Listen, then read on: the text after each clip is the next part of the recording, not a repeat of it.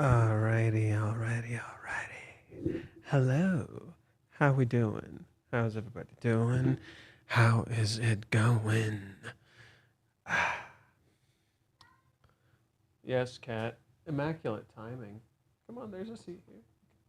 Come on. Come on, Cat. Sorry. Cat is a meowing. Come on. Oh, you're just gonna stand there. Understandable. Okay. He's eating. He's good. I don't know what the hell's wrong with him. Oh, why can't I hear myself? Mic monitor off. Mic monitor off. There we go. Fight, kiss, propose. Sorry. Yeah. So I've actually expanded on my theory a shit ton. I actually expanded a whole lot on my theory. I wrote like a whole thing that I gotta pull up on Google Docs. Let me.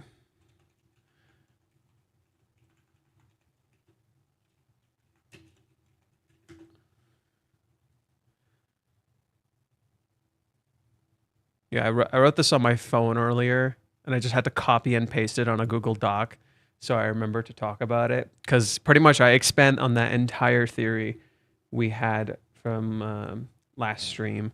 Like it feels even more true now that I've sat down and thought about it. Like it's clicked so fucking crazy that my mind is kind of goddamn blown. Any particular reason not to stream on Twitch, Fate? Well, I don't have a. I feel like the issue with not stream the issue with streaming on Twitch is that I would have to move my current audience from here to there.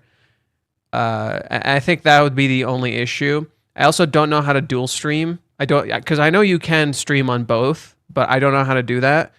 And I don't know if there would be any benefit to that. So that's just kind of the reason I stream here. I tried streaming on Twitch before I ever got into this series, and it was weird. Hello, Debbie. Is it Debbie? Debbie? DB? Oh my God. I'm sorry. Um, what are we talking about today? There's a few things. We can try to start small. We can try to start small with the chapter itself. I want to like look at a few different things. One thing I did notice that upon reread on my own time is Kazuya right here. Damn it, damn it. When he's pissed right here, he's actually pissed that he took the ring. I think this is Kazuya pissed that he took the ring without thinking. Right? I think that might be why Kazuya is so pissed and why he looks so goofy here. Another thing I liked here that was interesting is how Chizuru walks away and then turns and looks for him and he's not there. And I think that is very thematically fitting for the chapter itself and how you feel like the person you want to be seen by and how the person you want to be seen by and the person you want to see or the person you want to see isn't there. And I think that's very like it really reflects how they're on completely different wavelengths. Whereas we see Chizuru sit down here with a very similar panel structure. Kazuya walks away here upset. They're completely different wavelengths. So I think that's really interesting to showcase that how alone the characters feel. And I love how we have Chizuru walking, and as she's walking, we see couples in the background while she's alone. And then she remembers the moment turning him down, and it zooms in, and there's just regret. I also love how this panel mirrors this panel. Don't their faces look identical? Their faces literally look identical. That's so interesting that their faces literally mirror each other. Kazuya is facing the opposite direction. He's facing her, but his face looks identical. What is this? I found a kind of positive video from another YouTuber about last chapter. There are more of us out there. I know 3D Model sent me one too, and I didn't like it as the one that 3D Model sent me and how the channel talks about it. I didn't like it as much as he liked it personally. I saw a lot of the undertones and I wasn't very. It didn't appeal to me very much about these particular undertones. of how the person was talking about the series, because it felt like they didn't actually understand it, or nor did they were giving more effort than other people, and that's something I do I'm okay with, but I'm extremely apprehensive about YouTubers in particular. I'm not apprehensive towards people getting into the series or talking about it. I'm apprehensive about YouTubers because ultimately most YouTubers are kind of just in it for the money. Even the super big ones, while there is passion there, we're mostly in it for the money. YouTube as a platform has been changed to very much just be a lot about money, and it's very rare that you find content creators who can create a true balance between, like, yeah, I'm creating content, but I'm also creating it to be worth the money that I'm getting. So that's kind of why I'm a little apprehensive about a lot of YouTubers, and I don't know if I should engage with them or talk with them. That's why I've just kind of, like, the reason I can keep doing this is because of people like you guys, right? Like, I'm not alone in that sense because I have you guys and I have, like, IRL friends who support me, and I have, like, my family who are very supportive. Well, I say family, but it's literally just my mom. It's just me and her. But in that sense, I'm totally fine like that. But I, in terms of YouTubers and other content creators, I'm quite apprehensive, and I don't know how to feel. So I try to. Also, we only see the face cam. Ah, shit. Thanks. Well, I'll show it again. So let's start from here. This is where we were going to start. Thank you for pointing that out. It's a bad habit of mine. Okay. First, Kazuya takes the ring back. He's upset at this. This is why he walks away. In contrast, we have Chizuru here. This is something I can edit in the future. I can edit this afterwards. Shit, that means I would have to download the stream. Whatever. Anywho, we have Chizuru walking away. She turns to look for him, and he's not there. Like I explained, it's her turning to look for the person she wants to see and wants to be seen by, and he's not there. She walks as we see a couples literally surrounding her, and she sits down, thinks back to that moment, and all you see is regret and sadness that it didn't work out. And it's literally supposed to kind of mirror the two characters. They're both thinking the same thing. I also love what Reiji does here with this panel. I love these, like, glow effects. I'm not sure what these are called. I always forget the name of these things. The glow effects as we see the train pushing through the night. That's so interesting visually. And then we get a glimpse of the initial shot from a slightly different angle. It's the same shot as the spread, but it's clearly drawn differently. So there's a slight change here, but the characters look the same. So this lady's standing exactly the same old dude, same old lady, same girl over here. No, not lens flare. Lens flare tends to be a little different. These feel like more like lens bubbles or something. I think maybe that's more accurate. Do you believe that all characters have a proper end? I mean, Reiji already told us that sometimes he needs to cut something about the girls. He mainly talks about Chizuru and Ka. In many interviews, Reiji has openly said he wants every character to have a happy ending. And if you base that off of the manga that he considers to be one of the best romance mangas ever told, being Maison Ikkoku, or like every character in that story also gets a happy ending. So while not every character gets the immediate main focus, every character is getting a happy ending in some way, shape, or form. So yes, that's the end goal. That's Reiji's goal. Give every character a happy ending.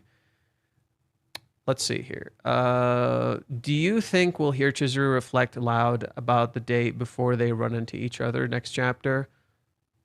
I don't know. I think we've shifted perspectives to Kazuya intentionally, and us not hearing Chizuru's POV is very central to this. Literally everything about this arc, us not hearing Chizuru's thoughts and what she's thinking this entire time is central to this, because it plays directly into the theme of perspective and illusions. Our illusions are created by the fact that we don't hear what this person is thinking. So much of the conflicts in the cohabitation saga is what? Misunderstandings. Kazuya or Chizuru assuming certain things about each other based on the circumstances they find themselves in. And what do they have to do? Because you can't read the other person's mind, You have to talk. You have to say what you're thinking. And the moment you hear it, it recontextualizes the events, and you're like, okay, now I understand. I have a clearer perspective. But there are certain things they never outright addressed that never got fully resolved. In particular, while we talked a lot about Chizuru, Kazuya, like pretty much the whole thing with Chizuru that she's going through, it actually recontextualizes some of the earlier chapters we discussed that I'll get into. Chizuru, a lot of this is rooted in Chizuru's trauma. Chizuru and Kazuya both developed a very deep trauma after the events of Hawaiians. I've been calling it Hawaiians instead of Paradise just because, like, so Japanese fans, when they actually, maybe if they choose to watch this, you know, they'll know what I'm talking about. Because when you say Paradise, that's just what that's just what the arc was called, is like Paradise and My Girlfriend, but Hawaiians is much clearer. So the events of Hawaiians directly correlate to the character's inherent traumas that were there from the start. And it just put them front and center. And what people don't realize is a lot of these traumas were never actually directly resolved. That, like, a huge part of them was, but certain aspects of them never directly were. Kazuya's trauma being his agency, and the way you can portray, the way Kazuya's agency is portrayed, or his lack thereof, is his inability to touch and interact with the world around him. He feels like he can only look at the world like you're looking through a glass. You can only look at the things he wants. He can never directly touch them. He never feels like he can touch them. In contrast, Chizuru's struggle is directly the reverse. She wants to touch, and she is like it's the same, but in the reverse ways. Kazuya feels like he can't touch because his lust is bad, right? And because, like, he has no autonomy, right?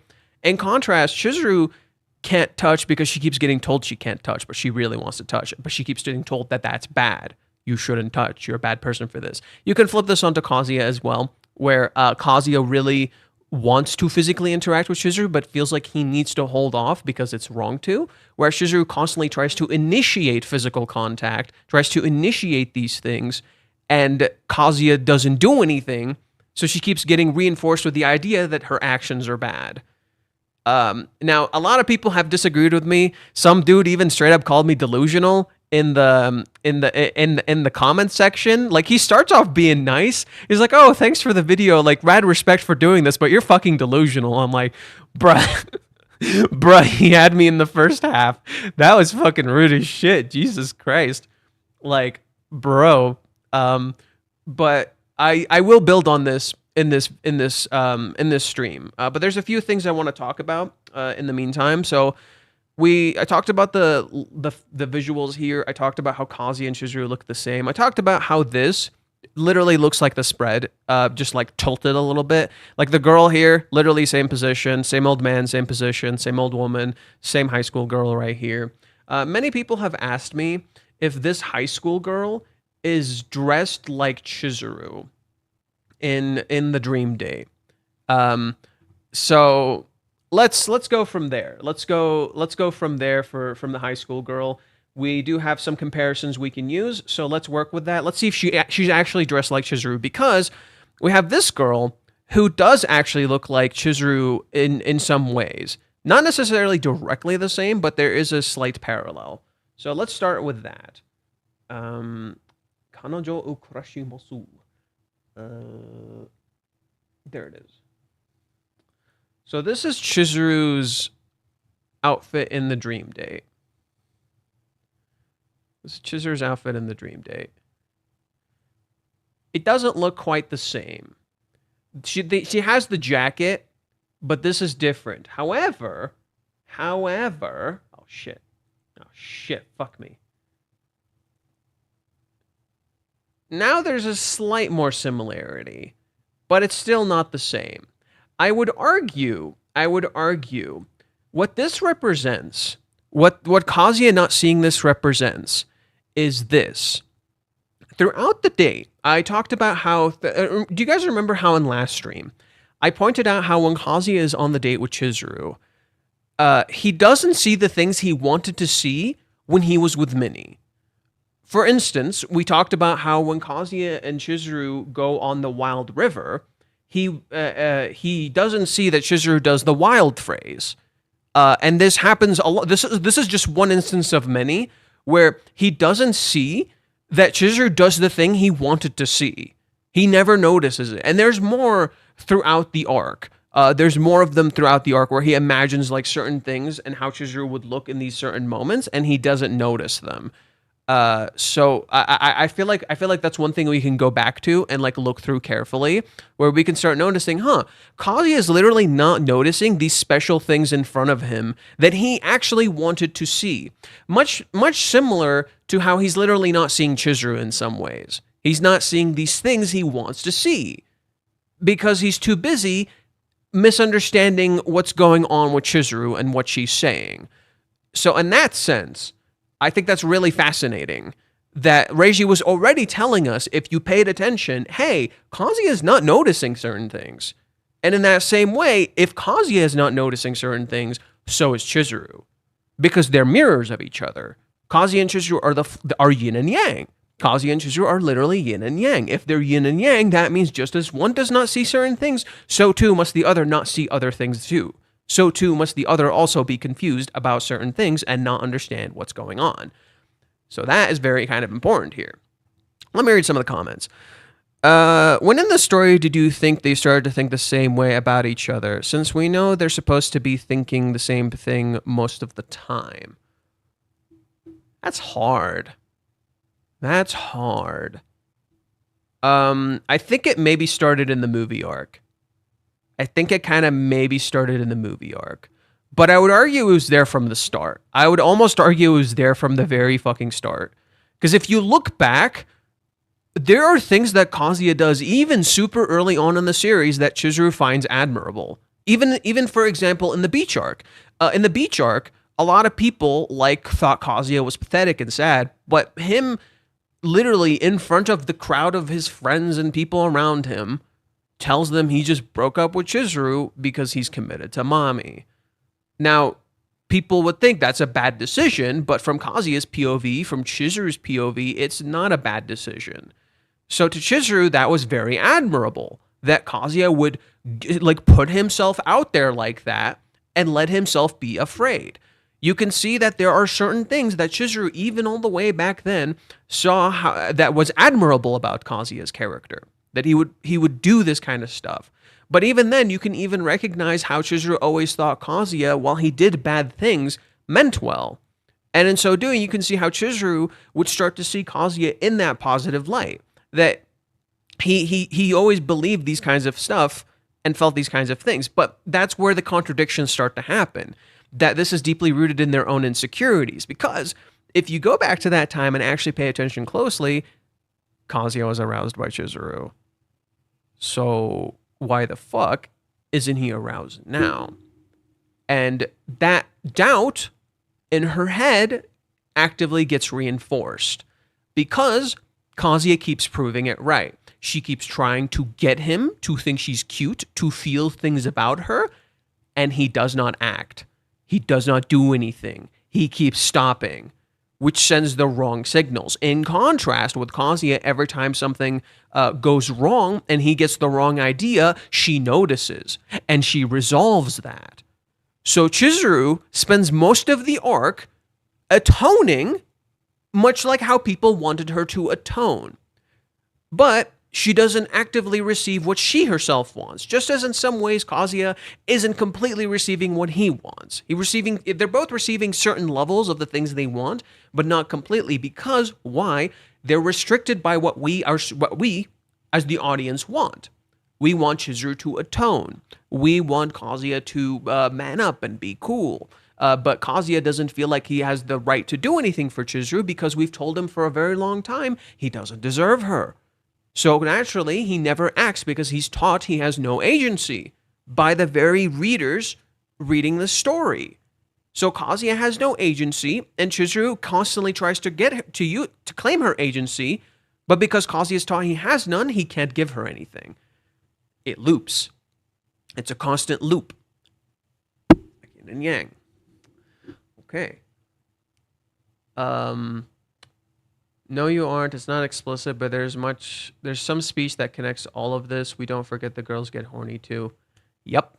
And there's something I will talk about shortly. Do you guys remember the other day when we were talking, like literally last stream, when we were talking about Minnie and how Minnie, or sorry, not Minnie, how we were talking about when they went to the shopping trip.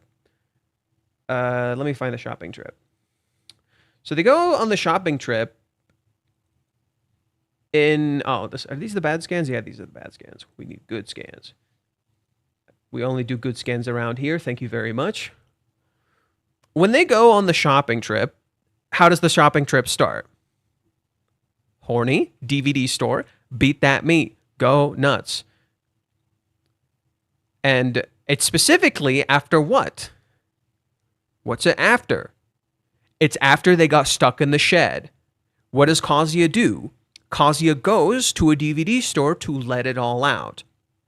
And he says, since we started living together, this is the first big incident. The hell was that heartbeat? I can't get that sound of Mizuhara's heart out of my mind. Did she really see me as a man? Should I really expect something like that, which would be nothing more than a dream? Dreams. He went to the fab shops. If I were to become her boyfriend, I could probably jump into it as much as I want. Her boobies. Boobies. But it's not like there's some guarantee for that. It's been more than 10 days since we started living together, but I still have no idea if there's been any progress in her investigation. Stop saying stupid things. There's no way Mizuhara is so unfaithful. Huh, isn't this interesting? Kazuya kept getting those thoughts of Chizuru being unfaithful. And he doubts these thoughts, and he has to be like, no, they're wrong. But now you have the readers actively telling him, oh, she's a bad person. Oh, she's unfaithful. Oh, she's sneaky. Isn't interesting? Grabs the free condom, puts it in his wallet. We see this happen again, by the way. Kazuya's wallet has always been there with the fucking condom. And who remembers the Ruka incident? Who remembers the Ruka incident where Ruka was at Kazuya's place? And how did Kazuya figure out why she was there? She dropped a condom out of her pocket by accident. What if people said that might happen in this arc? Kazuya's probably going to drop the condom by accident, and that's going to spark it all. How fitting that the thing people were expecting would come back full circle, but it's a flip of the joke where it's like you're like, oh, it's just going to happen midway through and it's going to be weird and awkward. It happens after a rejection and then actually sparks their relationship. Bruh. Peak.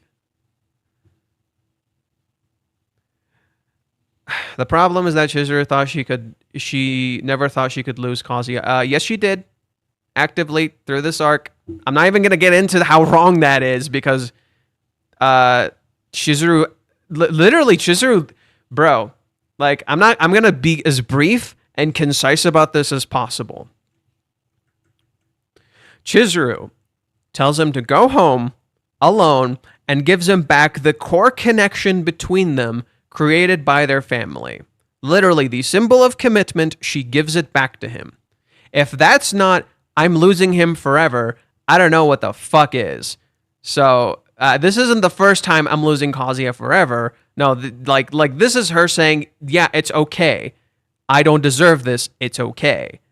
And she cuts the last, she's not trying to string him along. These words are very intentional. And what brings them back together? The red string of fate. Kind of peak, not gonna lie, kind of peak. But no, Chizuru has thought she would lose Kazuya forever in many instances in the past. For instance, when she was about to quit her job. Do you remember when she was about to quit the rental job and Kazuya told her, it's fine, put yourself first? And she looks sad about it and she's like, oh, that's the end of our relationship. And she even thinks about it before mommy rents her. Oh, that's the end of our relationship. I'm gonna lose him forever. And then she doesn't. There was another instance where Kazuya was about to tell Ruka everything, or not Ruka, Nagomi everything, and she could have lost everything right then and there, but she didn't because things changed a little bit. Hawaiians, she almost lost him multiple times. She almost lost him in the 3-month time skip. Chizuru has almost lost Kazuya a lot of times. It's not really a fair argument, and she almost lost him for real many times, and now it literally feels like it's over, right? So it's not really a fair argument. It doesn't really make sense because they've almost lost each other many times in the story. Okay. So based on these events of the reason this happened, the reason Kazuya goes to beat his meat because he's horny is because of that incident. Kazuya gets home. Next day, Chizuru comes to him and says, "Do you want to go shopping?" Interesting. Shopping, there's no need to hide that, you know? It's not like you can't eat snacks. I hate when someone starts being overly considerate like that. What did Kazuya do here? What did Kazuya do here? He was overly considerate. He didn't do anything. He didn't act. He didn't do anything. He's being so considerate to a fault. And Chizuru doesn't like that. Literally, the wording is right there. But you would never understand this context if you didn't know what she was thinking. You would literally never understand this context if you didn't know what she was thinking. It would literally never make any fucking sense if you didn't know what she was thinking. Sorry, pulls it out. You should make sure you do whatever within limits. It would probably be leave some insects in the cropping. Okay, what do you want me to do? I'll be careful, right? I don't want you to be considerate. Stop not being considerate. Be more considerate. What the fuck? Do you see how some communication issues happen here? Okay. Chizuru says, the TV I was using at the old place broke, so I'm thinking of using this as an opportunity to buy a new one, so I was talking about it to Minnie-chan. There's a hint here. I talked about it to Minnie. I planned it with Minnie. Chizuru starts using Minnie to her advantage. Because what does Minnie do? Orchestrate scenarios to allow them to, that's right, connect, because she ships them. So in this instance, what is Chizuru doing? Using Minnie to her advantage, because she knows what Minnie is thinking. She knows Minnie will go tattletale, because she sees her do it all the fucking time. She knows Minnie knows certain things. So she will feed Minnie that information, so she does what she wants. Okay, let's keep reading. Delivery costs money, but a man and his pair of hands would help a lot. Come to this trip. She has a plan. It's clear she wants him to come to this trip because she has a plan. Sure, no problem at all. She needs my help. This can only be a positive. Kazuya doesn't know. She's hiding something. She's as normal as ever, though, and the weather is nice too. Huh? Look at her blush when thinking about the weather. Oh, things are gonna go great. Like she's excited. She has a plan. She's trying to make something work.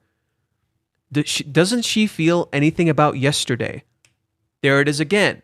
What did we talk about last stream? There it is again. Doesn't she feel anything? She's not expressing how she felt.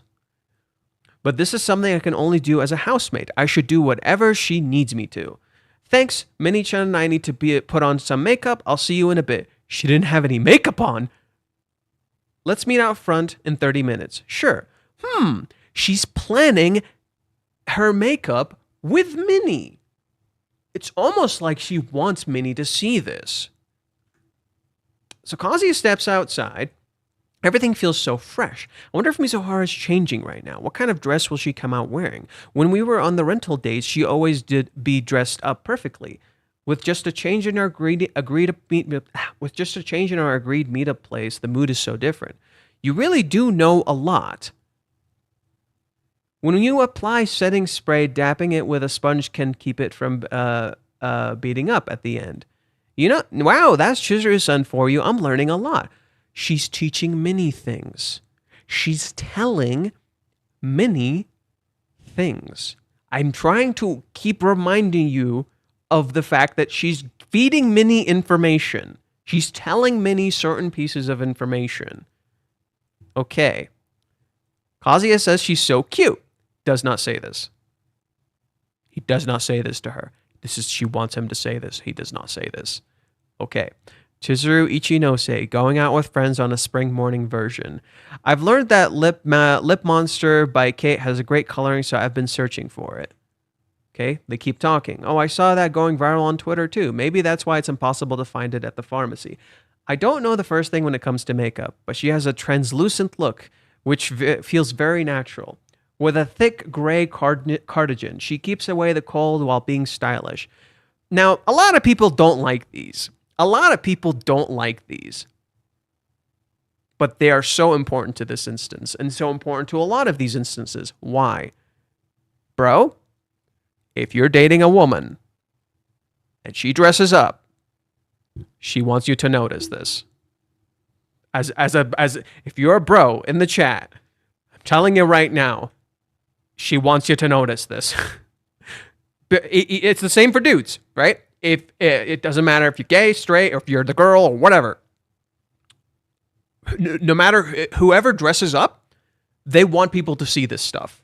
They want people to compliment and see this stuff. So Kazuya complimenting and seeing these things, despite the fact that he's saying in his head, it actually reflects his love and the fact that he notices what she's doing.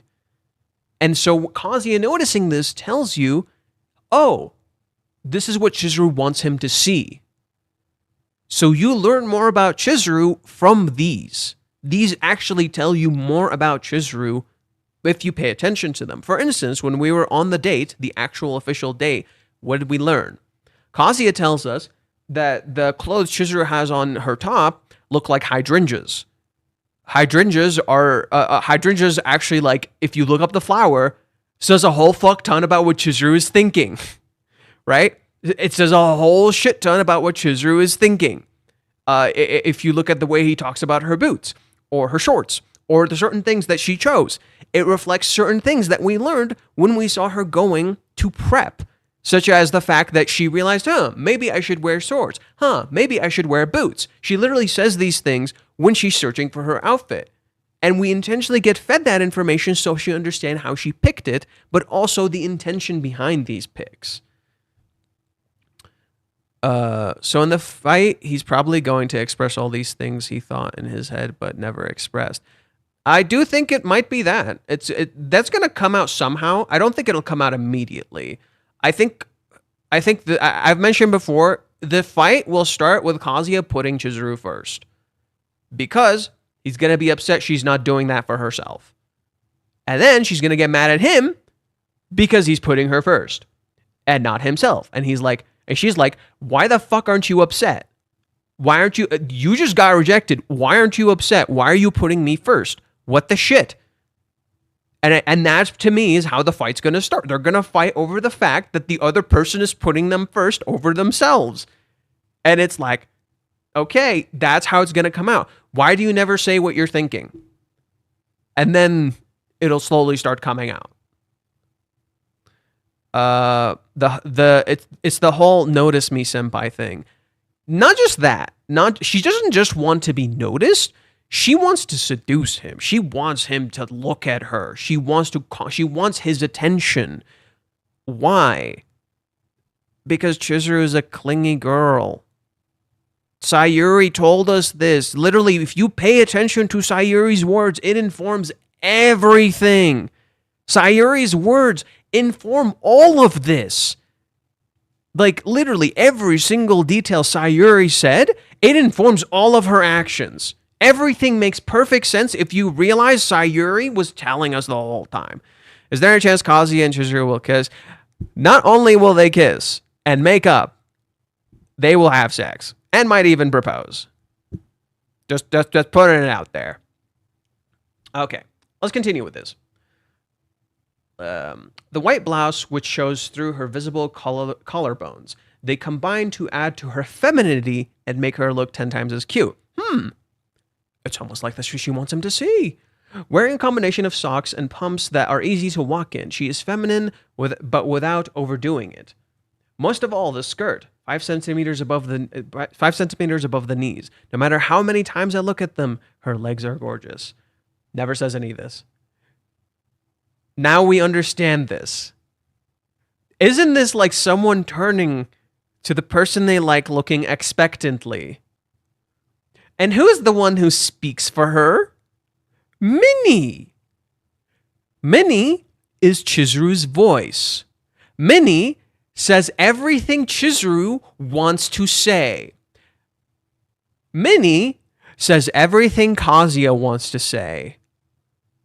Minnie is not only their translator, she's taking away their experiences and their actions.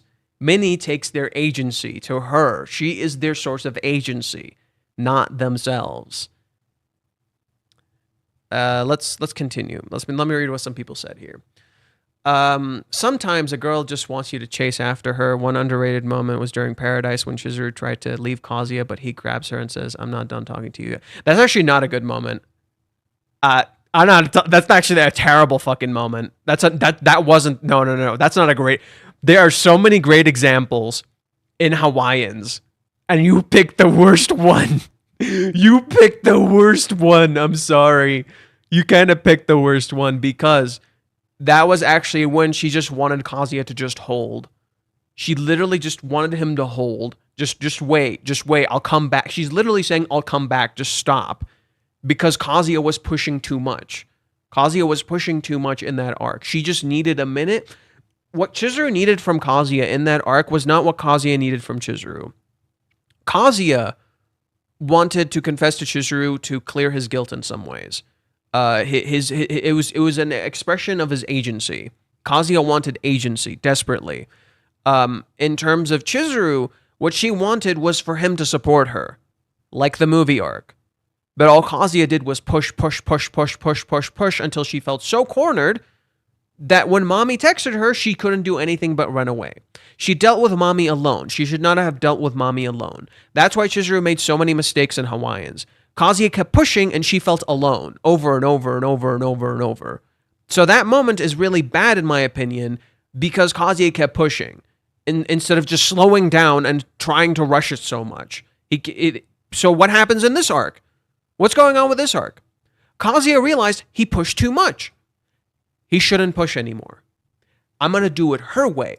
Every time she wants something done, I will do it her way, what she wants. I will be overly considerate of every single thing she wants. Constantly aware of what she wants. Pay attention to exactly what she wants. In contrast, Chizuru's trying to let him push. They're on separate wavelengths. The Paradise arc set a completely wrong precedent.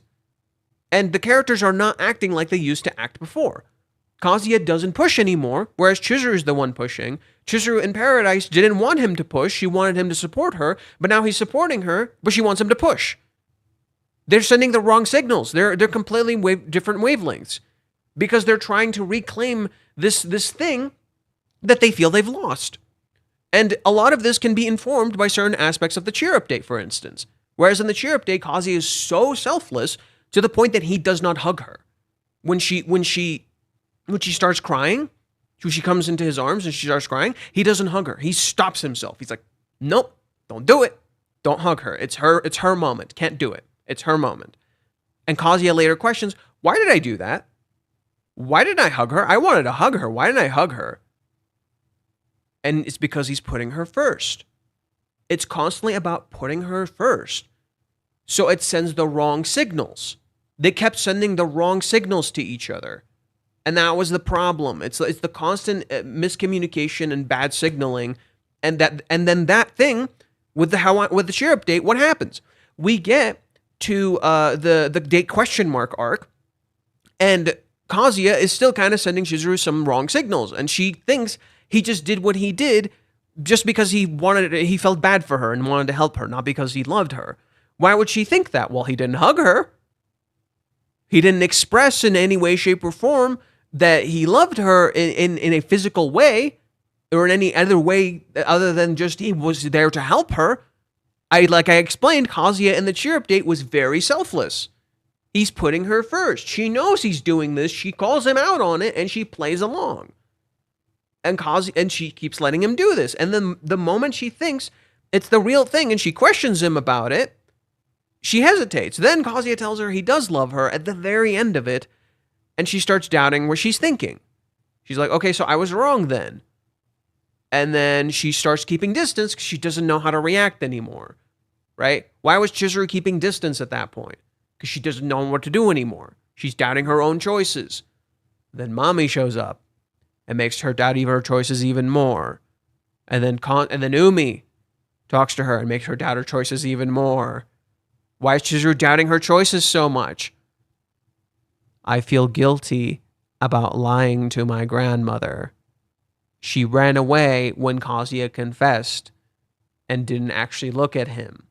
So now she can't look at him because she feels bad. And she assumed a whole bunch about how he was feeling, and she feels bad. It's like Chizuru did something wrong, and she hates that about herself. And that becomes a reoccurring motif in the arc, where she keeps beating herself up for her mistakes. I fucked up. Oh no, I assumed, I wanted things. Now you understand why Chizuru, when Ruka pulls the condom bullshit, actually somewhat believes it. Why? Because he never acted in any physical way towards Chizuru, and yet there were clear signs that when she opened the door, Ruka was adjusting her skirt and adjusting all these things, and clearly grabbing Chizuru's attention, as if something physical happened. But he never did that with Chizuru. So Chizuru, in Hawaiians, what does she do? She constantly tries to see Kazuya feel physical things towards her. She constantly tries to get his attention, to get him to confess, to say these things to her. But that never happens. And then she remembers how when her swimsuit came off, Kazuya tied it very tightly. And he's like, it's nice and tight. And then she's like, wait, why did he do that? Right? It's almost like he doesn't actually want to see me. There's constant contradictions. It's by design. It's literally mental doubt of your actions constantly. Oh my God, people wrote a whole fuck ton of shit. Oh my God. Where do I start? Let's see. So this is where the anime would be the anime season finale, in my opinion. Not the first core, the second core is gonna be when they reach chapter 231. At the very end, when Chizuru kisses her leg, and she looks up at the moon, she says, "I can't date a client." High possibility for a kiss, dude. If this moment pops off in the anime, hope it does well with season finale, in your opinion. It's kind of unfair of her to want him to act in some of those situations because he's doing the objectively right thing. Yes, but she doesn't want the objectively right thing. That's actually literally the problem. That's literally the fucking problem. Literally, like, yes, you're right. You're right, but you're also wrong. Because Kazuya doesn't express any form of himself outside of the objectively the right thing. Objectively the right thing is the problem. Your character, okay, is your character completely defined by you doing objectively the right thing? Just a question. Is your character expressed, but like you as a person, by you constantly doing objectively the right thing? Do you always spend your money in the right way? Do you always say the right thing to people? Do you always not express any feeling of desire or feeling of, that's something that's considered bad by someone else, right? What if you always did objectively the right thing? That's not a human being. You're not expressing yourself. You're not actually letting your character out. So Chizuru wants him to stop being considerate. Not gonna lie, body language says a lot. For whole body is facing someone other you're talking to shows your interest in conversation, interest in interaction. He was desperate in that one particular situation, not one scene selection. During Paradise, Chizuru was passing through a lot with Mommy's psychological terrorism. Yeah, she was not in a condition to receive Kazuya's confession. That was so understandable. She tried to create situations to let him do it, and she would get scared and run because he would just stand there, and he wouldn't do it. And she would just get a little uncomfortable. She'd get a little scared and she'd try to leave. Like, I vividly remember chapter 205. She went to meet him. He didn't confess. He just stood there. And then she had to thank him for the trip and like try to be honest with him and like try to discuss certain things, even though she didn't want to say these things. Like, she brought up money and people got mad at her for saying, why is she making Kazuya pay on this trip? Even though it's clear she didn't want to bring that up. She didn't want to mention money at all. She just wanted him to fucking confess to her. But he doesn't. So she brings up the boundary to be like, okay, now break that boundary. And he doesn't. Do you see the issues? Are you seeing the issues? There's communication problems happening here because they're afraid to express themselves. They're constantly being told how you express yourself as a person is bad. When the idea is that you're supposed to express the part of yourself that's not objectively right, that it's okay to express that part, and there's no problems with it. So what do? They actively try to do these other things. These parts of Chizuru never got removed. The element of Chizuru trying to fish for certain things out of Kazuya, while Kazuya is trying to objectively do the right thing. And they're literally not getting the results they want. Chizuru wants something completely different. Kazuya wants something completely different. He thinks by doing the objectively the right thing, he'll get the result he wants. Chizuru thinks by getting Kazuya to counter her arguments to not do the objectively right thing, that she can get the results she wants from him, which is to open up. So they're constantly clashing. The communication issue never left. It was always there. They always kept clashing on that, and they never realized. Kaze being unconditional, not making a move. Trolling, I guess. A huge theme in this arc is communication. There's a lot of themes. In particular, I think the biggest one is maybe working together. Another context of this arc is directly communicating and subverted.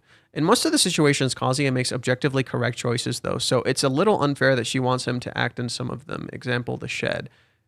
Yeah, but that one is another example. Okay, but no. Now look at this from a slightly different perspective. Chizuru sees Kazuya restraining himself. So she tells him, stop restraining yourself. Let it out. She's like, it's fine. You can lean on me. And Kazuya doesn't even move. He doesn't even flinch. She wanted him to do the wrong thing there. But then she felt bad because she wanted that. Do you see the issue? She felt bad because she wanted him to not do the objectively right thing. She wanted him to act on his desires in that moment. And he almost did, and then he didn't. So she feels bad about that. So when you say it's unfair, yes, that's exactly the point. That's how she sees herself. I'm being unfair. Why do you think she says, I'm sorry? Chizuru says, I'm sorry because she's being unfair. That's how she views herself. Chizuru does not want the objectively right thing from him. She knows he's a fucking gentleman. She's trying to get him to stop being considerate. That's the point. Stop being considerate. Let out who you are for a second.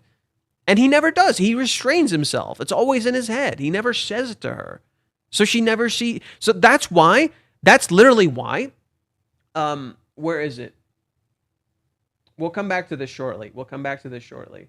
But that's literally why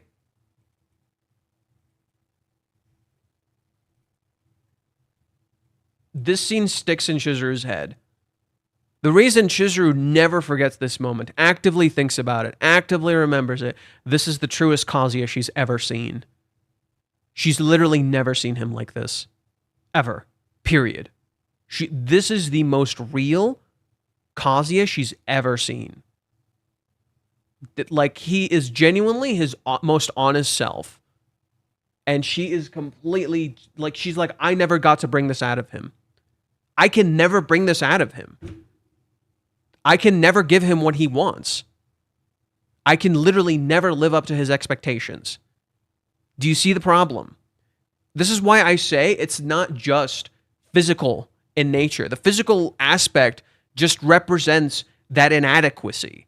It represents that feeling of you're not worthy, you're not good enough, the element of expectation. It represents her own feeling of inadequacy, that she can never live up to this, that she can never make him smile. She pulls it off once. In the entire day, she pulls it off once.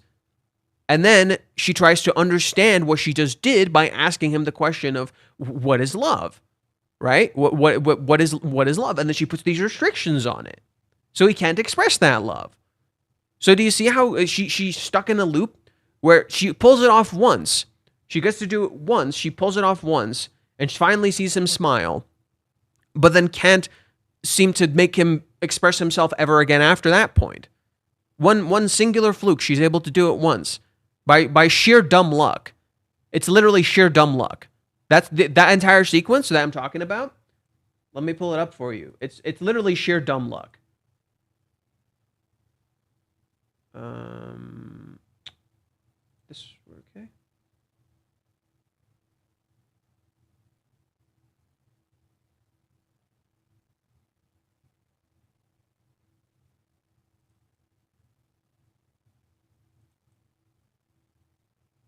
Oh, wow. I picked the right chapter the first try. Fuck yeah. They go up to the second floor. She says, "What should we do?" And Kazuya says, "Let's take a breather." And she sees this. And she tells him to do this thing. Did you notice why she's acting like a kid here? Do we finally understand why Chizuru in this arc is acting like a kid? Is that starting to click now? Why is Chizuru acting so much like a kid in this arc? Because what's the one thing that made Kazuya smile? Kids. He says he likes kids. The one thing that made Kazuya smile. So what does Chizuru do in the entire day? She acts like a kid. This is playful, like a child. You don't see this kind of expression from Chizuru. It's playful, like a child. Kazuya does this, and she can't help but laugh. And he keeps doing it to make her laugh. He wants her to laugh. Right? So he's seen something new here. And she doesn't realize that by expressing herself fully naturally here and completely laughing and losing herself and not seeing him because she's so busy laughing at the thing he's doing, he laughs. What happened here? Because they stopped putting on an act and just did this fun thing, their real self showed. Okay? That was the idea. The moment the act disappears, their truest self shows. There's no more. When does this happen? The single time in the date they don't follow the plan. The one time in the entire date they don't follow the plan, their realest self shows. And she's like, shit, I saw it. I finally pulled it off. I finally did it. Oh my God, I finally got to see that look again. Okay. Oh boy. Oh boy. Oh my God. It's really hard to keep up with all the things people are saying. I'm sorry. Okay. All the resentment that Chizuru feels for Mami is that she and Kazuya would already be together if Mami didn't do all this shit. Not just that. Mami. Let me pull up why she fucking hates Mami. Let me pull it up. Let me pull up why she fucking hates Mami. Because you will totally understand why Chizuru fucking hates her.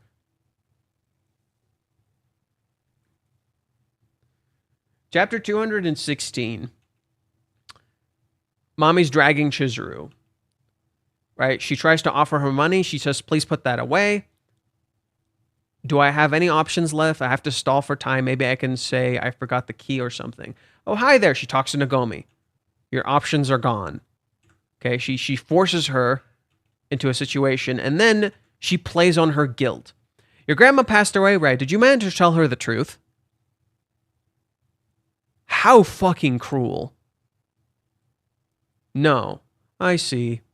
That sounds awful and so painful, but you don't need to worry anymore. I'll be right there with you to help you explain. It's not your fault, Chizuru-san. Kazu-kun did this. She knows Chizuru likes Kazuya, so she actively pins the blame on Kazuya. Makes her feel bad about it. And she knows Chizuru can't do anything, so she's going to keep dragging her along until Chizuru gets mad. And the moment Chizuru gets mad, the moment Chizuru loses it at Mami has reason to use that against her.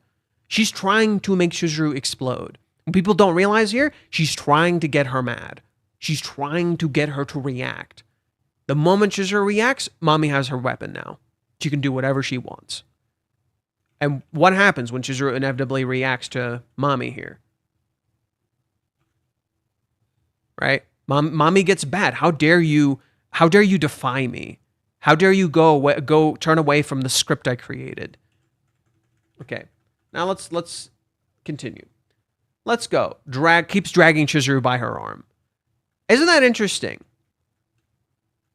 We start by Mami holding Chizuru's hand and walking her. Now, who remembers what happened in chapter 214. Or is it chapter 214? Oh, well, I guess it's still good. I guess it's still good. I'll still show you the cover. Huh. It's almost like mommy bastardized love. And she bastardized the love between them. She fucking ruined it. Okay, let's keep going.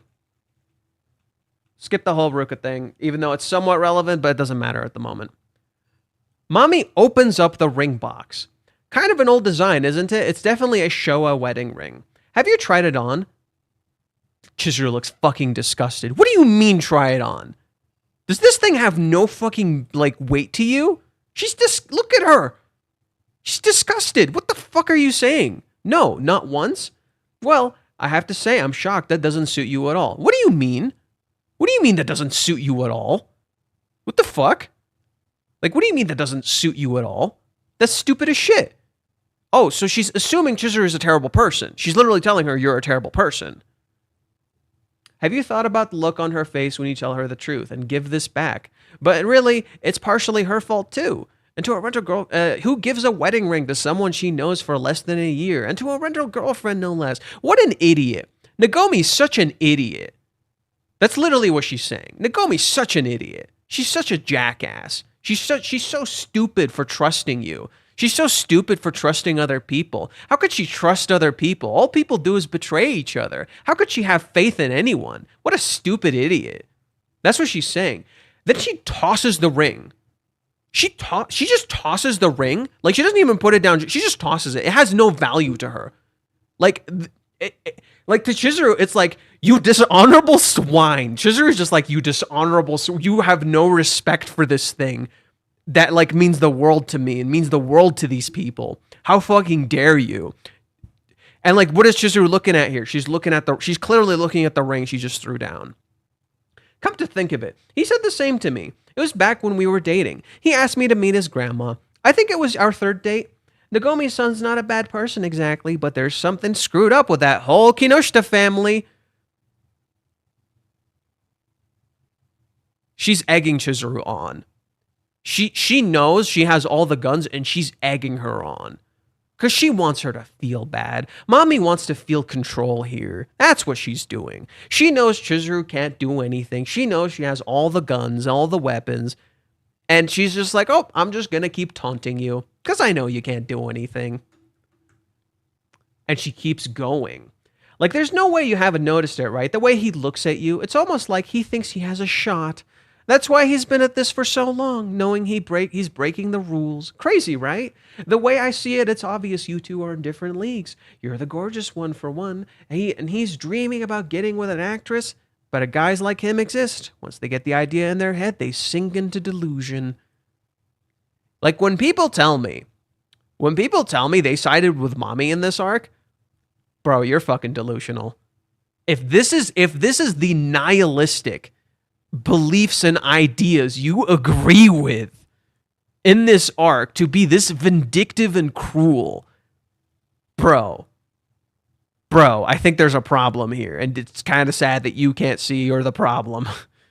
People like him, they don't know the hard truth of the world. Hard truth, my ass. He fucking knows how cruel the world is, and he still chooses to believe. You're just a fucking coward.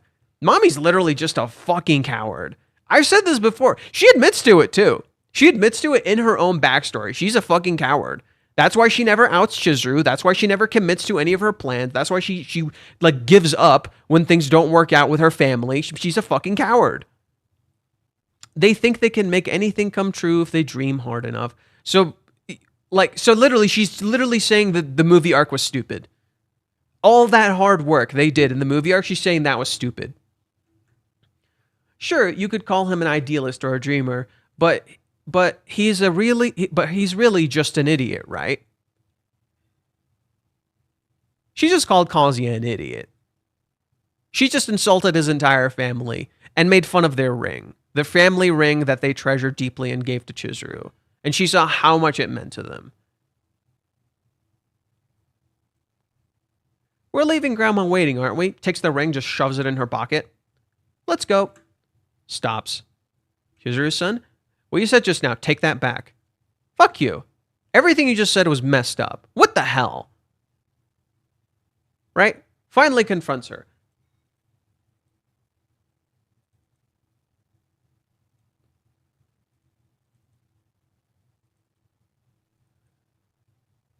Take that back. What was that? Why are you... you're going to fight back now, huh?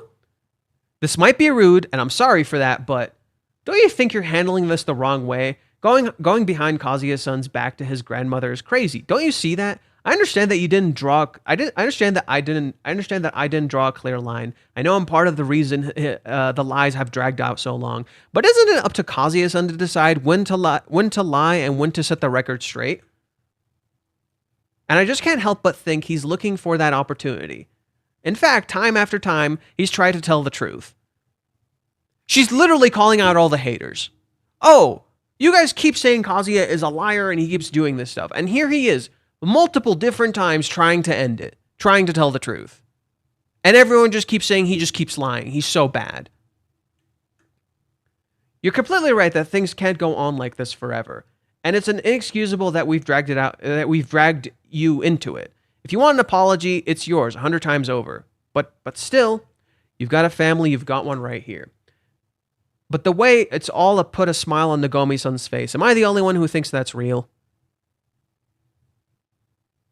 You're telling me all that smile, all that joy that she feels, that's all just completely fake? There's no truth to any of this? It's all just a big lie to you. This is literally Chizuru pleading with the audience.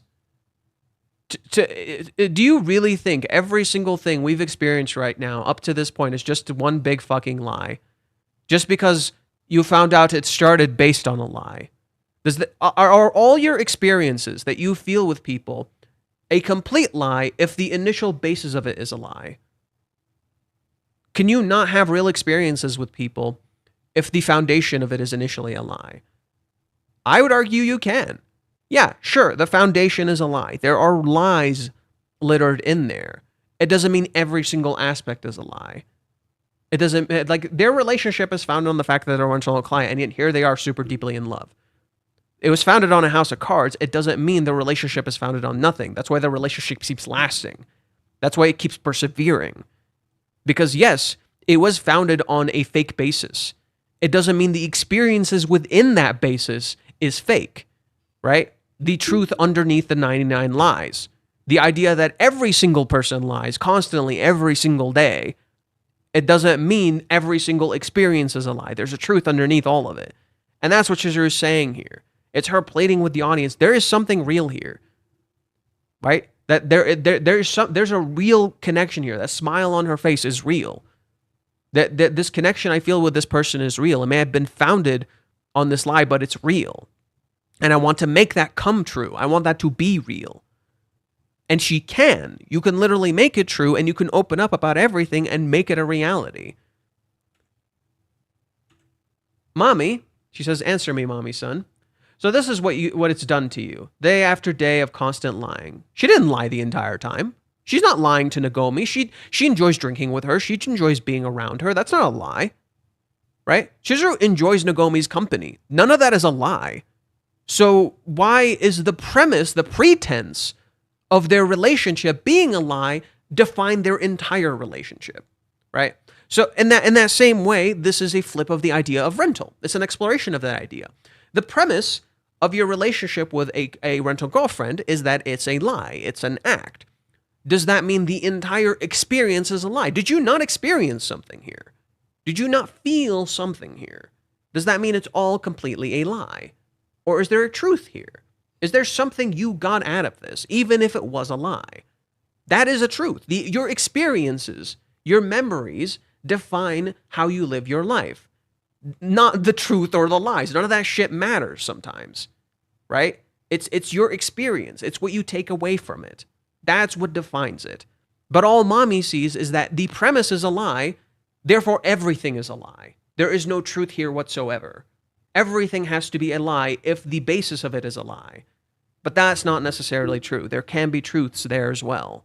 There's truths in everything. You and I seem to have a very different views on the values of lies. Saying things like that now is just going to end up breaking her heart in the future. How did that turn out for your grandmother? And have you ever thought for a moment that your client might have an actual girlfriend waiting for him to come home? She's using this is the scene that I would argue a lot of people turned on Chizuru, because she's using this flawed logic to justify her arguments. Why is this logic flawed? It might end up breaking her heart in the future. Might. What if you sat down and explained the initial basis of the relationship is real, but everything else wasn't? What ends up happening at the end of this arc? Chizuru lies, but then she clears up the misunderstanding with Nagomi, and once Nagomi understands, she realizes she based a lot of her judgment on how she felt about Chizuru's job, not so much Chizuru herself. That you can lie and you're not a bad person. That, yeah, you're going to be angry, your heart might break in the moment, you're going to freak out in that moment that you were lied to, but then if you stop and calm down, you might realize that, like, once you get a minute to breathe and think it through and let your anger out, you might change your perspective a little bit. How did that turn out for your grandmother? What did Sayuri tell her? It's okay if you lied. It's okay if you're not telling the truth. I don't care. What I care is that you're happy. If you don't want to tell me, that's fine. If you want to tell me, that's also fine. I don't care. That's what Nagomi learns at the end of this. That it doesn't matter. It's about how you feel at the end of the day. And have you ever thought for a moment that the client might have an actual girlfriend waiting for him to come home? Oh, she knows. Oh, she knows. And yet Kazuya has actively expressed he's not interested in Ruka. Why are you assuming how Kazuya feels? This is all assumptions. This is all assumptions that based on how she felt. And what did we find out in Mommy's backstory? The only person she seemingly liked was her own grandmother who died. She's projecting. All of this is projection. Even if the lies seem to make people happy at that moment, it all comes back around, they just make people miserable. That's not true. Your experiences for instance, if your relationship with someone ended terribly, is every single part of that relationship bad now? Is every single moment tainted now? In that moment, you will answer yes. As you're experiencing the heartbreak, you will answer yes.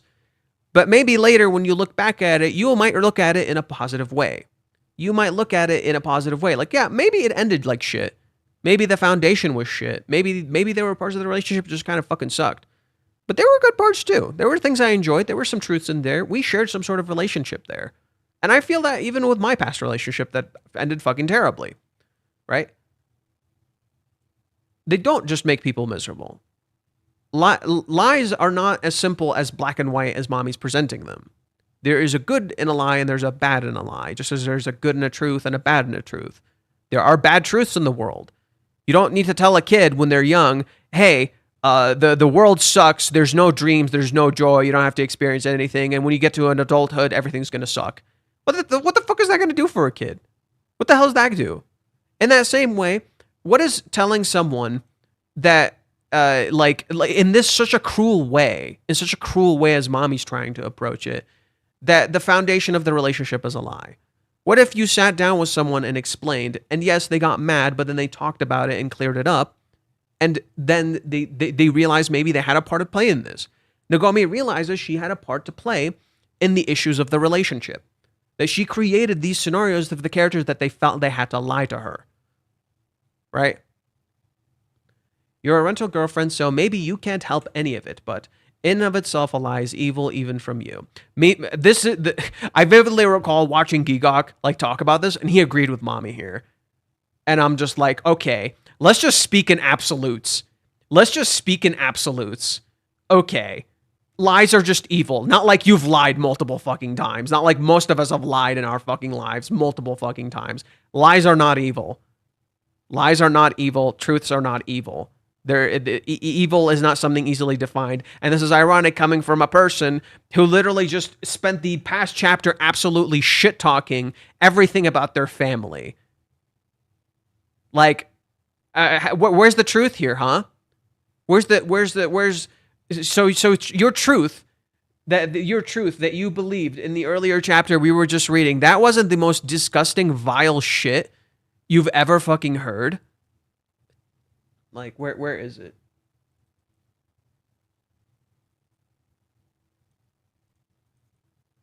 So this truth that mommy believed, none of this was some of the most vile shit we fucking read. None of this made your blood boil, made you mad. Isn't Chizuru's reaction telling some sort of truth here? That she feels disgusted by mommy's actions? Reiji is literally trying to talk about the nuance, and he writes a character that speaks in absolutes. Intentionally so. Because it reflects the audience and how they speak in absolutes. And how they view things in absolutes. And so that gets flipped in Minnie's character. Minnie is a reflection of mommy because she's presented as good. But she also speaks in similar ways, in these assumptions and these negativities. Enough of this, we're going. Chizuru refuses. I'm sorry, bud, I just can't go. Just give me one more chance. Let's talk it out one more time, mommy-son. That hurt. Oh, okay. Oh, and like you didn't emotionally devastate her earlier. She makes her feel guilty. I just can't go with you right now. Please don't tell the agency, or please don't tell his grandma. That's all I can say to plead with you. Right? And to people, this felt like excuses in that moment. And yet all Chizuru is doing is, please just stop being cruel for a second. Just actually stop for a second and actually try to think and solve some things out. And actually be compassionate towards other people. That's all she's saying. Just be please be compassionate towards other people. I know that this all seems self-serving to you, and I doubt you'd ever sympathize, but this is all I can do at this point. Doesn't Chizuru look self-serving to people here? Weren't many people, when they were reading the Hawaiians arc, thought Chizuru was self-serving here? When she's actively putting these people first. She doesn't want to hurt them. They don't deserve to be hurt here. They're already going through a lot. They're already struggling. Why hurt them more? What the fuck does that do? What is telling them this cruel truth in such a way ever do for anybody? And it reflects what she told Kazuya at an earlier point. I hate sad truths. It does nothing. It just hurts people. Please, I'm begging you. Please, mommy-son. Please.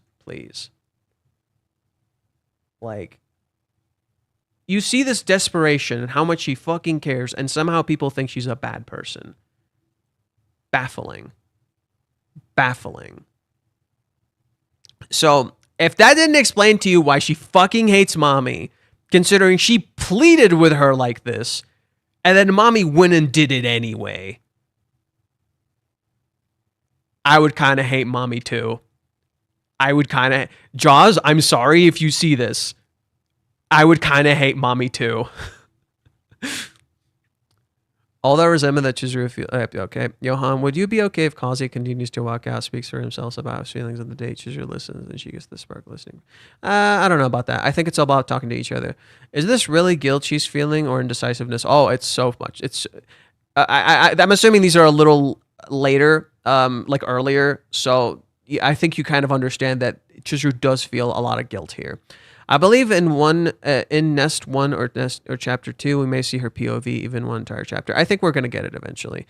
It would be consistent with the barrier in the competition where Kazuya confides with the Amori and Chizuru confides to herself instead of directly talking to one another. Yep, that's a repeating thing that does in fact happen with this arc, that they don't talk to each other, they talk to either like Chizuru talks to Grandma Sayuri and Kazuya talks to Minnie. I'd say more communication, but it's about expressing love from different perspectives. Chizuru went the thing. To be fair, Chizuru did ask him officially speaking 3 times. Did he have feelings for her? He should have done it in the second time when he went out to lunch and she got drunk. He did say it then. He just hesitated. Oh boy.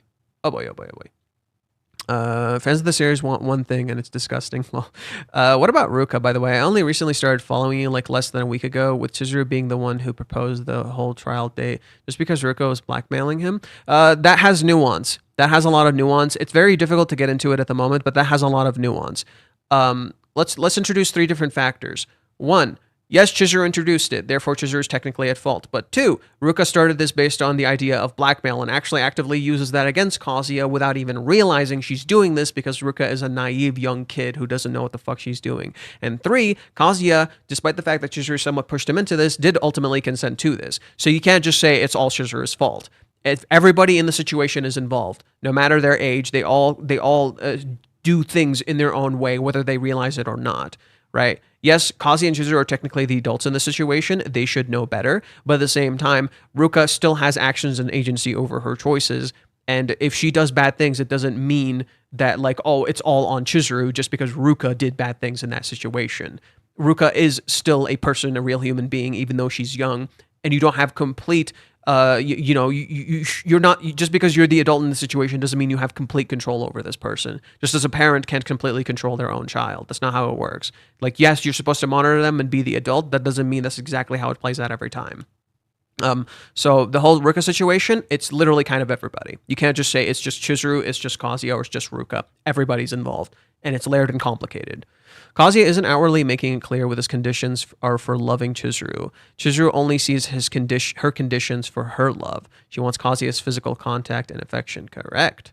Kazuya's love has taken on the appearance of being completely unconditional. Yes, he appears very actively selfless. That's a valid point. He even got contempt with not being touch her through the date, but makes sense because he was genuinely trying to be an authentic understanding of her POV. Here is the real important question. Does Chizuru love Kazuya idealistically, or does she love him with conditions? Her conditions is that there's negativity in her feelings. Yes, her love is conditional, just as Kazuya is conditional. Look, understand, even unconditional love has conditions in it. Even unconditional love, like, okay, family loves you unconditionally. Yes, family does love you unconditionally. They should be there to support you all the time, but there are certain conditions. There are certain things in there. Like, you can probably cross a line and your family might not be able to forgive you, even if they still love you. In that sense, that love is that love is still conditional, because conditional and not conditional are part of the same whole. You need both. You can't just, there's no such thing as just completely unconditional love. That's not completely true. There is a conditional element to your love to some degree, no matter what. Just as there is an unconditional part to your conditional love, no matter what. Something we see in Chizuru. There's a lot of parts of Chizuru's love that's very selfless and unconditional. There's a lot of Chizuru's love that's very selfish and conditional. Just as there is a lot of conditional parts of Kazuya's love. Kazuya like wants acceptance, but he also finds Chizuru beautiful, and he admires her beauty, and so his physical attraction to Chizuru is conditional. If it was someone else being beautiful, like Minnie's beautiful, Minnie's gorgeous as shit. He doesn't care for Minnie. Like, yeah, he finds her cute during that date. He starts realizing, oh, Minnie is a girl, but he doesn't care for Minnie. It's not completely, it is conditional. It's conditional on the fact that Chizuru is who she is. It's conditional on the fact of how Chizuru acts. Just as Kazuya being how he acts is conditional. Chizuru likes him because of how he acts, because of how he looks, because of how he presents himself, because of the things that he does. That's conditional love. Just as Kazuya's love is also conditional. Like, he literally describes it when she asks him the question. Geez, pure villainous. Wait, you think it comes to Chizuru's love? What do you think of Chizuru when it comes to Chizuru's love? I think I just answered that. Mommy tried to tarnish her love. Oh, yeah, right. Mommy is cooked after this day arc. She is cooked. Yeah, there's a reason. Do you know why Mommy didn't get punished traditionally? Mommy's punishment right now is that she has to live with this and never get what she wants. She wants Kazuya and she'll never get him once he finds out.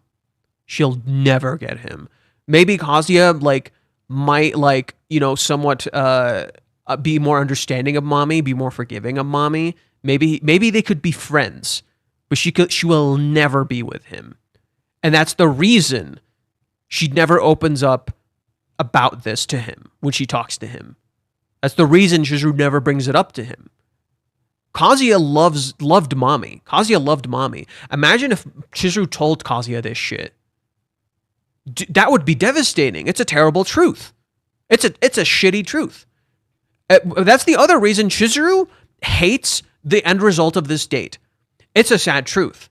And as I explained before, what does Chizuru fucking hate? Sad truths. She despises them. She despises sad truths. If it means that's why she hated, like, rejecting people. That's why she fucking hated that shit.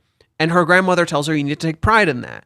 Because not all sad truths are inherently something you shouldn't do. Life is complicated. Sometimes you gotta commit to a sad truth. So that's just something you gotta do sometimes, right? So sometimes you gotta turn someone down.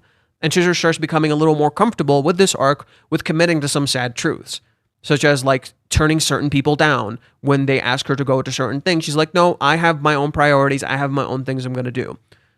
So you start to understand how Chizuru is able to even make the choice at the end of this date. That she let herself make a sad truth that she didn't like because she's got comfortable with making these sad truths. She's like actually committing to these choices she does not like. Just as Kazuya became comfortable with also committing to certain sad truths and accepting them as a part of reality. And it's okay that not all of them are inherently bad, right? So it's like, while Mami makes some sense in the Hawaiians arc, and it's very easy to connect with her, if you dig past the nuance, you start to see how flawed Mami's POV is. You start to see how it's literally cruel and nihilistic more than it is actually caring. As a friend I know described it, she's doing the right thing for the wrong reasons. She's doing the right thing. Mami's technically doing the right thing for the wrong reasons. You should tell the family. You should clear stuff up. It's clear they want to, though. You should let them do it their way. Why are you taking their choice away? Why are you taking their agency, their choices away? And that's difficult. That's difficult because sometimes there are situations in life where you might have to make a choice, where you have to make someone's choice for them. In Mami's case, though, she's just doing it out of vindication. She's just trying to vindicate her own trauma. That's just it. Mami's just vindicating her own trauma. It is shitty in every conceivable way. And so when you realize that the characters have tried and they're currently working on it, and Kazuya's intention when he went to confess to Chizuru was to clear it up, to get rid of the lies, you start to realize the issues with Mami's approach. That it's just cruel and vindictive, and there's no truth to any of the things she's saying. The truth is hiding the lie for the fact that, in reality, Mami's just doing this to vindicate herself. She's not right in any way, shape, or form, and Chizuru is trying to protect these people's joy and happiness that Mami literally almost destroys by the end of this arc. Mami almost destroys their happiness. She almost destroys their entire family. So how is Mami right in any conceivable way by the end of this arc? But Reishi intentionally presents her in a way that seems logical to the audience because he knows what we're thinking. He knows how people think. He knows people can feel this nihilistic belief. And he intentionally presents Mami in a way that appeals to people. He wants people to agree with Mami. He wants people to side with Mami only to realize how wrong they were at the very end of it. To realize how wrong that what they did, how cruel it was. The abortion thing, it was a metaphor. Yeah, it was a metaphor. Okay. Chizuru is so good, bro. Yeah, she's such a kind person, man. So Chizuru needs Kazuya to make love to her. Yeah, TLDR. I think Chizuru still loves Kazuya under conditioning, though. Something doesn't feel idealistic about it. I just said it's both. I'm assuming you maybe heard me by this point. Senta isn't real. Lies are good, too. Yes, there are good lies and there are bad lies. There are things we keep from each other. So, okay. You're a dude. You lied to your family about the fact that you beat your meat. Do they need to know that? Do they need to know this information? You lied to them. You didn't tell them. Do they need to know this? What would telling them do? What would that do? Why do they need to know this? Right? Why do you, like, literally, that's just a valid question. Not every single lie, right? And I'm not even using like a massive extreme here. That's just a pretty simple one, right? Like, there are things you keep from your family. You lie about a lot of shit. Maybe you're struggling financially, so you lie to them. Maybe you lie to them about dating someone but they don't know who that person is, and you never introduce that to them. Isn't that what's the difference with that and Kazuya, right? Now, you could argue Kazuya got them emotionally committed, which is really unfair. That's where you could kind of lie. Kazuya got them emotionally committed. However, they're overly involved in Kazuya's life too. Okay? So it's not completely his fault. On one hand, yeah, it's kind of Kazuya's fault that, like, okay, he kept bringing Chizuru to these things, and he kept introducing them to her, and they felt very committed to her. But in that same way, wasn't Kazuya committed to a girl and she broke up with him? And they were fine afterwards. Okay? So on one hand, you could view it as emotional manipulation. On the other, you could understand that they actively push Kazuya to do this. Right? They actively push for this. They want this. And so Kazuya feels like he can never tell them no because they have so much goddamn expectations for him. So in that way, they're not super understanding of Kazuya, and they push him to do this. In that same way, there's the other party being Chizuru that Kazuya has to be considerate of, and Chizuru wants to be considerate of them. So they continue this act to keep their families happy because they want them to be happy, even though they know what they're doing is morally gray. They know that they're dragging it out a little too long. They know that it's unfair to them. That, yeah, you should have ended this sooner. That's very obvious. Chizuru even agrees with that. Yeah, we should have ended this sooner. We're clearly making a mistake continuing to drag this on, but there were circumstances that made it so they had to drag it on. For instance, while Kazuya wanted to end it, when they were, like Chizuru calls back to this. Let's pull it up. In chapter 217, right here, Kazuya tried to end it here, and then Kibe pushed them back into the relationship. They said they would end it then, but then Kazuya felt like he could change, so he perpetuated the lie a little bit for himself. Then he kept the lie up for Chizuru. Then when things took the wrong turn, and someone was getting hurt, he tried to end it. Then he tried to end it when he saw Grandma Sayuri getting hurt. But all of these were moral conundrums. Okay, should you lie to a person on their deathbed? Should you like do this? Try to tell your family about the truth out of guilt? Should you do this because you feel guilty because Kazuya was a victim in this scene, like we explained? Kazuya, when Ruka kissed him, it was not consensual. Ruka kissed him. He didn't react. He couldn't move. He had to push her away, right? All he could do was like tilt his head down to push her away. So Kazuya was trying to tell the truth here out of guilt for Ruka, which is not fair to him. You shouldn't have to make that choice out of guilt. You shouldn't have to make that choice such a way. You should make that choice because you want to. Here, he tries to make the choice because he wanted to, because it was wrong, in his opinion, to not tell Sayuri the truth. Here, he tries to clear it up for Mommy. All of these circumstances have moral conundrums. Okay. Only Siths deal in absolutes. Hell yeah. Hell yeah. Mommy is a Sith and also Jiren. Oh yeah, Jiren from Dragon Ball. Yeah, Jiren's kind of boring, but yeah. Mommy confirmed red pill. Oh boy, there's a lot more. Yes, the essay can be turned into a video fate. That's breaking. What was this? That's a good analogy. You can. That's breaking my heart. Yes, the essay can be turned to. Even I understand what made her become like this. I hate that I will never forgive Mommy for it. Yeah, you can. Mommy is a character. Like I'm starting to appreciate Mommy a little more now because I'm starting to see she wants to change. And I've always kind of liked Mommy's character because I found her fascinating. But yes, I do kind of fucking hate her for what she did in Paradise. That shit was vile. In my opinion, Mommy represents the past and it's Chizuru's foil to see, facing her past. Yeah, Ruka represents the present and is Kazuya's foil, representing his lack of self-respect and is going after what he wants. No, Ruka, so every single character is a flip of someone else. So for instance, in the current arc, Mommy represents Kazuya's agency. Mommy lacking agency in her own life takes away agency from others. In so doing, she represents Kazuya's struggle for agency, something that comes back in the current arc. In that same way, Mommy does represent the bad side of Chizuru, her past, her mistakes, and she uses that against her because Mommy actively makes mistakes too and hates herself for it. Mommy represents Chizuru's self-hatred. That's what Mommy is, not just her past, but her self-hatred.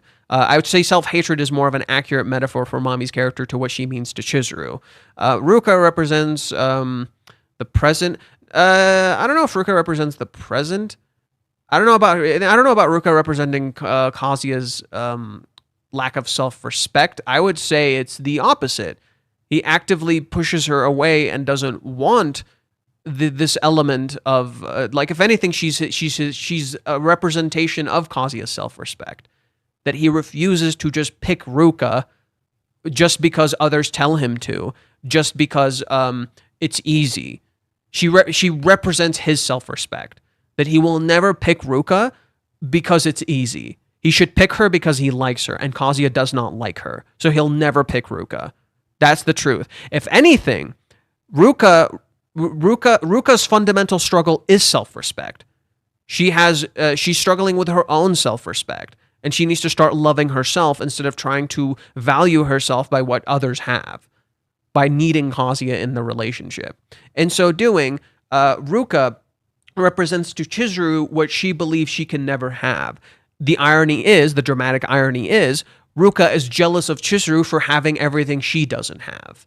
That's the irony of Ruka and Chizuru's characters. They want what the other person have, not realizing that the other person feels like they have something they don't. And that's the irony between those two characters. You said Minnie represents a couple's foil and represents the future and the barriers of being together. I don't know completely about that one. But she represents their communication. Minnie is a fundamental representation and the foil of their communication. She is the thing that represents their inability to communicate. That is what Minnie is. Minnie looks like the thing. Minnie is presented as the thing that looks like they're the thing that will allow them to communicate.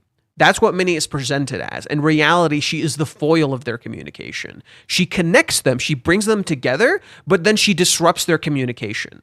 Minnie conveys messages between the two of them, but in so doing, she's disrupting the very communication.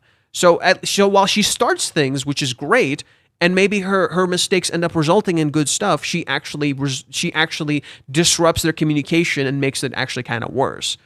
To be honest, when I saw chapter 380, I thought it would be finished, but now with the chapter 300, I'm confused. I don't know. Maybe this will actually get together. There's a lot to unpack here, and I don't know how to begin unpacking it. I'm sorry. I would recommend watching my earlier stream, the one before this one. I'm working on making that into a video that's more digestible, but maybe start with there. A yandere is unconditional, isn't it? No, it isn't. Yandere is very conditional. It's conditional on the fact that you completely love them and no one else. And if you even feel anything for anyone else, then they kill you. Interestingly, I actually think Ruka is closer to a yandere than Mami is. I can't believe I'm saying this. I literally think Ruka is a deconstruction of a yandere, where she is obsessed with getting this thing that she feels like she lacks, and she disrupts and causes chaos when she doesn't get it, which to me is a deconstruction of a yandere minus the killing, minus the absolute violence. What is this? Only an omniscient, omnipotent, omnipresent, divine being can experience true unconditional love. Not religious, by the way. I feel like even then, they would like, I don't know. I can't comment on that. I think Chizuru will never tell Kazuya about Mami. I think she will. It's going to come out. There's a lot of setup for Mami. It's going to come out. Until now, only one who has punished unjustly is Kazuya. Damn, I feel him. Kazuya wasn't punished. Kazuya wasn't really being punished. I would argue Kazuya isn't really being punished. I know a lot of people feel Kazuya is being punished, but no. So I'm glad that Kazuya didn't say anything bad at Chizuru last chapter, because he's a gentleman, and that is proof he has changed. For the episode, Kazuya would have yelled at her. I think Kazuya's gonna get pissed at her next chapter. I'm the thing I'm saying Kazuya is gonna get pissed about is she keeps putting him first to the point of hurting herself, and she's gonna get pissed that he's doing that. The reason they're pissed is founded on their unconditional love, or correction, not unconditional, their selfless love. Their selfless love of putting others first. That's what the foundation of the argument is. Kazuya is not a bad person. He would never get mad at Chizuru for turning him down, right? He would never think of it that way. Kazuya would never just be mad at her for turning him down, because that would mean he never loved her, right? Kazuya would be upset of like, say, why did you say all these things? What happened? Why aren't you communicating to me? That's what Kazuya would be mad about. To me, if you get mad at a girl, or attack her or anything because she turned you down, you never loved her in the first place, and you don't deserve her love. I'm sorry. It's the same for any man. If a man turns you down and you choose to react in a terrible way towards them, you never loved them in the first place, and you don't deserve their love. This is similar to what Kibe did at the beach which is Kazuya got mad and fought with him. Yeah, and Kibe, why did Kazuya fight Kibe? Why did Kazuya fight Kibe? To many people, they only view it from the perspective that, oh, Kibe is, pissed at Kazuya because he's throwing his girlfriend to the side for a girl who doesn't even care for him. When in reality, the reason Kazuya even fought Kibe was because Kibe kept devaluing his feelings. Kibe kept downplaying what Kazuya was feeling. Do you remember one of the first ever intros of Kibe outside of the second chapter or the first chapter? He mostly talks about women in objective ways, but then he tells Kazuya Mami was out of his league and he should just move on. What a terrible friend. How can you downplay his feelings like that? Right? You don't just tell a dude to move on. You don't just tell a dude, oh, get over it, move on with your life. Like, that's why Mami and Kibe were parallels of each other. Mami and Kibe were parallels of each other in the Hawaiians arc. They're both directly connected to Nagomi, and Nagomi represents depression in that arc. And so both of them being those realistic people who are in reality settling for a cruel reality. And you can see this in Kibe's words. Remember the speech he gives Chizuru in the beach arc? He literally says, like, oh, reality sucks. Everything is going to go to shit at some point. Like, someone's going to, like, poop in your yard. A bird's going to poop in your yard. Your favorite manga is going to end. Shit's going to suck. And that's just inevitable. But Kazuya represents, to me, a dream. He doesn't say these exact words, but that's pretty much what he's implying. Kazuya is a dreamer. And so Kibe, in some ways, idolizes Kazuya because he's a dreamer. And that's why he loves Kazuya as a person. Because to him, he represents the dream he believes he can never have. That Kibe is not good enough to have this dream. So him and Mami are counters to each other because they're both these realist characters who seem very grounded. When in reality, they're just excusing a convenient reality. They're just like, oh, I'm going to settle for this shitty reality because I accept the truth of the world. In reality, they're just settling. They're just giving up on life. And having a more nihilistic view. Whereas Kibe wants to believe in a dream, just like Mami wants to believe in a dream. They choose the easy way out. In contrast, Kazuya and Chizuru, Chizuru is a dream chaser who looks like a realist, and Kazuya is a dreamer who thinks with logic and reasoning, and it looks like a realist as well, and tries to be a realist. But in reality, they are people who have accepted reality, but choose to not define themselves by the cruelty of it. Let's see. Also, explain why Kazuya and Chizuru say yes towards the love about saying yes to others. I rephrase that. I don't know what you're asking. Mami and Umi are not going to show up until this arc is over. I really hope that Reiji addresses and resolves Kazuya's family and their expectations of him in some ways, like a fan. I think that's something that's going to be discussed a little bit later, but right now it's about removing the family from the equation. That's the idea. It's about removing everybody else from the equation and rather making it about what you want. Not everybody else, what you want. Chizuru is just as perverted as Kazuya. Hell yeah. Chizuru is horny as fuck. Dude, like, both of them are horny as fuck. Ruka is just a girl madly in love. Ruka is interesting. Ruka does not start in love. I would argue Ruka starts as an infatuation. And that eventually, by the Paradise arc, truly evolves to love. Why? Because she puts him first for one fucking second. She actually finally puts Kazuya first. And that's when Ruka's love becomes truly genuine. Where she realizes how to put Kazuya first because it's, for once, it's not about her. Because Ruka's love is founded on what she wants. That's why Mami tries to use her. Mami tries to use her in the Hawaiians arc by appealing to the fact that she wants Kazuya. And she essentially tells her, I can give him to you. What are you going to do? Who are you going to side with in the end? I can give you Kazuya. But do you want Kazuya under these shitty circumstances? Do you want to destroy Kazuya's life just so you can have him? Is that worth it? And that's where Ruka finally makes a truly selfless choice, because you saw throughout the entire story that Ruka can be selfless. That Ruka had the potential to truly be selfless. And she truly connected with other people, and she didn't need other people to be valued as a person. And that's the point of Ruka's character. that she eventually that love becomes mad at some point, yes, but she finds control again. Ruka, the best girl, nah. Ruka is actually my least favorite character out of the bunch. I don't dislike her. I actually find Ruka charming, but she's like my top list is basically Kazuya and Chizuru number 1, Minnie, Mami, Sumi, Ruka. Like Ruka's dead last on my list. But I do like her. I do like Ruka. Like just because she's at the bottom of the list does not mean I don't like her, but she's not best girl in my opinion, at least for me. If you think she's best girl, great. Do you think Chizuru would have sexual desires at the same level as Kazuya? Yes. I just know that the development coming to these next 50 chapters are going to be crazy. Chizuru and Kazuya getting together is going to be monumental. Oh, it's going to be delicious. Dude, I have learned a lot of things from Rag. For instance, I got to know about romance of the 3 kingdoms when Chizuru's son made the oath of the Peach Garden with her grandpa in the past. Oh, yeah. Chizuru references the 3 kingdoms, Sun Tzu, all sorts of crazy shit constantly, and every single time it's fucking relevant to the story in some way. It's so cool. Kibe is a terrible friend. Not completely. Kibe is the best meal. Curry is the best male friend. Okay.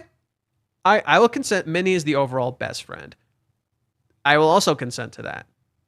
I would argue Kibe is a bad good friend. Mami X Kibe ship anyone? 50-50. Not crazy about it. You don't make someone happy, you make each other happy. Okay. I like that.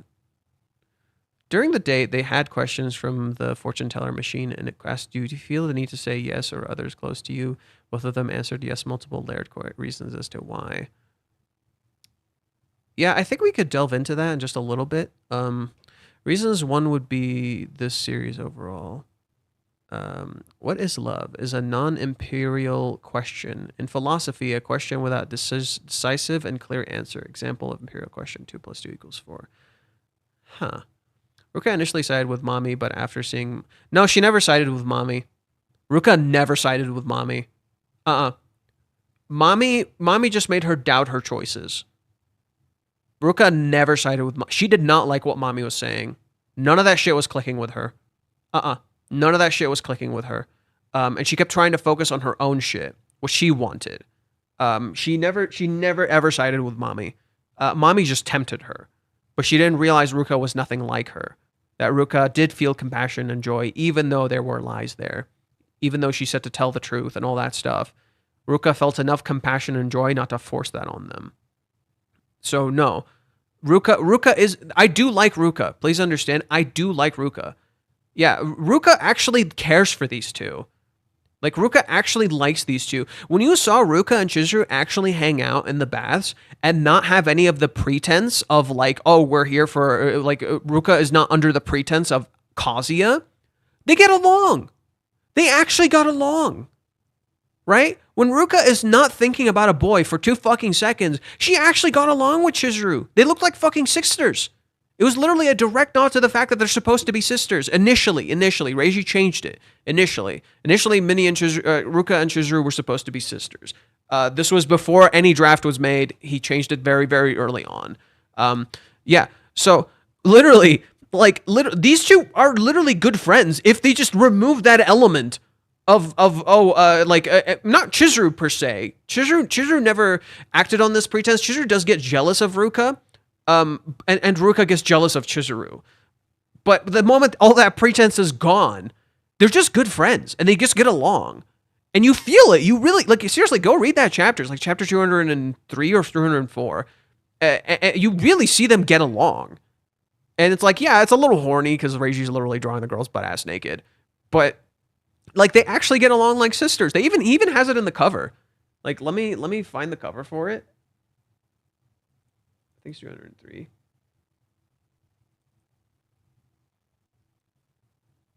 Look at this. Look at this. They're like cute little they're like cute sisters. It's adorable. They're adorable. Like when Ruka isn't freaking out about Kazuya and when Chizuru isn't like feeling jealous of her, they get along. And that's not Kazuya's fault. That's actually more of Ruka's fault, I would argue.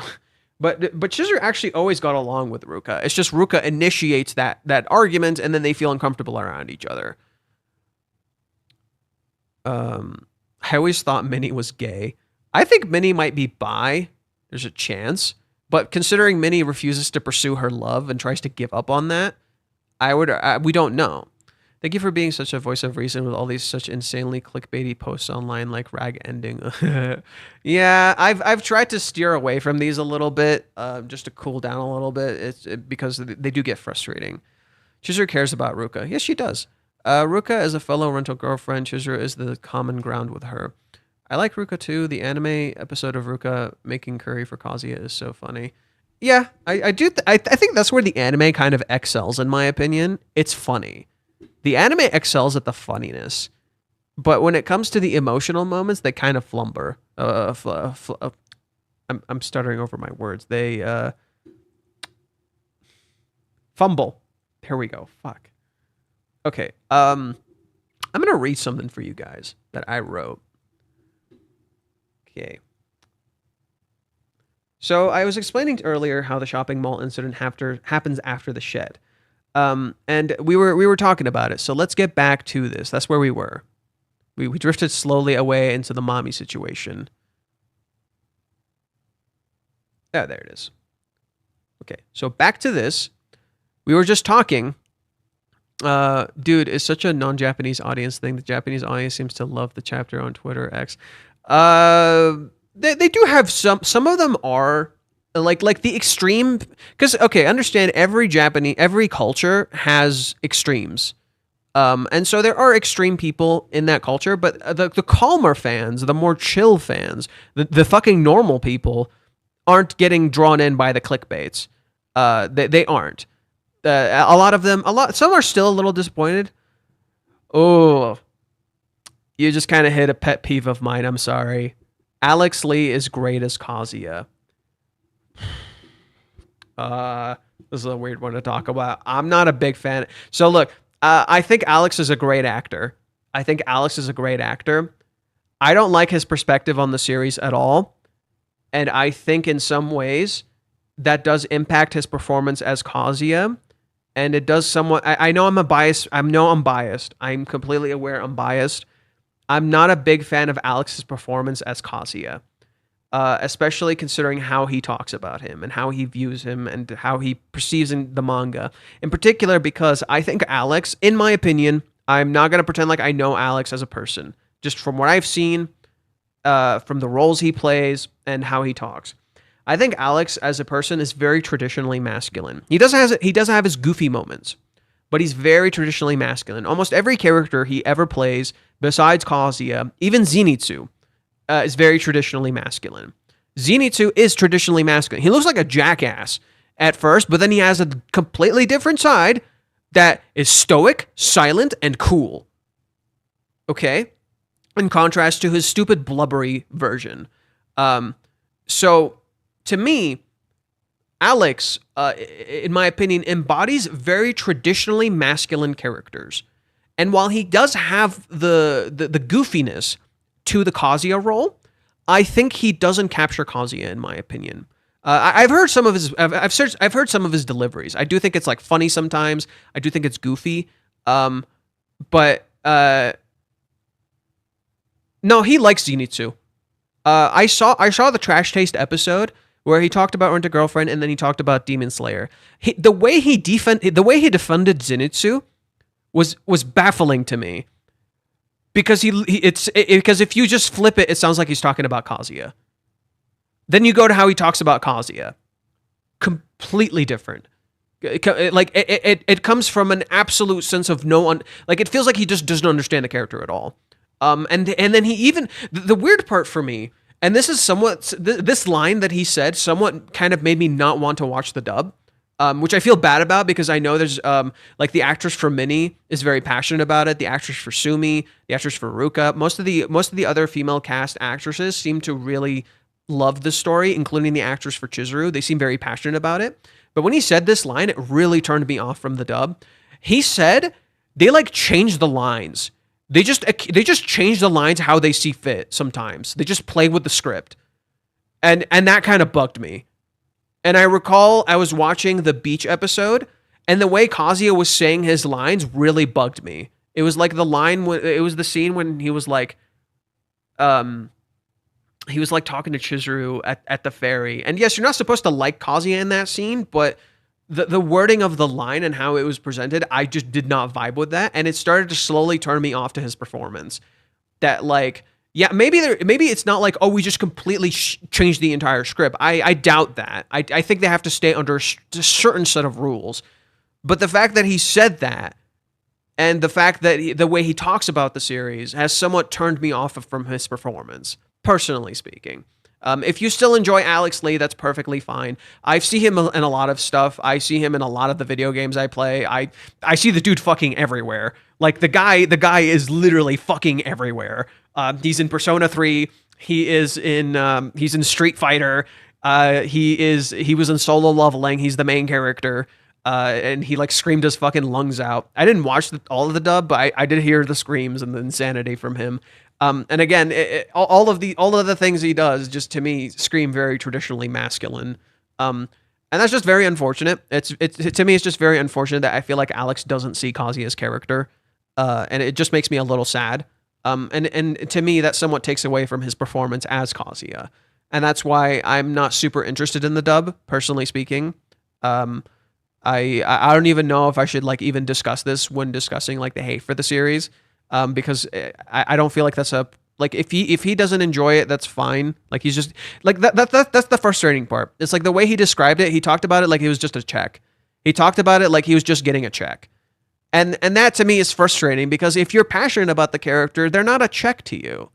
You don't view it like a check. And you do feel even worse, though, because, like, when you think about it, like, the way the anime industry is treated in the West, especially voice actors are just not treated well here. And so it makes talking about Alex a very weird topic for me. Because I don't want to just outright say he's a terrible fucking person, because that's not true. That's just not true. I don't think he's a bad person or anything. But it just frustrates me how he seemingly interacts with the series. That's all. It just frustrates me a little. And I don't think that's ever really going to change. I'm never going to I'm never going to talk to the person. And I doubt he's ever going to change his mind about the story. Maybe he will someday if he gets older, if he keeps playing the role. But maybe he just quits the role. It'd be so funny if he just randomly just like, oh yeah, just going to quit the role. But I doubt it. Like you got to get your fucking paychecks, man.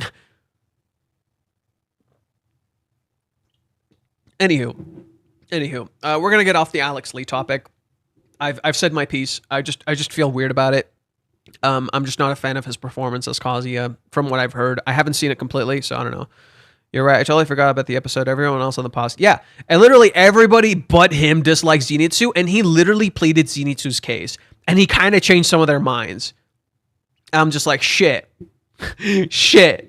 Bro, that fucking killed me a little.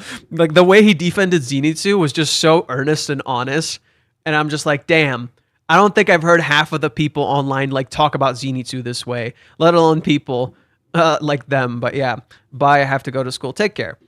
To be fair, barely anyone sees Kazuya for who he is. Yeah, if they did a Western LA remake of oh my god, no, that's never gonna happen. Let's be real. Okay, so we were talking about how Chizuru is looking very intently at Kazuya here. We were talking about how he, right? She turns to him, and she says, "Let's go?" Question mark. Yeah, I'm going out with Mizuhara. Like it's not a big deal, and they're just walking. She's talking to Minnie. I'm a happy man. Then it begins. Okay. I really like Alex Lee's performance, but your input perspective is really informative and gave me something to consider. Thank you for that. That's pretty much all. That's all my intent is. That's all my intent is. I'm not trying to like ruin someone's experience with the story. If you look, I may feel this way about Alex Lee, and it taints some of his other performances for me because I'm like, oh, it's Alex. But at the same time, I do appreciate some of his performances. For example, I fucking love his Luke in Street Fighter V.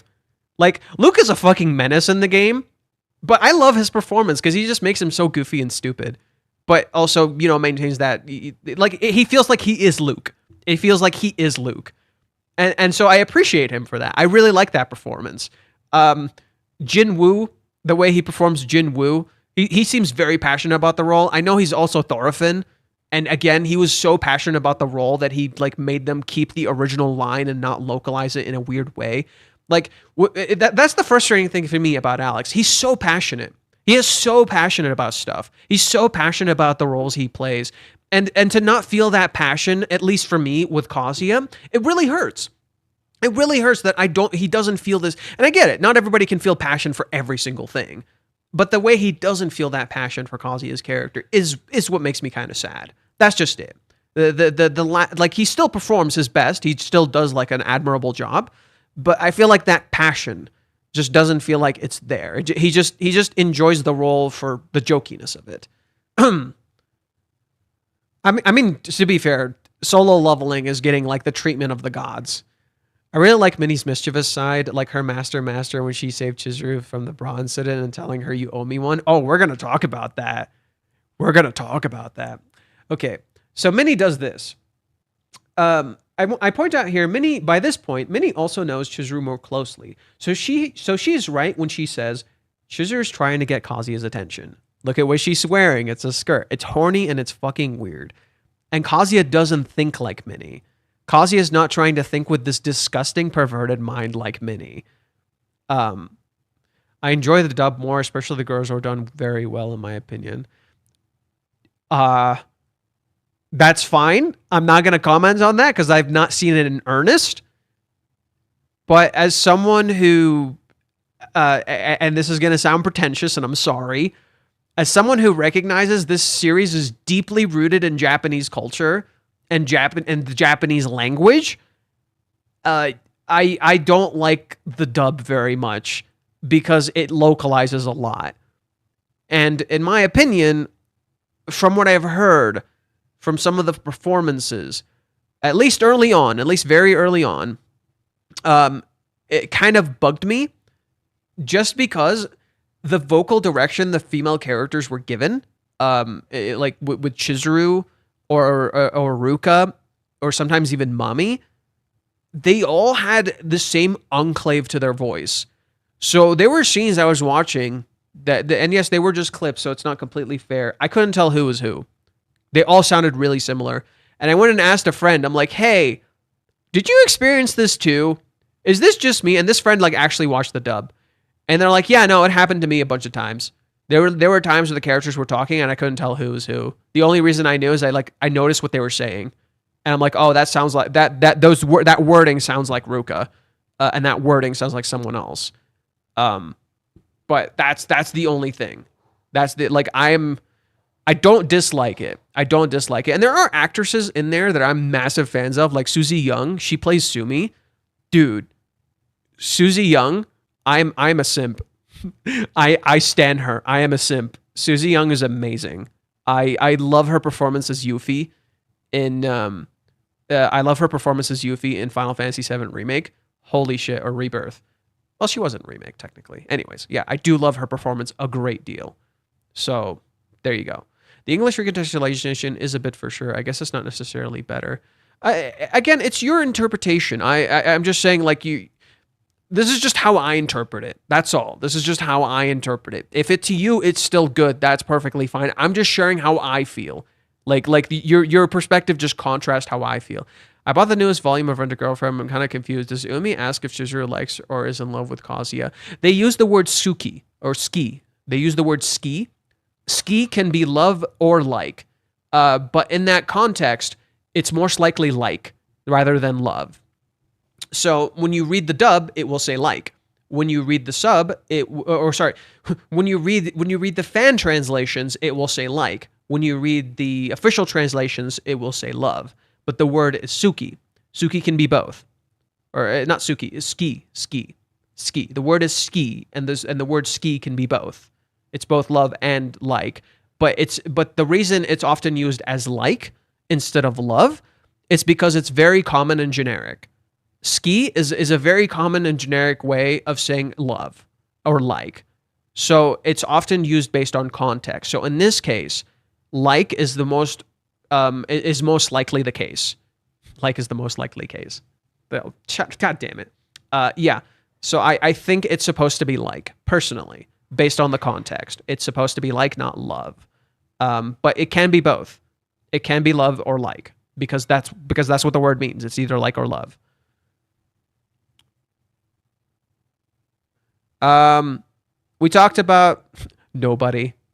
I hope this is a Kingdom Hearts reference, but I don't think it is. Nobody. Kazuya is gonna see the blister, and he's gonna be like, "Why are you putting me first so much that you would hurt yourself?" She's gonna get mad at him for saying, "Why are you putting me first so much and not putting yourself first? Because I just rejected you and hurt your feelings." And they're gonna argue over the fact that they keep putting the other person first, and eventually it's gonna lead to them opening up about everything. Whether that happens immediately in the next chapter or not, I'm not sure. But there is a color page next chapter. Next chapter starts with a color page. So there is there's more. It looks like it's going to be a big chapter. It looks like they're going to have something big, and a lot of Japanese fans who did actually read the text are very excited. So there you go. Are the physical volumes official translations? Yes. Physical volumes are, in fact, the official translations, and I don't like them. Okay. Susie Young, the dub actress for Sumi? Yes. Yes, she is. Okay. Minnie does this. Kazuya's kind of grossed out. It was like, what the fuck? What are you talking about? Jeez, you're allowed to be dense only if you're a 2D character. Okay, Minnie. Would you get a Kanokari tattoo? I don't know. The only tattoo I've ever imagined having, which would be super painful to do, is the Kingdom Hearts crown on my hand. That's the only thing I would ever do. That's the only thing I've ever considered. But I don't know. I'm not a huge fan of tattoos in general. At least, like I don't mind if people get one. I just don't really care for one personally. Okay. So Minnie is talking here. She says, "You're allowed to be dense only if you're a 2D character. I know her style inside and out. When she's not working, she's pretty much always wearing pants. And as an actress, she usually only wears super plain sweaters and jeans. She keeps it as plain as possible. But as a woman, isn't that sad? If she's got someone on their mind, she just does it. She puts on a skirt. She may not even realize it. She just did it on a whim, didn't she? She just did it on a whim, didn't she? What are you saying? You say that, but you actually have an idea of what's going on in her mind, don't you? She's sharp. You stupid. I don't. He does. Just say it, right? Just say it. Why won't you say it? Why won't you tell me? The audience. Literally the audience. Just admit it. Anyway, something special might happen today. Maybe movement from her side. Don't say random shit. Okay, let me read to you what I wrote. By this point, Minnie also knows Chizuru more closely. So she's right when she says Chizuru's trying to get Kazuya's attention and something might happen. This is when Minnie starts to somewhat change from the audience because Chizuru not only starts playing along with Minnie, but using her to her advantage.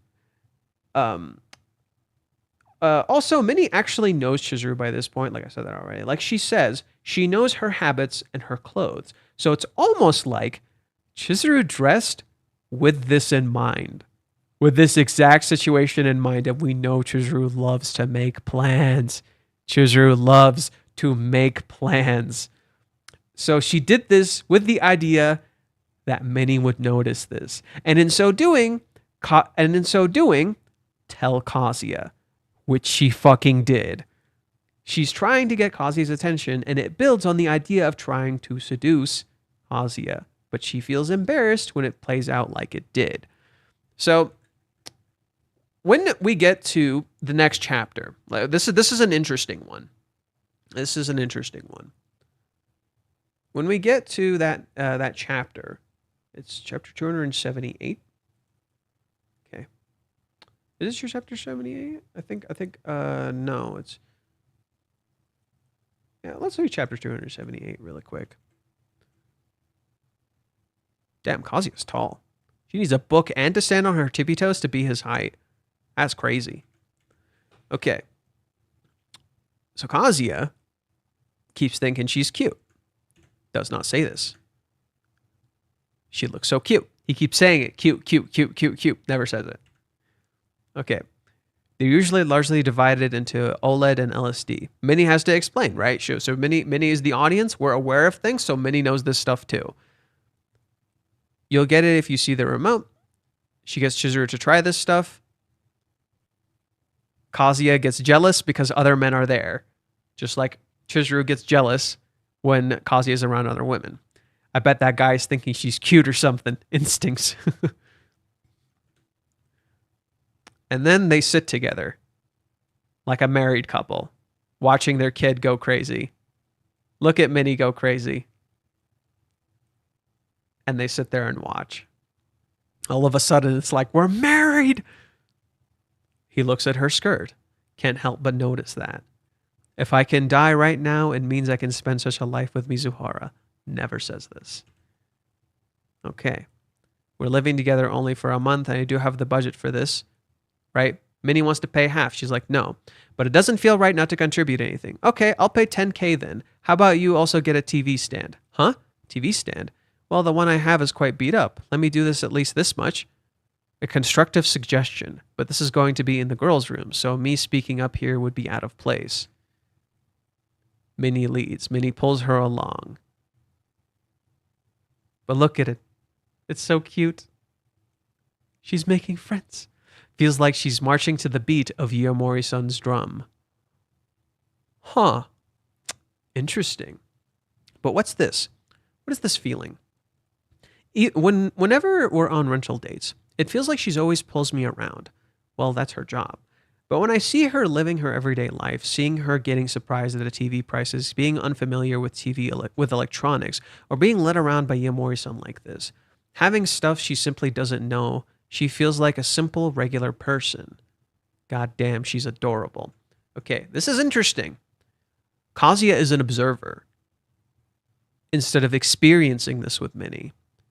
Minnie is acting out what Kazuya wants to do, and Kazuya gets to observe. Right? And in observing, he understands something more, but he's still an observer. If you get a TV stand with a drawers, you'll also have more storage space. You're right. It's decided then. We'll get this one. I think this is good. But I don't think you can carry this home. Let's get it delivered. Huh. So much for that. What was the pretense for Chizuru what was the pretense for Chizuru here? That Kazuya would carry this. Which means it was never about delivery or anything. She just wanted him to come. Okay. All right, let's get this guy with this girl. Blah, blah, blah. Man, we brought something nice. Wait a second. Delivery, does that mean we won't be carrying anything home? I've totally turned into a guy tagging along on a girl's shopping sudden adventure. Right? I don't belong. I don't belong. This is starting to sound familiar. Chizuru recognizes this. He says, what are you doing, huh? Come on, let's go. She invited you to go shopping, and she used the helping thing as an excuse. She just wanted to go shop with you. That was it. She just wanted to go shop with you. And she wanted your attention. Okay. Now is when we get to the spicy bits. Okay. This chapter. They're hanging around, and they see this. It starts with Kazuya looking at the skirt. This is very intentional. Okay. What does this read? A bold move to take your heart.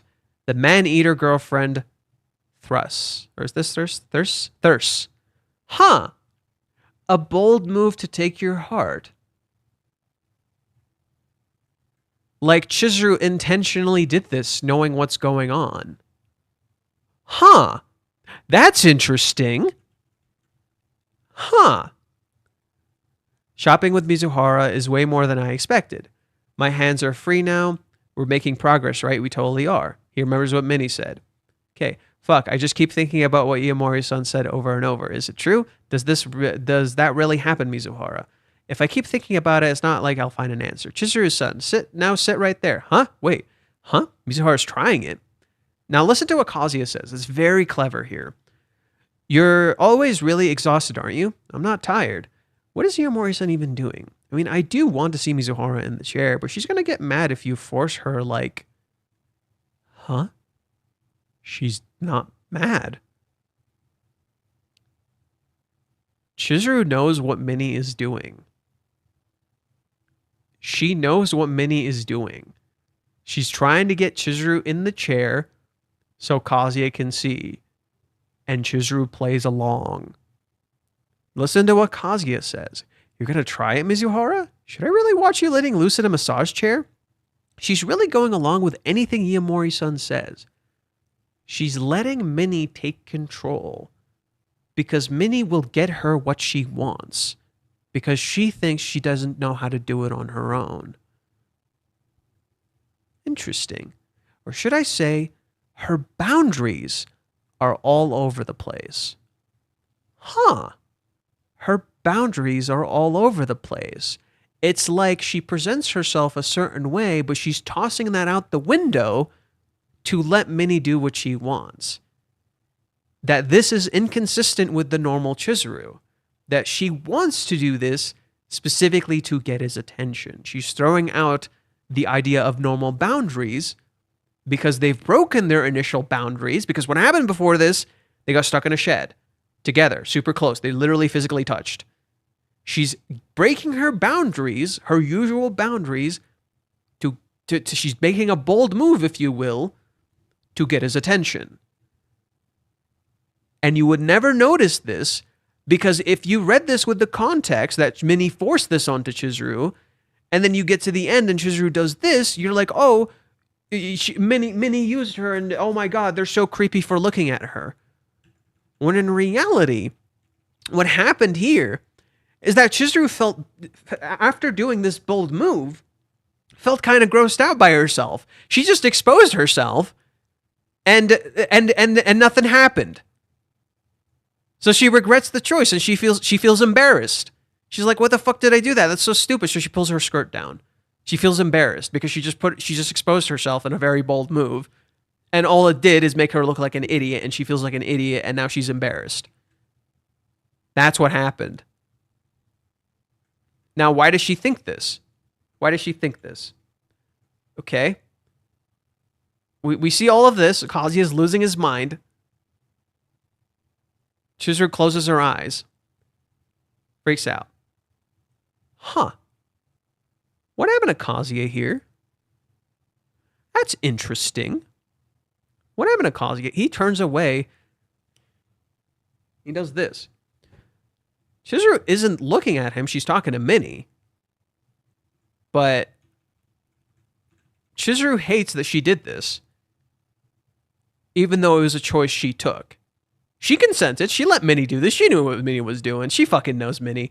If you think by this point she doesn't know Minnie's bullshit, my dude, you're dead wrong. She sees this shit from a mile away. Minnie's like, oh, let's have dinner. Let's go to a restaurant. Minnie and Kazuya turn to her. She fucking knows. She knows Minnie's bullshit. She knows what Minnie is doing. She played along on purpose. She knew the deal, and she did it on purpose. And then she regretted it. She's just like, why did I do that? I'm so stupid. I like exposed myself for no reason. That was stupid. That's what happened. Okay. We got to keep going. Let's see. I'm going to read some of the comments. What have people written? Let's predict what might happen in the future arc with the idea that they will start dating and how their dynamic will be around each other. That's a little hard to predict right now, so I'm not going to really focus on that. Since when did you stop making videos or reviews of other chapters or so? I got a little bit of Paradise Arc. Oh, in Paradise Arc, it got a little messy for me, so I never properly made videos for it. There was a lot of times where I wouldn't make reviews and stuff because I would overcommit to edit something. And I would try to make this crazy cool edit, and then just by the time I was done, we were like a chapter away already. It didn't matter. And this is a pattern you could probably notice in some of my videos, which is one of the reasons I turned to streaming. Unfortunately, like I'm trying to keep a better balance with it all, but yeah, that's one of the reasons I'm doing streaming more rather than making videos. But I am still working on videos. I'm still trying to do it. I think people's problem with Kanokari is that it's too realistic. If the story was more wacky, people would probably like it more. Yeah, but don't forget, people also like want a level of wish fulfillment to their story. But they also don't understand reality, which sounds weird. Like, what do you fucking mean people don't understand reality? Of course people understand reality. We don't understand reality as well as we think to do. We focus on the cruelty of reality. We focus on the shitty parts of reality. Because that's what reality is to us. But reality is often what you make it, and so you have to shape the reality you want. Reality isn't just life sucks and everything sucks, because if I was just completely focused on the negatives right now, I would be a crippling mess. The messes of fucking. I. What about your question? I didn't quite. I just said I don't really want to focus on that. Because I don't know how I would even go about predicting that, and with it being so far away, with it being something Reggie might change as well. So I'm not really going to focus on doing predictions that far ahead. That's a little too far, I think.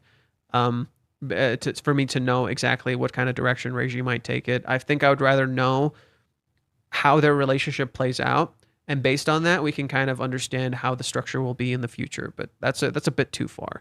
Um, but yeah, I think it's yeah. You have to understand for 3D model. You have to understand. To many people, stories are an escape. They're not something to come back to our reality, but they have aspects of our reality, so they make us comfortable. What if the story is set in our reality in all its uncomfortabilities, but also tries to be dreamer-like, as if it's the reverse? It's a story that is realistic. It's a story that is real, but is wacky and fun and fantastical. It's the reverse of traditional kinds of storytelling, where it's set in the real world. It's not just an escape, but it tells you we can make the escape for ourselves. It totally looks like that he's embarrassed of what she did, not that he enjoyed it so much that he almost faints. She might have taken it like that. Yeah, Kazuya doesn't. If you're referring to the chapter, how Kazuya reacts, Kazuya doesn't show a clear reaction of he's super horny about this or anything. Like he has a deadpan look. He's not looking at her. He's looking away from her. Chizuru's talking to Minnie, not to Kazuya. We never see Chizuru's reaction to how Kazuya feels. She only ever sees Kazuya's back. He turned away. He never looked at her. And listen to what he says. This probably reflects Chizuru's thoughts too. She sat and to behold her whole thing. Listen to what he says. This is more than enough. I hate myself for thinking today would be something special because of what Iamori-san said. Now, what if Chizuru felt the same thing? Just the fact that I'm around him is good enough. I'm just enjoying his company. That's all good. I hate myself for trying to do that. I hate myself for trying to get his attention like that. I don't deserve him. Does his thoughts mirror hers? If you understand her reasoning and her actions. If only I could show my past self back when I fell in love with Mizuhara that a day like this would come. If only my past self ever knew how we would hang out like this. Interesting. Huh. Good morning, Johan. What is the stream about? I just woke up at 6 a.m. Oh, it's I'm expanding on my original theory, but I keep going off track. Also, I should turn on the lights. It looks really dark.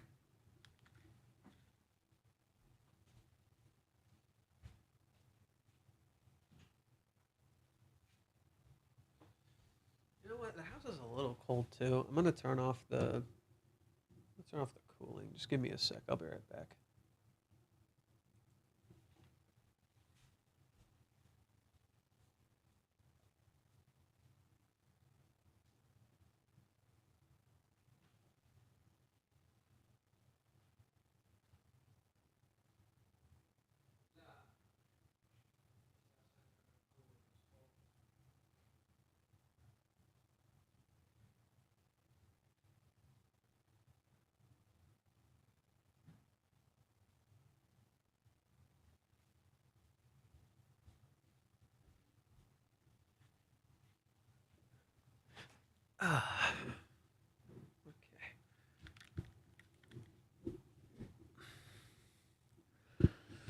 And we're back.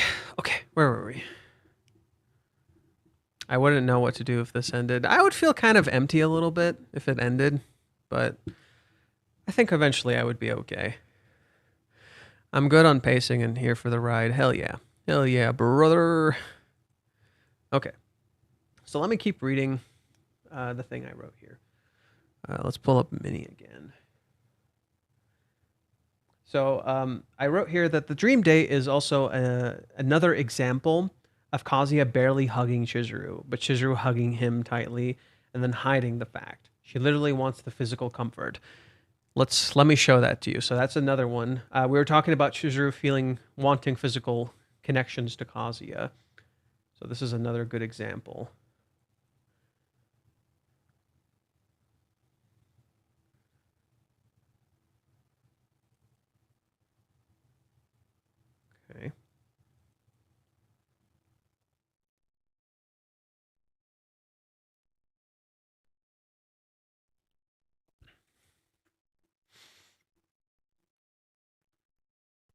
So they're doing the pictures. They're taking the pictures. And put your shoulders together. Okay. And then it says, all right, now hug. Here. Stone cold freaking out. This all right? Hey, hurry up. Hugging is normal. Don't overthink it. Just do it. What? Now look at this. What are we seeing here? What are we seeing here? Kazuya can barely hug her. Can barely do it. And she's hugging him tightly. And she blushes ear to ear. But then she's back to normal. Nothing happened. Totally cool. Everything under control. It's almost like Chizuru wants physical contact. Really badly. Okay, let's keep going. When she goes to the massage parlor, this is another interesting one. Let's pull that up.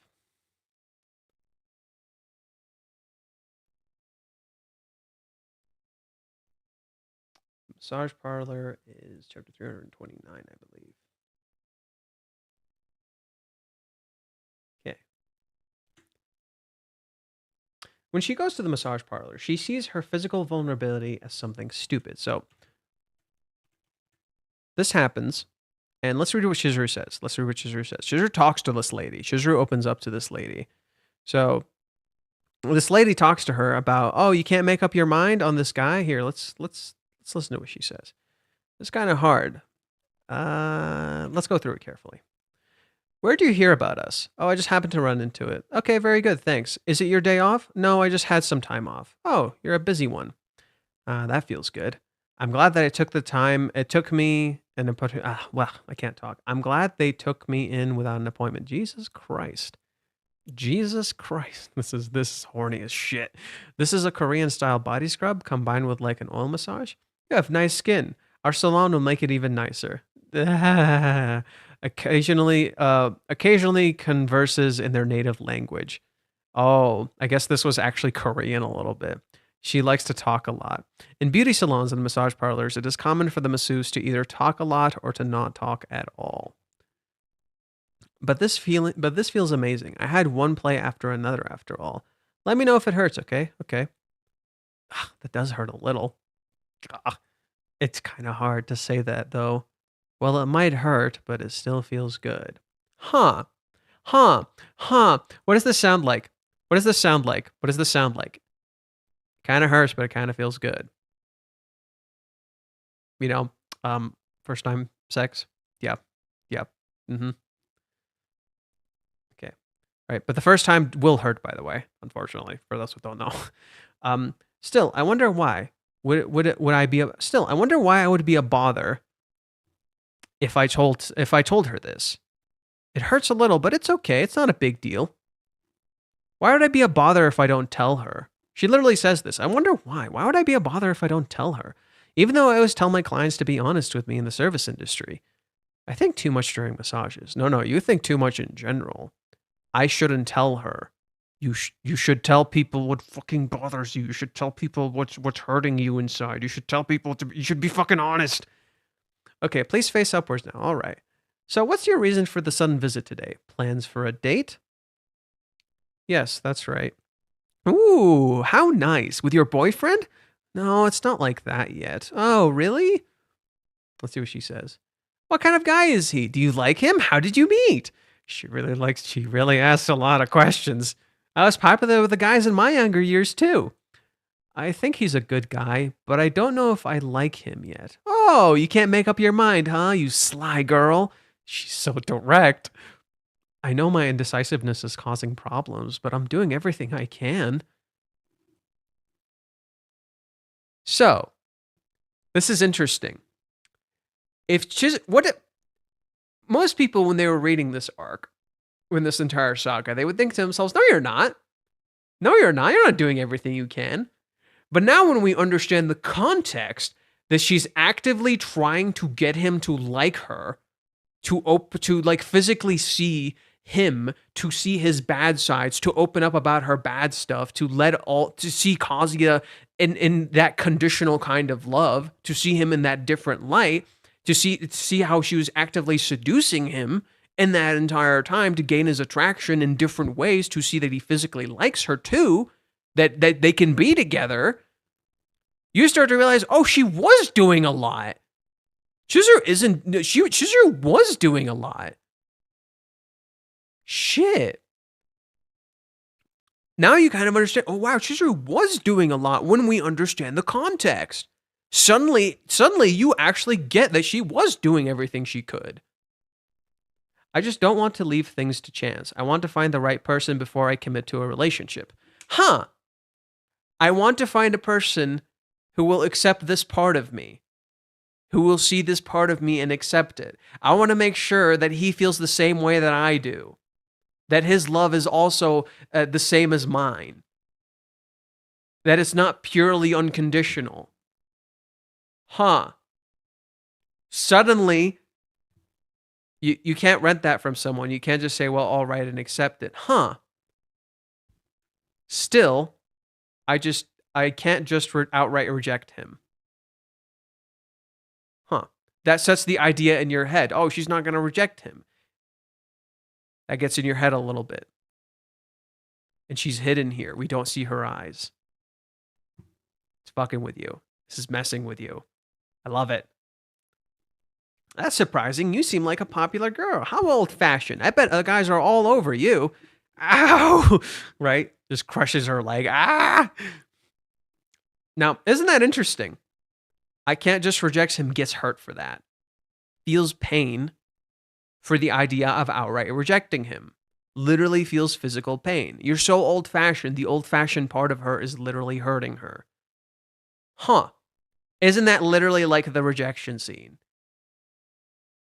The idea of outright rejecting him hurts her physically. But that's how you know, as a woman, you know you've lost the moment you feel sorry for him. My husband was something else too. She misinterprets Chizuru's words as Chizuru feeling sorry for him. Her eyes are closed. She doesn't see it. She doesn't know, right? She doesn't recognize what's going on. It's not that Chizuru feels sorry for him. No. Chizuru loves him and she wants something from him. If anything, she thinks he feels sorry for her. She says the wrong thing. And how do we know this? Let's keep reading. How do we know that to Chizuru, this lady just said the wrong thing? My husband was something else too. He said he'd up and die on me if I didn't marry him. What did Sayuri say about her husband? What did Sayuri say about Katsuhito? He said he would jump off a cliff if I didn't marry him. Huh. Kazuya's never done that. Maybe he will. But to make you think so hard about it means he must really like you a lot. I bet he's given you tons of presents. You think so? Huh? Maybe I'm the one being looked after. Maybe he feels sorry for me. Maybe he's just here because he feels bad for me. Maybe that's the only reason Kazuya is here. He just feels bad for me. Yeah, he loves me. But maybe not in that kind of romantic way. Maybe he cares for me, yeah, but maybe not in such an emotional way. Maybe he just feels bad for me. She thinks back to this moment, and Kazuya didn't hug her. Right? Kazuya put her completely first in this moment, and now recontextualizes this moment a little bit. That Kazuya completely puts her first, and he wants her to open up. The lady doesn't get it. Her face goes blank. Huh? What? She doesn't see anything. Nothing. That concludes our session. I'll wait outside. Please get changed and head to the front desk. Okay. That was pretty good. I'll come back. I might have fallen asleep halfway through. Maybe I'm the one being looked after. But why did I say that so easily? That's the important part. Why did I say these words so easily? Did being naked give me a sense of freedom or something? How dumb. Is it dumb, though? Is this dumb, though? Let me read what I wrote. Chizuru perceives her physical vulnerability as something stupid, and yet it's clear it's an important part of her expression of as a person, that it let her talk and say what she was feeling. Chizuru desires physical interactions, whether it's a hug, holding hands, or in Kazuya's case, a kiss. Something we literally see Chizuru think about. She grabs onto him.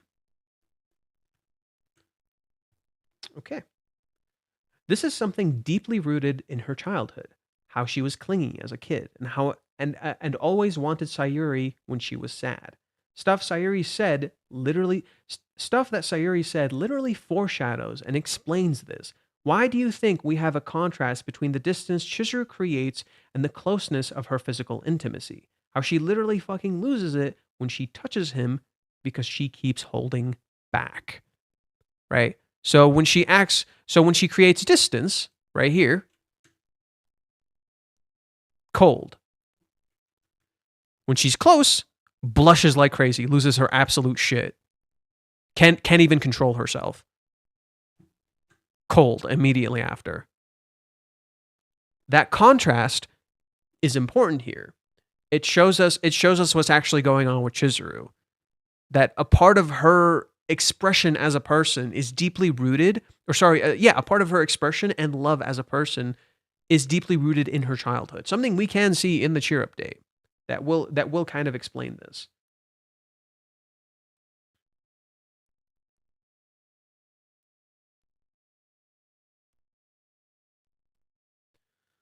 Chapter 164, probably. It's when she cries, so she'll probably think back to that moment.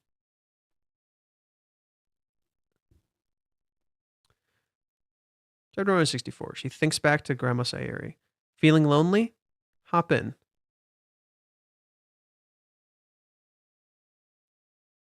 Grandma, do you ever get lonely? Sure, I do. What? You do? What do you do when you're lonely? I wrap my arms around you like this and squeeze you tight.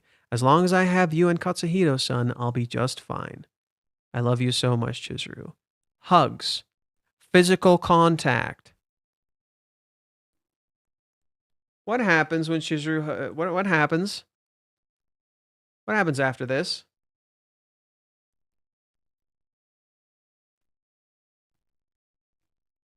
She wanted a hug. She wanted a hug. She fucking wanted a hug.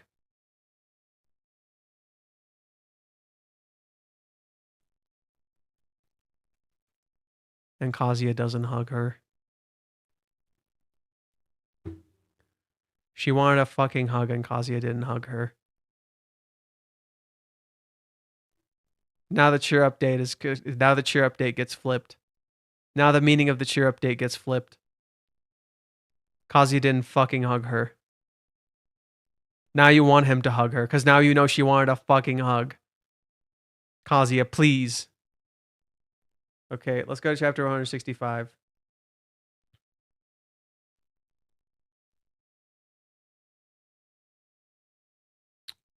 Okay, that one. Let's see. I wanted to be there for her when times were tough, but I never expected her to cry so much. Should I have seen that? Why did I even say that? It was like seeing her in pain just pulled it out of me. I don't know, man. I don't know what the fuck's wrong with me. Being a total jackass, I love him. Let's see. Where does he say, why didn't I hug her?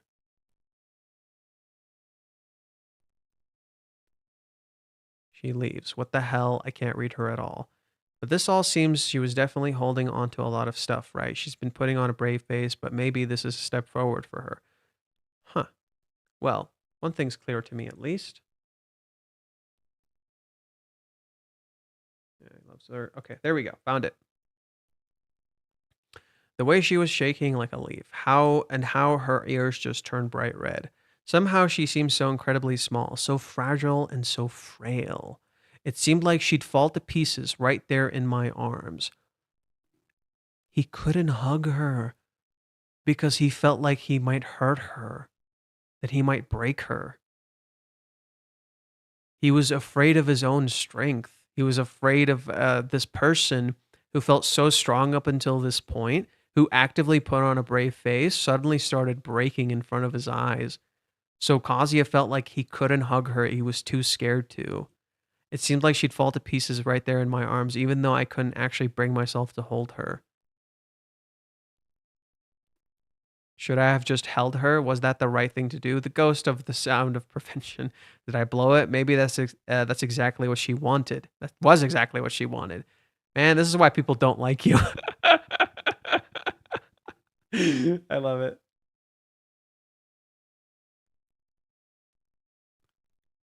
But it's clear to me now, Mizuharu is not superhuman or made of iron. Huh. He thought she was superhuman and made of iron, and suddenly this person who felt incredible and unbreakable felt like they could break in a second, and now you're afraid to hold them. You're literally afraid to hold them because they look completely different to you now. Isn't that so interesting?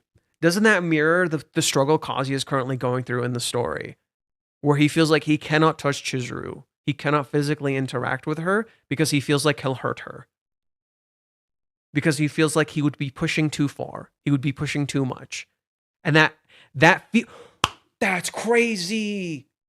That fear that Kazuya has of Chizuru breaking because she's not superhuman gets reinforced to him in the Hawaiians arc. It gets quadrupled down to him in the Hawaiians arc because when he did push, when he finally felt like he could push, what happens? She breaks. She breaks and goes away, and she disappears and she hides. So that idea is reinforced to him. In contrast, what is reinforced to Chizuru? What is reinforced to Chizuru? Kazuya doesn't want to touch her. The basis of their original relationship was so shocking initially that it created a shockwave after they finally broke that basis that echoed so far into their relationship. It created so many misunderstandings. That is bafflingly good writing. That is next level. That is next level writing. Holy shit. Holy shit. That's next level. That's fucking crazy. It echoes all the way back to the cheer update. That is insane. That is baffling. It echoes that far back. Wow. Talk about a chain fucking reaction. That's crazy. Wow. That's so cool. You could see it all the way back then. That is so fucking cool. How can a writer just blow your mind like this? That's so fucking cool. That is sick. Mr. Fish is ragey? Kinda. Mr. Fish is kinda ragey. Let me keep reading. Okay. The cheer update is actually a big source of this current conflict. What happens in the cheer update? Kazuya puts her completely first. He is absolutely, unequivocally selfless. He does not even hug her when she is crying. It's her moment, not his. He cannot be a part of it. I'm going to change that now. It's not simply that. It's not simply that. It feels like she'll break in his arms.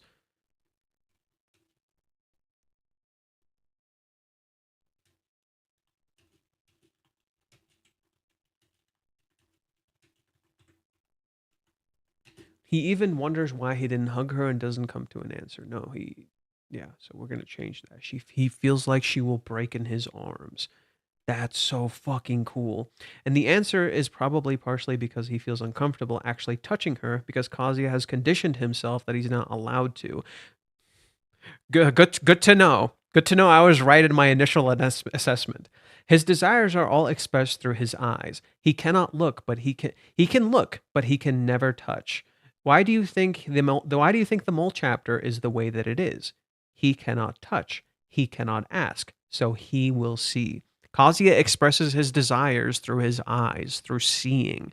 He never feels like he can express his desires physically, whereas Chizuru actively desires physical connection with him. She literally wants a goddamn hug in the cheer update, and he doesn't hug her.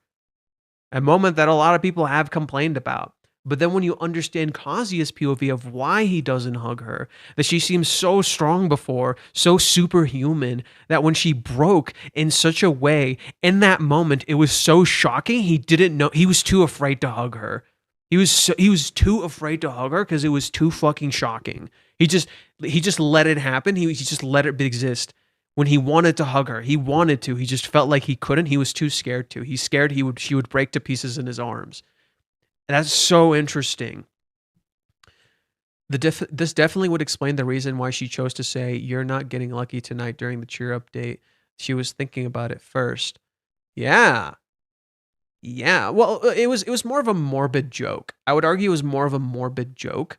It would express what Chizuru wanted, but it also expresses how hurt she is. It's a double-edged sword. It means both things. But if Kazuya hugs her in an alternate universe, things might have been a little different. They might have changed a little bit of the direction, I would argue. When Chizuru kisses Kazuya in paradise, he does not touch her. He never raises his arms once for both kisses. If anything, he's too busy freaking the fuck out. Okay, let's go to paradise. What happens when they kiss?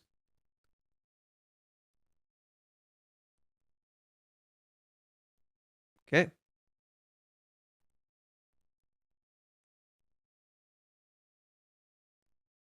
She touches him. No arm contact. Nope. Never happens. He never touches her. Mommy, I didn't see that clearly. Do it again. I didn't see that clearly. Do it again. Chizuru turns around. Kazuya looks freaked out when she does it. Doesn't Kazuya look freaked out when she tries to kiss him again? He looks freaked out. Kisses him again. Grabs his hand. Kazuya's freaking the fuck out that she grabbed his hand. Kisses him again. I guess this was the wrong one. Oh, this was from earlier. Kisses him again. Look at how Kazuya looks versus how Chizuru looks. Kazuya's freaking out. Chizuru's look like she's having the time of her fucking life.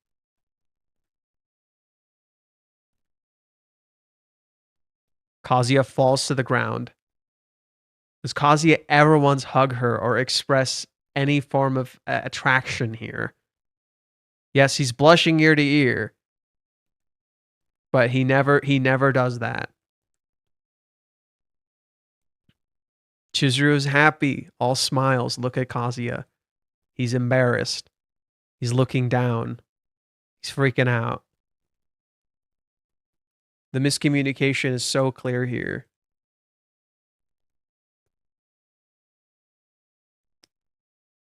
Chizuru's in the bathroom, and she feels overwhelmed too. Ruka comes up. What's your deal? Right, with Ruka, it's a little calmer. Do you have any idea what you've done? Have you forgotten that you're the rental girlfriend? Calm down, calm down. You just cuckolded me before my eyes. Cuckold? That's an exaggeration. How is that an exaggeration? What do you plan to do if Kazuya really starts falling in love with you now? It's fine because it works. It just works. Do you think excuses like that would really fly? And she just says, "I'm sorry. I'm sorry." Oh my God, the guilt is like fucking killing her. The guilt is fucking killing her.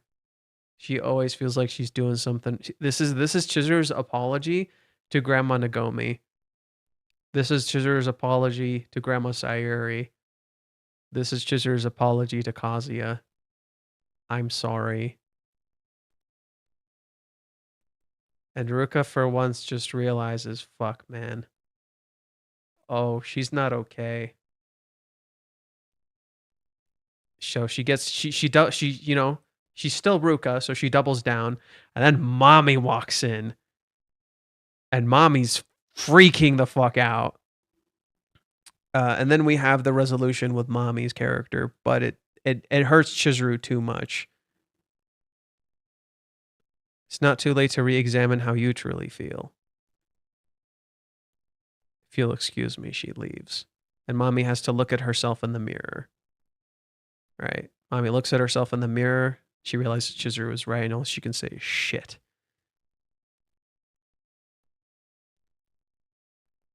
Chizuru back to her room. How do I feel? She's beating herself up.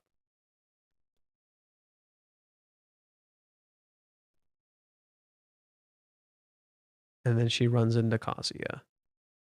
All he sees is the lips. How fitting, considering all she's thinking about is the same thing. Kazuya's reaction after the second kiss? You mean this? What? Kazuya falling over?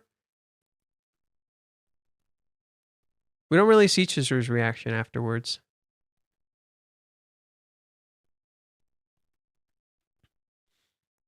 Yeah, except for this. We see her smiling. She's all happy and giddy. She's doing great. She's literally... Look at her. She's glowing. She's fucking glowing. I'm telling you, Chizuru's like, yes, yes, yes. Like, she's just happy as fuck. Okay. And here, let's see. And when Kazuya is about to express his desires, Mami and Ruka tell Chizuru her desires are bad, and she has to re-examine her feelings and stop that. Like, she starts doubting herself. Chizuru, after the kiss, is very happy, but when she's told to then she's told to bottle this up, that she's bad for feeling this way, and it cripples her. She can't even get up to talk to him. It's like she finally let her physically. Oh yeah, what I'm referring to here, when she can't physically talk to Kazuya anymore. Chapter 232. It fucking cripples her. And what are the three things we see here? The umbrella representing vulnerability, closed. Overflowing flowers, particularly roses, so love. Overflowing love, vulnerability, closed. And grief. These are incense used for grief. And the main thing we focus on is the umbrella, Chizuru's vulnerability. Okay, what does that mean?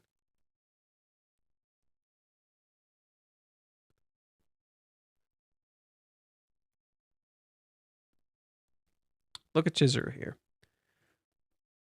When she's told to bottle up her feelings, that this is bad, that she cannot express herself physically like this, it cripples her. She can't even get up to talk to him. It's like she finally let herself physically connect, and now she's being told she's not allowed to. You can't just magically shut it off once it's open and she doesn't know how to talk to him.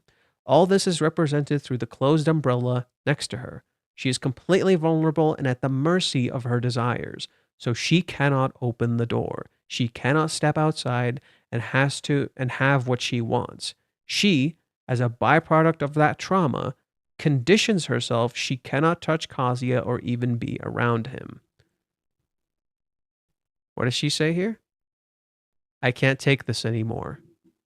I can't take this anymore. As in, I want... Now let's change the context of this. As if she literally just wants to fucking grab him and kiss him. And she has to stop herself. Huh. Okay. Kazuya, in contrast, as a byproduct of these events, is conditioned that his actions freak Chizuru out. So he tries to do everything her way. He tries to rent her to see her, not meet her in person anymore. He can't take action. And while throughout the cohabitation, it looks like Kazuya took some of his autonomy and agency back, one thing remained the same. He never touched her. He never pushed. But do you know how? But do you know how? But do you know who did touch in almost every scenario? But do you know who? Oh, sorry, correction.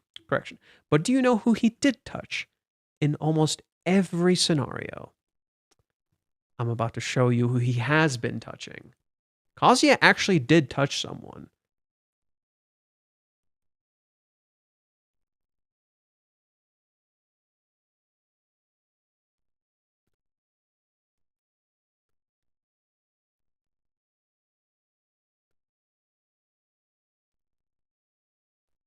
Minnie. Kazuya touches Minnie. Correct. Someone guessed it before I showed it. Yes, Kazuya touched Minnie. And it happens again. And again. And again. Yeah. No, it doesn't just happen once. It keeps happening.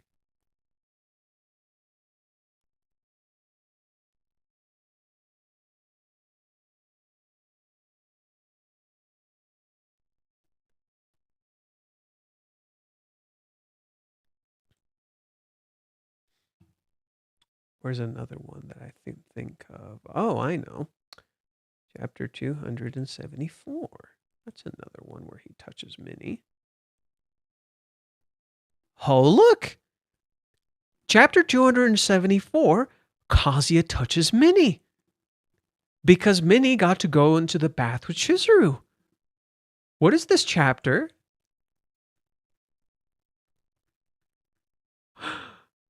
Well, well, well. Look what chapter it is. Huh. Are we sensing a pattern here? Huh. In the chapter where Chizuru physically wants to touch Kazuya and has to shut herself off for 3 months and doesn't know how to talk to him or engage with words because she's so lost wanting to touch, afterwards, Kazuya touches Minnie once he finds out Chizuru's feelings. He doesn't touch Chizuru. This gives more context to certain things in the date. What happens in the date after the 3-month time skip? Something really interesting happens after they meet up. Something really interesting happens after they meet up. And now it has context. Now this has so much more context. She wants to grab his hand. She wants to hold hands.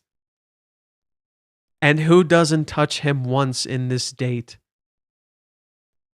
Who doesn't touch him once in this date?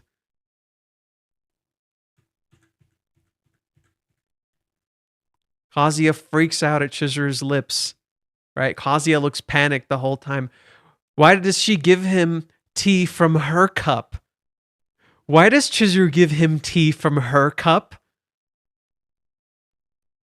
This is her cup. And she says, since we're having all this stuff anyway, why not try different flavors and enjoy?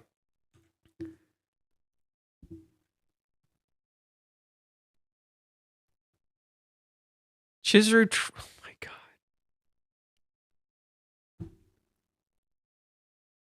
Chizuru tried. Oh my God, that's crazy. And then they talk. 248, they still don't hold hands.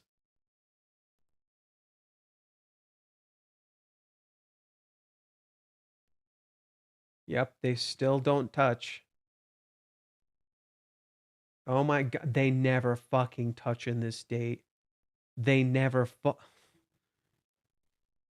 That explains so much now. That explains so much now.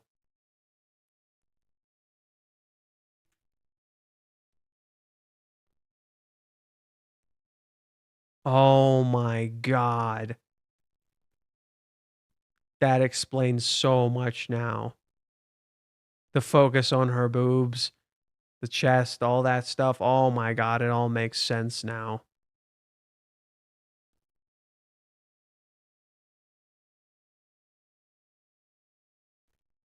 Chizuru goes into his home and tells him to close the door. And what does she do when she gets into his house? What does Chizuru do when she gets into his house? Kazuya is very horny, expecting sex, and what does Chizuru do? She sits in a corner and holds her hand. She sits in a fetal position, so she doesn't have to touch him. She sits in this weird corner on her own and looks down, so she doesn't have to touch him because she really wants to touch him.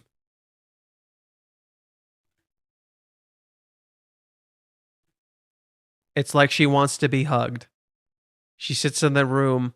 She just told him she wanted to figure out her feelings. She's literally in his house.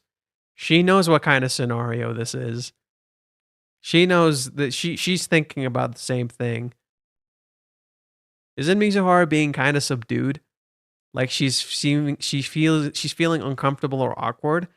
She's usually like a brilliant rose, but right now she's looking like a wallflower. Is this all part of the investigation? I don't understand at all. Right? She's subdued like a wallflower. You could hug her at any moment. Hug me. I'm right here. Nothing happens.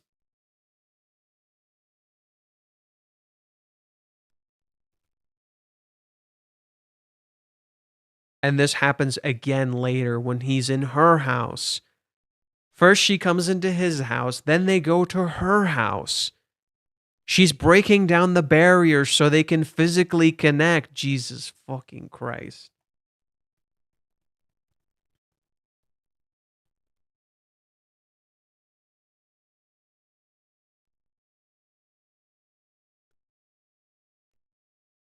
Then they sit down.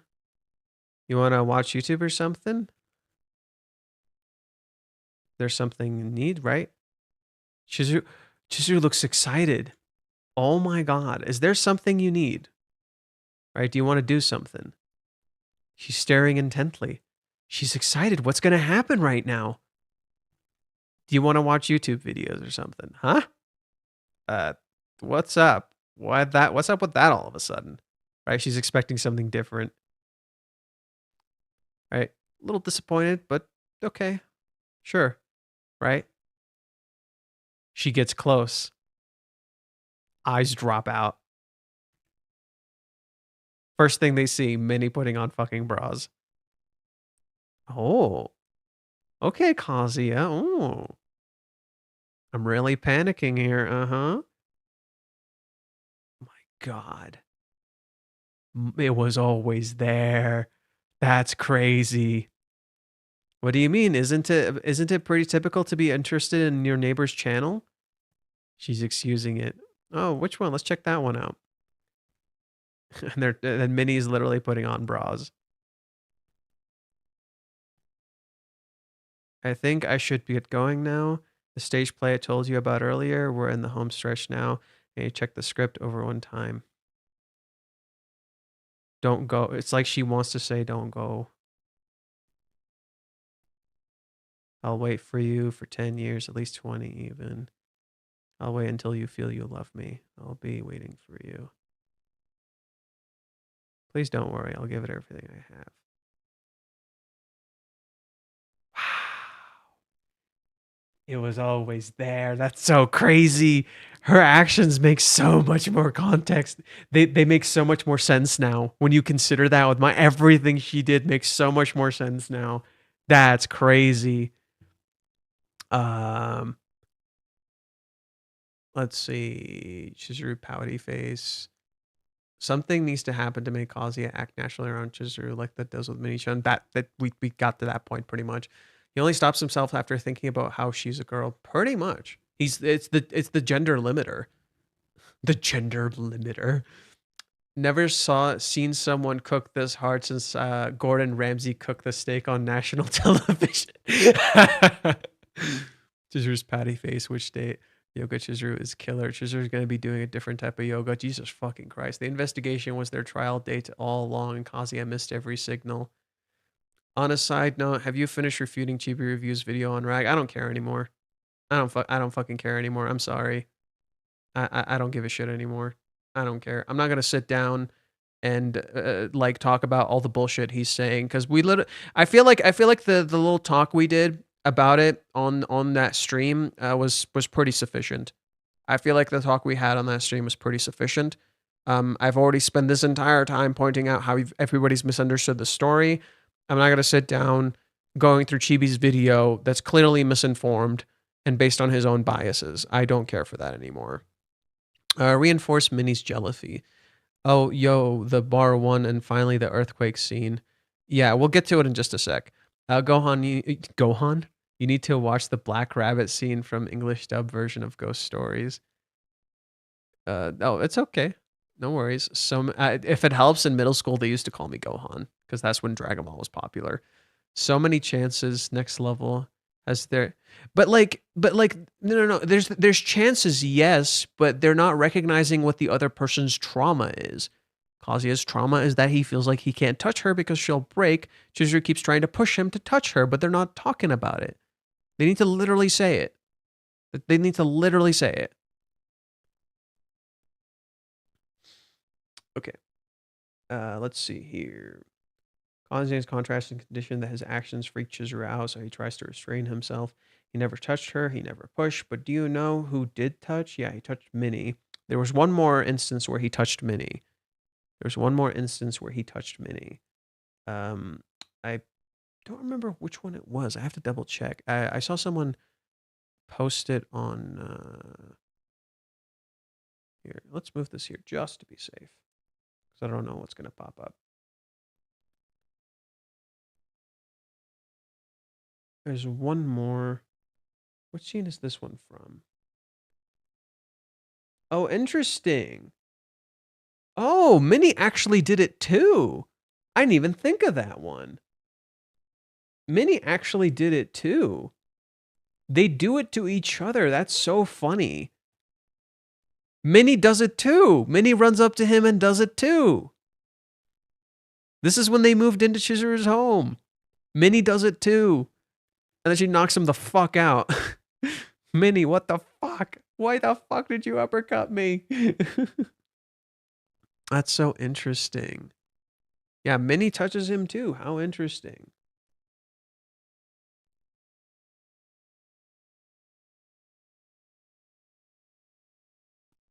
Okay, there's one more. There's one more where Kazuya touches Minnie.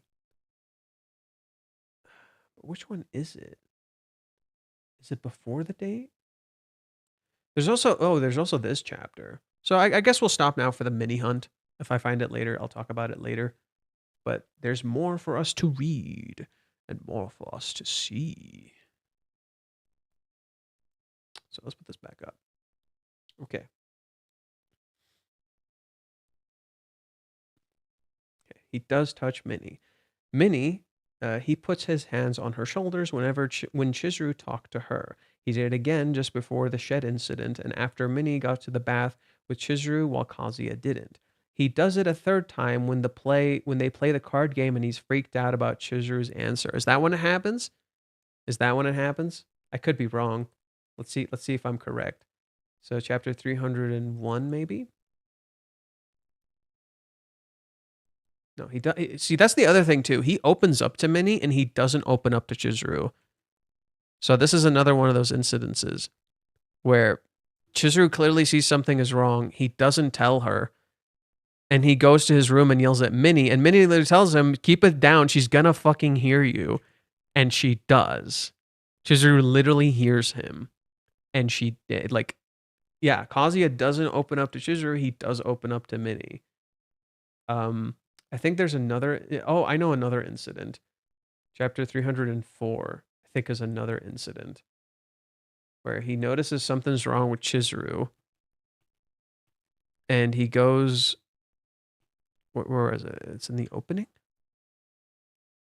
Yeah, he does this. Look at this. He gets close to Minnie again. Is she sick or something? And Minnie tells him, "Don't do anything."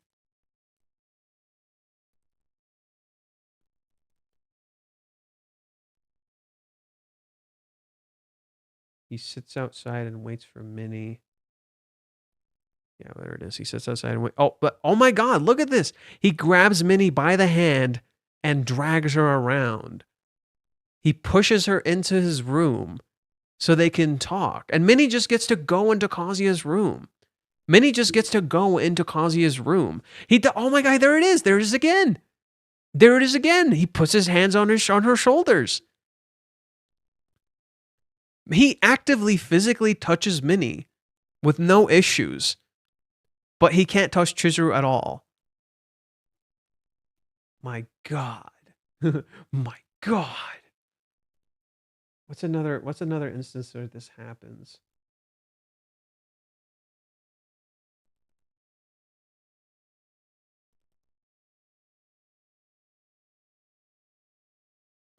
Yeah. I think I've made my point. I think I've made my point that Kazuya actively touches Minnie, but he doesn't touch Chizuru. Um, let's see.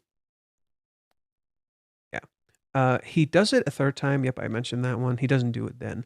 Let's see here. Okay. Like the physical interaction he's having with Minnie, he should be having uh like the physical interaction he's having with Minnie, he should be having with Chizuru. Let's not forget the bra incident. Kazuya in chapter 243 thought he found Chizuru's bra and tries to hide that fact when it wasn't hers. In chapter 299, he does in fact find Chizuru's bra, but who takes credit for it? Who takes credit for the bra Kazuya seemingly found? Minnie does. Minnie takes credit for it. Kazuya didn't experience something physical with Chizuru. He did, however, experience something with Minnie, and he never knew that it was actually Chizuru all along. This dark secret that Chizuru tries to hide desperately is then used against her by Minnie to have her cosplay for her at an event. Think about this. Why is this small thing such a big deal to Chizuru that she would let Minnie ruin her schedule and even cosplay with her just to keep it a secret? And Minnie literally knows Chizuru's measurements so she can make the cosplay. Minnie literally knows Chizuru's measurements so she can know the cosplay, which means she actually got that detail from her by either interacting or touching Chizuru in some way, shape, or form herself. Huh. Isn't that interesting? Okay. Now, I want you to notice something kind of interesting that happens in that arc. In particular,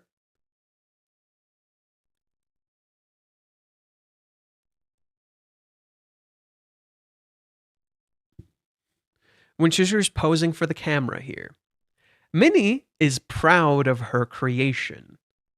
Minnie made Chizuru into this. Minnie made her. Minnie turned her into this beautiful thing that every man will love. Isn't that interesting? Isn't that interesting? Dude. She is literally doing what Minnie wants to get the results she wants. Let me keep reading what I wrote here. Okay. Chizuru, okay, let's not forget, Chizuru had plans here, and Minnie used the bra nonsense to get her to go. So let me pull up what Minnie did.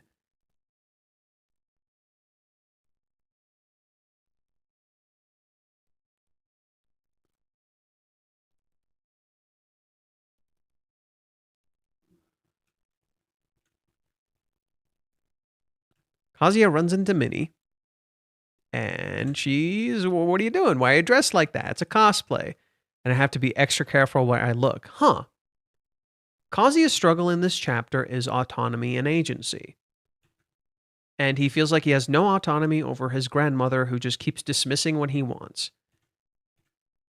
Then he gets home and he's freaked out by how Minnie is dressed. And he says he has to be more careful. But then as he goes through this arc, it's almost like he's being told it's okay. You don't gotta look like that. She goes to Chizuru. Chizuru says, sorry, but I have an appointment to get my nails done at 1 o'clock and a salon appointment at 6. I plan to make it today all about self-care. Please, you've gotta. Mizuhara-san, your beauty's unmatched, salon visit or not. And I'll do your nails when we get there. I asked one of my cosplayer friends to come, but she had to change plans all of a sudden. I'm just really short-handed, you know. Change your plans. Change your fucking plans. If you help me out, I'd really appreciate it. Fuck.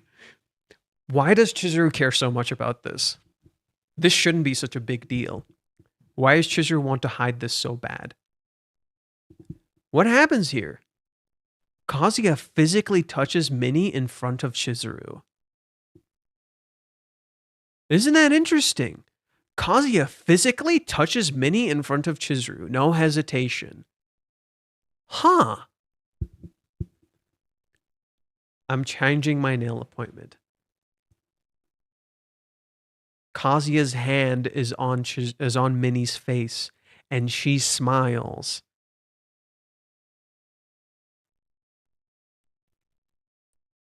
Isn't that interesting? Wow. Isn't that interesting? What was Kazuya's hand on before? The bra. My God. Okay. Think about this. This small thing is such a big deal to Shizuru that she would let Minnie ruin her schedule and even cosplay with her just to keep it a secret. Almost like she's trying to keep her lust and her desire a secret. But then she speaks about sexual innuendos, when telling Kazuya it's her first time being dressed as a bunny girl. Here we go again.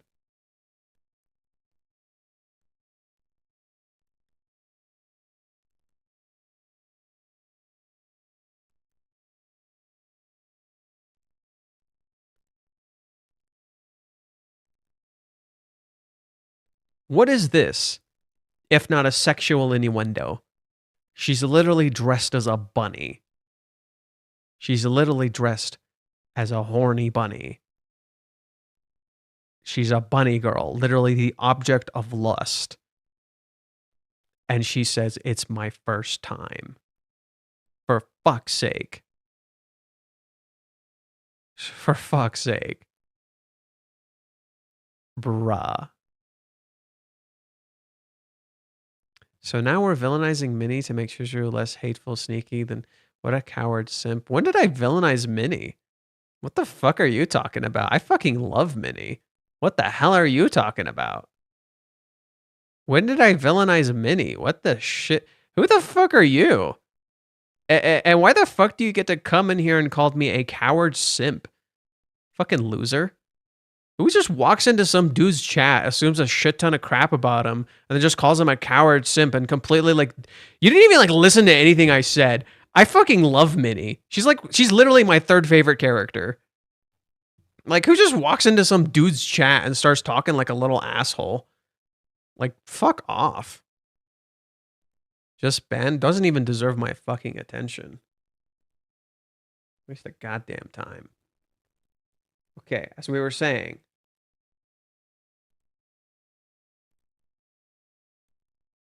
Literally, sexual innuendo. Dies a little. Jesus Christ. Dies a little. Goddamn. Right? Okay. Let's keep going. Where were we? Telling him it's her first time being dressed as a bunny girl, and then showing it off on camera. Okay. Okay, let me pull it up. God, why? I opened the door for 2 fucking seconds. I opened the door for 2 seconds, and a fucking fly comes in. What this this is obnoxious. Okay. So in chapter 312, people ask Chizuru to take pictures. Minnie says, no, go ahead, do it. Still, I feel like Mizuhara is being awfully obedient. Listen to this. Listen to this. You don't get to do this every day. Go for it, huh? If you say so, Minnie-chan. Master can handle the sales for us. Well, I'm now surprised. There are customers obviously looking at Mizuhara. She has had eyes on her ever since the assembly this morning. It's just like Yamori-san wanted. Still, I feel like Mizuhara is being awfully obedient. Like this? Here we go. Whoa, she's good at posing. I mean, yeah, it's her job to have a camera on her. It might actually be my first time seeing her in action like this. In this case, I think of her as an actress, but it also feels like she's a celebrity. Damn. All her poses are so natural. She said it was her first time being a bunny girl, and yet she can be so confident in front of the camera. Damn, she's super pretty. Okay. As I was saying here, and when showing it off on camera, she owns this shit. Obviously trying to get Kazuya to think she's cute or pretty. And then what happens? Kazuya helps this girl out, who, by the way, dresses as Chizuru in real life, funny enough. And she leaves. Chizuru says, what are you doing? He says, oh, she says she couldn't get her suitcase closed. Chizuru just looks. Just like she's waiting for something. Was she cute? Uh-oh. And what does Kazuya do? What? Well, yeah, I guess it's what you expect from a cosplayer. It's not the answer she wanted. Turns away. Okay. Let's see what happens here. He doesn't give her the answer she wants, only for him to later say it because... Why does Kazuya later say it?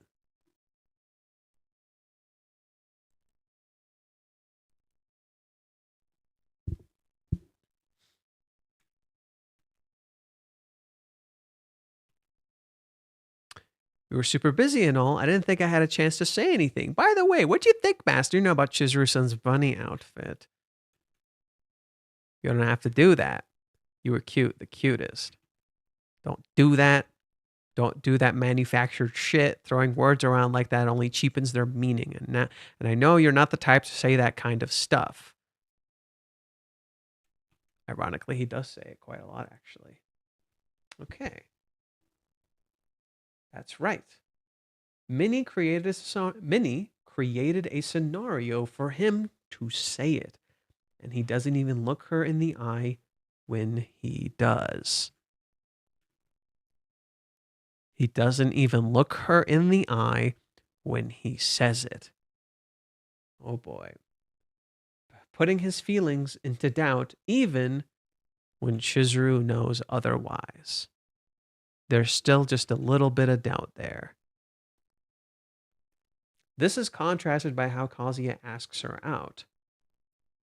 Let's go to chapter 316. How does Kazuya ask Chizuru out? What does Kazuya do in chapter 316? Directly in the eye. Directly in the eye. He's looking her directly in the eye, speaking with confidence and vigor. Whenever it's sexual or physical compliments, Kazuya looks away. Whenever it's a date or a goal or something super important, dead in the eye. Every time.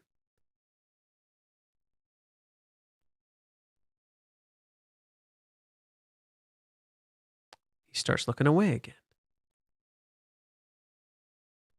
He starts to leave the moment something doesn't work.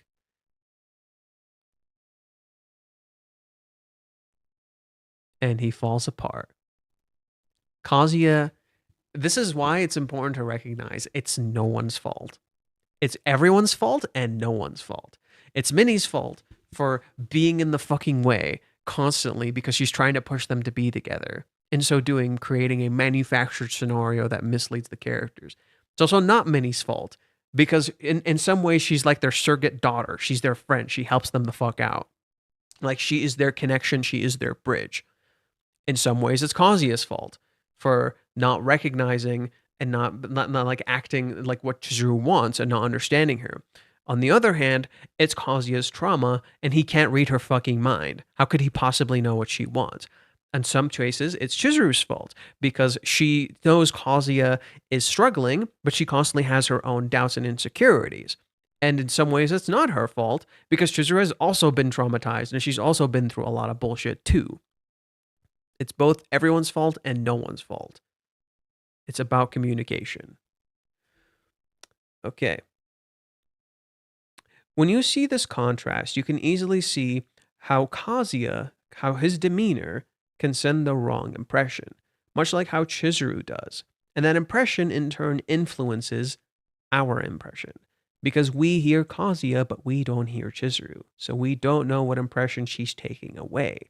Like you're literally talking to an actual person, to another human being. And whenever you have the wrong impression in the arcs, how is it resolved? Whenever the characters have a wrong impression of something in this arc, how's it resolved? We just had one instance, actually, like literally 2 seconds ago.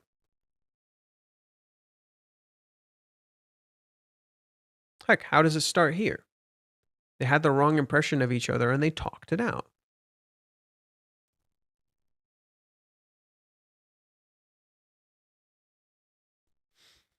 Every single time, whenever there's a wrong impression of something, they talk it out.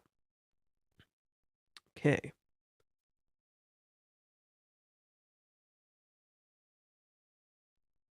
Let's see. Shit, did I lose track of where I was? They talk about it. They clear it up because you cannot, no matter your gender, identity, or knowledge, read a person's mind. You have to talk about it. You have to let it out. You have to talk about what you're thinking. You can never, ever know what another person is thinking. All you can do is predict it. Okay. And the time of the month arc is a good example of this. We have an idea of what Chizuru is going through initially. So let's go to that. Chapter 304. This is an important chapter. Like there's a lot of people who like laugh about this. There's a lot of people who like laugh about this. How could the series show this? There's a fucking reason for it. You start the chapter. Kazuya says, "I'll do anything for her. I want to support her." And he says something. She's still sleeping in her room. Huh? Why is Chizuru still sleeping? That's weird. What? Is she sick or something? Whoa, so pushy. Well, I guess so. Minnie doesn't tell him. She never elaborates. Hey, what's going on here? Does she have a cold? Seriously? Oh, yeah. Doesn't look at him. Doesn't tell him. Just leaves. Did I do something wrong again? He thinks he's the problem. Or did she really just not feel well? Was that really it? Everything was going well until this morning. Why is this happening? No, I can't let this get me down. I need to do something. I need to do something for her. Chizuru gets back. She's tired. Look at her. Jesus. What? Rice porridge. I'm not used to making this, so I have no idea if it'll taste good. Oh, and cold compress. You're always helping me out, so I want to return the favor. I'm on my period. He's lucky he didn't drop it. He's lucky he didn't fucking drop it. I also love this shot. I love this shot. Look at how goofy they look. Look at how goofy they look. They're like literally dating here. And they look like he just finds out like his girlfriend became a fucking alien here. I love it. They look so normal. Okay. This is a great example of this element of communication I was talking about. We have an idea of what Chizuru is going through. She's sick. Something is up. Kazuya tries to cook, step up, and guess what? She's on her period. This personal, uncomfortable thing many women don't want to open up about. Something literally Minnie says. Something Minnie literally says. What does Minnie say here? Okay. Chizuru says, usually my first 2 days are really heavy. Trying to hide it all only make it you worry about other stuff. Huh. Hiding this will only make you worry for no reason. That's why I opened up about it. I'm sorry, but I don't really have an appetite right now. I can see that I put a lot of thought into everything, but I guess I just wasted your time. Isn't that interesting? Minnie comes home. What are you doing? Kazuya can't talk. He pulls her in. Oh, she told you. Did you ask? How to get to that? You're not very subtle. No, it just happened. I'm sorry. There's not much you can do about this kind of thing, you know. When it's me, I don't really like being around people. That's why I already made plans to stay at my friend's place for today too.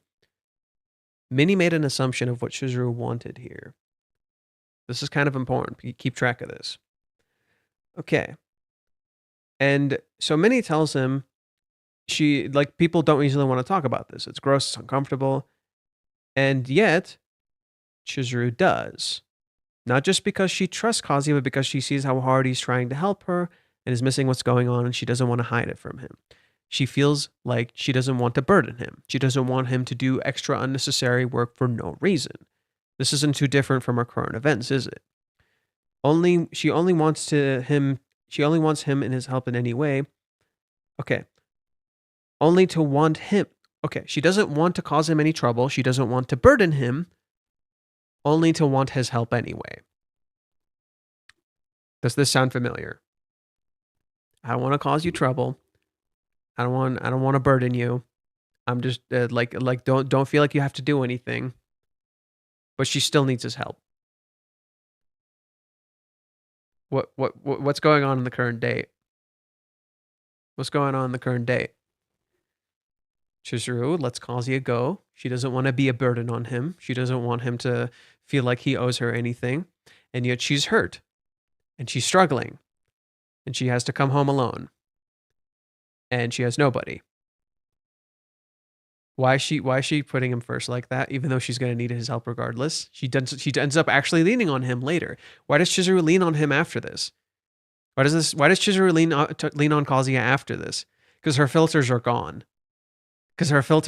She's too tired. She's too out of it. Her filters are completely gone. What happens when they run into each other? She's a total fucking mess. Look at this. I'm gonna fucking edit out of this. This goofy shit. I made an edit out of this because she's just fucking gone. She's a total goddamn mess. Right? Something's obviously wrong with her. She's tiny. She's a mess. And then she wants rice porridge all of a sudden. None of the things she said before matter anymore. All of it is gone when she's a mess. It's even connected to the current conflict. This entire thing about the period, the time of the month, is even connected to the current conflict. How? Sexual desires. Periods happen because of the body's menstrual cycle preparing for pregnancy. It's directly connected to sex. In this date, they talk about having kids. They talk about cheating. They talk about love. What do all of these things have in common? What does everything that we've seen so far have in common? Sex. Every single thing we've seen has sex in common. Jesus Christ. Chizuru hides this gross, uncomfortable part of herself, more often than not, in the bathroom. There's a very good example of this. We talked about how paradise is an example of this. I showed you guys some parts of paradise that are examples of this. For instance, Chizuru goes to the bathroom right after the incident, and this is where her confrontation with Mommy happens. Mommy literally invades Chizuru's private space and confronts her in the bathroom. Not just here, but even earlier still. Where is another part where Mommy does this? I think it's 206 or 207. 207. Chizuru goes to the bathroom after Kazuya wanted to do something with her. And Mommy invades her private space in the bathroom and pulls this crap. Chizuru, in the start of the arc, in chapter 193, what does she do? Or no, it was 192. 192. They get to their rooms.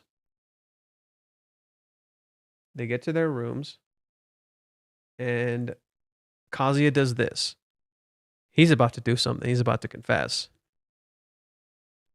And she says, I have to go to the bathroom.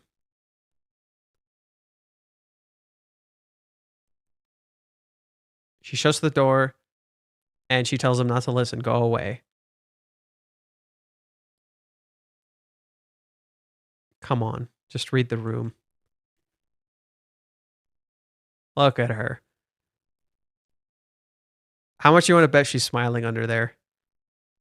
How much you want to bet she's smiling under there?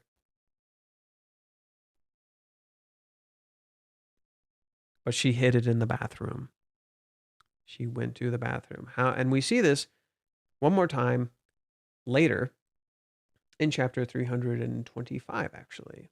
Or no, we do see chapter 200, 263, but 325 is another good one.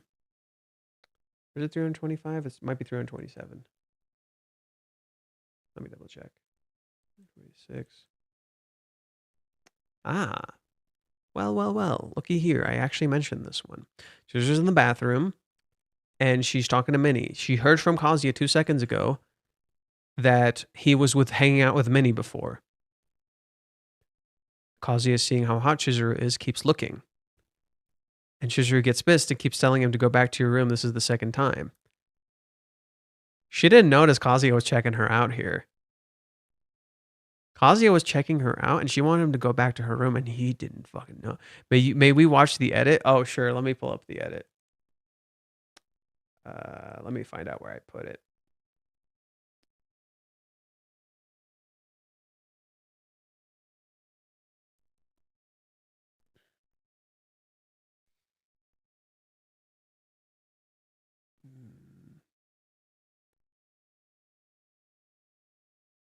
Where is it? I could have sworn it was here.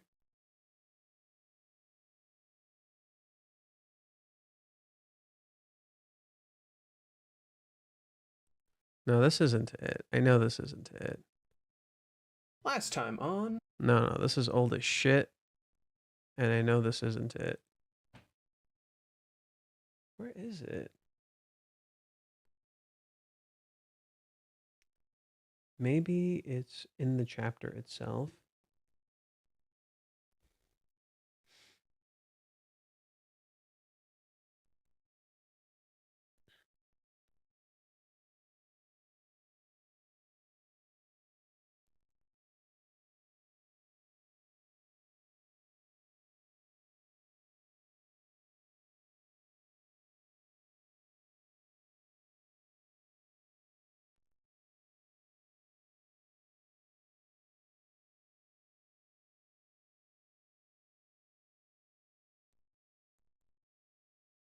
Weird. I could have sworn that's where I put it. I had like an edit section and I put it in there, but it's not there. I don't know why it's not. Oh, I know. I can go to Reddit. I can go to Reddit. I did post it on Reddit. Oh, hey, look, it's us.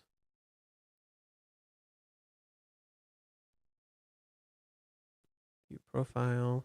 Damn, we were supposed to do other things today, but we never got to it, I guess. That blows.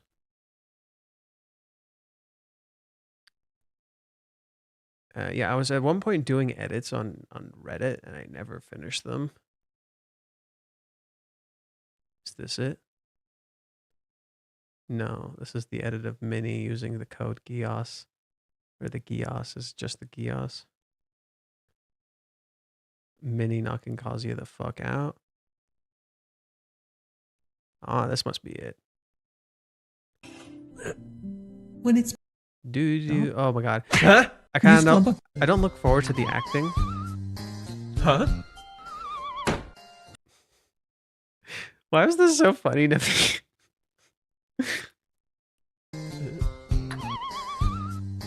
Huh?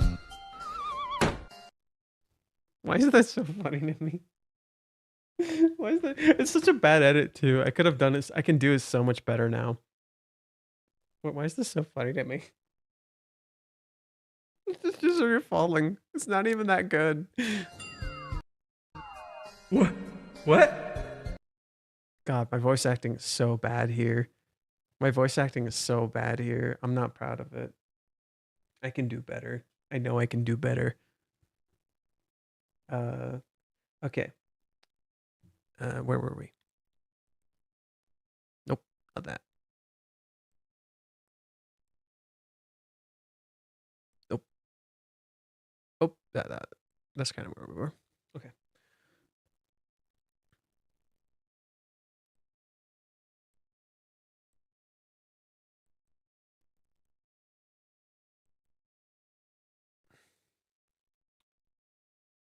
Let's go to chapter 306. Yeah, chapter 305 is actually another good example of Kazuya's feelings of inadequacy, of feeling useless, feeling like he can't do anything. And that's literally reflected in his inability to touch Chizuru. He's not allowed to touch her because he can't. And so him feeling useless here reflects that. But then he's not useless. Chizuru actually does need him. She asks for porridge. But that's not where it stops either. There's more. Kazuya and the alien. I love it. Okay. So, like I mentioned in chapter 325, talk about chapter 325. What happens there? Or 326, sorry. I always say 325. Chizuru's in the bathroom, and she heard about Kazuya hanging out with Minnie. And she says, "You look like you had fun. I heard that you ate with him yesterday. Did you guys talk about anything?" Why doesn't she ask Kazuya this? And we see her in the bathroom with her pants goddamn down, saying, "This is stupid." You're stupid for not asking this, Chizuru. Why don't you fucking ask this? Okay. Let's see here. Chizuru hides this gross, uncomfortable part of herself, more often than not, in the bathroom, a place where you have privacy to do your business. You even see her with her pants down as she jealously tries to text Minnie to know what they talked about. Again, another gross part of herself she tries to hide. How clingy and jealous she actually gets. But in reality, she needs help with these things and can't handle it alone.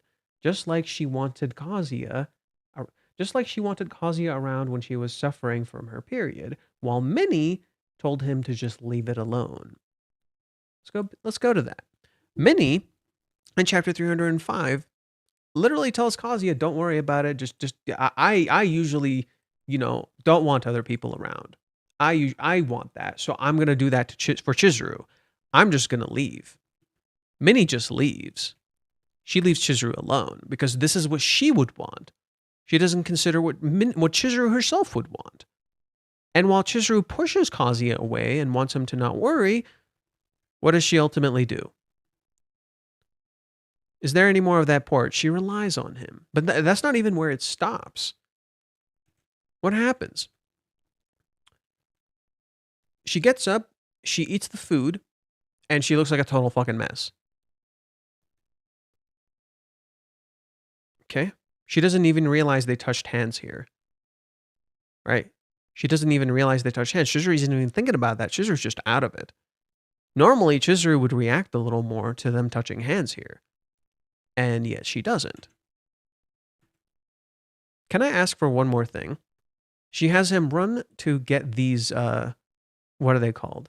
Chocolate snacks shaped like 5 yen coin. Thanks. It was nothing. I was about 14 or maybe 15 and in middle school at the time when my grandma first brought these for me. She told me that I'd start craving sweets. I had to admit it, but ever since that time then, I haven't been able to stop myself. I'm unbelievable. These are just the best. Indulgence. Indulging in bad stuff. And it is great. Chizuru gets to indulge when she finally lets loose. When there are no barriers, there are no restrictions. She just lets it all out. And she has what she wants. And it is the best feeling. When she can just have what she wants and not worry about it. Huh. Isn't that interesting? This thing directly connected to this element of sex directly plays into Chizuru's want for desires and these negative things, the things that feel bad that she can have for herself. Yeah, Chizuru's inner child is out in the open. What are the chances of Kazi and Chizuru having sexual relationships? Massive. Literally, my prediction for the next chapter is just straight up like fight, kiss, propose, sex. I would not be surprised. Like, the first, we're going to have a fight. First, we're going to have a fight. But they're so kissing and having sex by the end of this. I'm calling it right now. So, just like Chizuru needed him here, like it's clear she needed him here, she tells him how her grandmother used to bring her these chocolate coins that she loved. She couldn't have gotten these on her own in the state that she was in. She needed him. She needed Kazuya here. She couldn't have done this alone. And she needed Kazuya so she could indulge and let this out. She needed Kazuya to experience this. She couldn't have done it alone. Just like she needed his help moving boxes of clothes into her old room. What am I referring to here, you might be asking? When did Chizuru ask this of Kazuya? When they were living together, a little earlier on, in chapter 274. It is the thing we talked about earlier. Chizuru is moving stuff into the house, and she has a lot of boxes. Kazuya helps her, and they move boxes into the room. And what does Kazuya hide here, by the way? She asks him, "Where were you yesterday?" He hides the fact that he was at a DVD store being his mate because he doesn't want to bother her. And look at them carrying the baggage together, working through it together. And they go to Chizuru's old room in the second floor. Huh. Chizuru's old room that's just full of boxes and a bit of her old stuff. Traces of Mizuhara are certainly here. Let me finish what I wrote. A place that's not fully unpacked yet, but rather full of these boxes.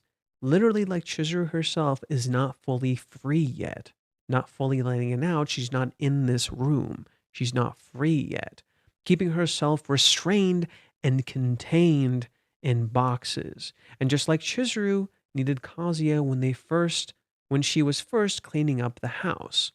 How did this all start? How did this all start? This arc started when Kazuya and Chizuru went to her house and they had to clean it all up because her grandpa left all these stupid fucking rocks. Let's see what I wrote here. A place, Kazuya went to her home to clean the house. A place that's represented all of the unresolved baggage her family left her that Kazuya literally picked up and carried outside. Kazuya literally carries this stuff outside. And what does he say? What the hell was he thinking, picking up rocks and shit? What kind of guy was her grandpa anyway? Just think of the consequences, dude. Isn't this just causing trouble for your family? But all of this has this feeling of detachedness. It's true that her grandpa really treasured these rocks. Once people pass away, you just clean everything up. It's typical to get sentimental about stuff like this. He thinks she's not sentimental about it when later we'd literally see her sitting down and missing her family. Here she is, literally thinking about her grandpa picking up rocks and how stupid he was. And she sees that in Kazuya picking up the rocks and throwing them away to help her. If it's someone in need, the strengths just find a way, but it's not just for anyone in need. She thinks Kazuya is being completely selfless here. He's doing it because it's her. And here she is again, hugging a cardboard box instead of hugging him. She wants to hug him again, and instead she hugs a cardboard box. All right. Thanks, Grandpa. I literally wrote that. Thanks, Grandpa. You can't live life alone. You can't solve all of your problems alone. And you sure as hell can't think through them alone. This arc centers itself around people and working together. It deals with trauma, grief, and bad parts of ourselves that we need to accept, just as we need to accept grief, just as we accept pain. It's about seeing the other person in all of their messiness and accepting that flaw for the beauty that it really is. Just like the silly mole chapter, where Kazuya looks for the imperfections on Chizuru's otherwise perfect body. Yeah, that's what I wrote today in like an hour, because I was just like, my mind was just like, let's go, I figured this out.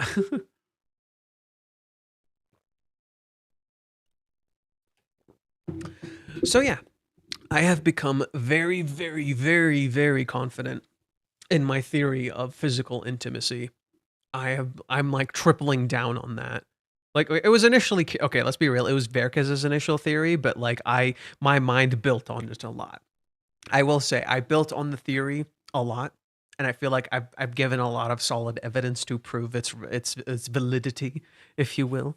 Reiji is so thoughtful on his writing. It's amazing all the nuances of each page. Reiji is super, super considerate of the characters. In fact, he's always admitted this in interviews to the point that he says the characters like actually like he tries to guide the characters in the story, but he doesn't change who they are. He's consistent with who they are and how they are written always. It will stop the whole shitty otaku community once again. What will? I want them to at least French kiss each other. Oh yeah, they'll shut the fuck up if that happens. Yeah, no, these two are gonna wowie zowie. They're gonna lose it. I can feel it in my bones. Let's do two more things before we stop. I want to read Mute's post on the chapter. I want to read what Mute wrote. Oh, the feeling of being randomly struck down strikes. What's this? The feeling of being randomly stuck down sticks in the peaks. And being carelessly abandoned really hits home. Oh, oh yeah, I did talk about like an interesting thing here. So I do want to talk about this post. I've been trying to figure out like the thematic meaning of the ring being where it is, and I think I kind of get it. The ring being like it is right here in the cover is that it's just tossed in there. It's just tossed in the wallet amongst all these other things. Yes, it's being cradled by the wallet, and that's kind of part of the symbolism that the ring is just tossed into this bag instead of being in Chizuru's hand. The wallet looks like it's grabbing the ring, doesn't it? The wallet looks like it's grabbing the ring, like it's in someone's hands. Instead of it being in Chizuru's hands in her care, it's in his wallet, right? Real grief doesn't come to you right away. It follows you all the way back and taps you on the shoulder when the time is right. Oh, I lost that. It changes the names at a moment's notice and slips through the crack in one's belly. It is so much more than a meddler. I wrote, I find it interesting that the ring is in the middle of his open wallet while the broken phone is next to it. The phone case is on the other side, invisible. You don't see the phone case anymore. You just see the phone crack. The feeling of being carelessly abandoned really hits home. Yeah. Yeah, I think that's the best way to put it. It feels like the ring is carelessly abandoned. Its meaning lost, right? It's just tossed in his thing and it happens to be in the middle of his wallet. I think it's about messiness. The wallet being open and messy, the phone just kind of being there, all the other crap in there, and the ring just happens to be under it. I think it's about it being messy and the ring being cradled in the wallet represents its meaning being lost because your ring should not be next to your wallet. The importance of a ring like this should not be next to a wallet. It should not be connected to money like this. So the wallet literally grabbing it is a disgrace to the ring. It should not be like this. This is wrong. That to me is, I think, the meaning of it.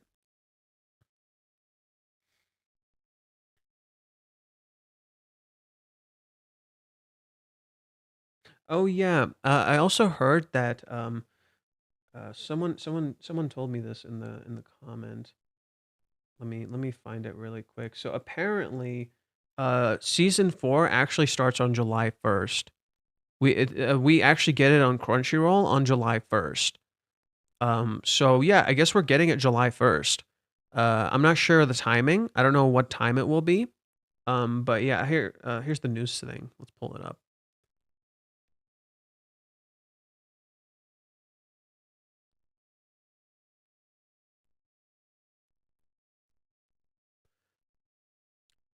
Yeah, it just looks like we're getting it on July 1st. I don't know the time though, but that is interesting. That means we get it on chapter day.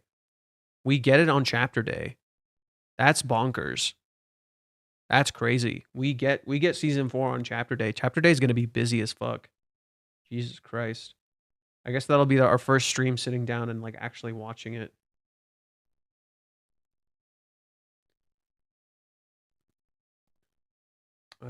Okay, let me find mute and see, or actually, let me find my buddy again because I like what he writes. Let me see if he wrote anything else. Yeah, that particular Japanese fan and I get along pretty well. So let's see. He also wrote this. Let's see what it says. Um, Once they start swimming in separate tanks, even if they try to seek each other again, they will never be able to meet again. This is because the two pieces of glass that separate them change their voices and their appearance. I feel like this is like some poetry stuff, and the meaning is completely being lost here. Um, because it seems like he's saying they're connecting again, just like the fish, but then it's saying they're never gonna meet again. But here they are meeting again. So I don't know. That is interesting though. Like Kazuya doesn't see the the fish. We never see the back of his phone. We never see the fish because that seems like it's gone. And yet they meet again, just like the fish, right? You see, this is how we see the phone, but this is the back of the phone, and here they are, like this, like this thing we missed. Okay. Now let me actually find Mute's post and see if we agree with anything he had to say. Kindness and weakness are two sides of the same coin. I'm already kind of disagreeing with this. I'm kind of already disagreeing with this quite a lot. I'm just saying. Let's see. Let's see. Maybe he'll surprise me. This time there are many thoughts of Kazuya's mind. Okay. I I don't know how to feel. Hi, new here because of chapter 380 and 381. Hello, welcome. We kind of already did a lot. We kind of already went through a lot. Usually Chizuru walks in front of Kazuya, but this time she walks behind him. Maybe she feels guilty or her blister on her foot. It seems like she thinks Kazuya won't go along with her because it's their first date, but on the contrary, if they go out more often now, they might be able to go out. She's surprisingly positive. Maybe there's some weird translation happening here.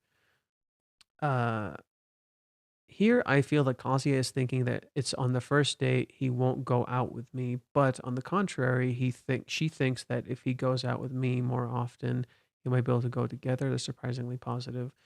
I still don't know what he's saying. That's a little weirdly phrased. Kazuya must be hurt by being rejected, but he's kind enough to be concerned about Chizuru and try to create a topic of conversation. He also thinks that this is his fault and that Chizuru is depressed, calling him pathetic and stupid.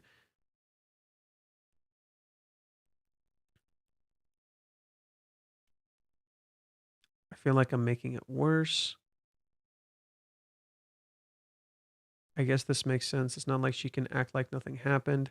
I'd never be able to make her laugh right now, no matter what I said. I'm so stupid. He doesn't think she thinks he's stupid. He just thinks he is stupid. Yeah, I think this is a misinterpretation.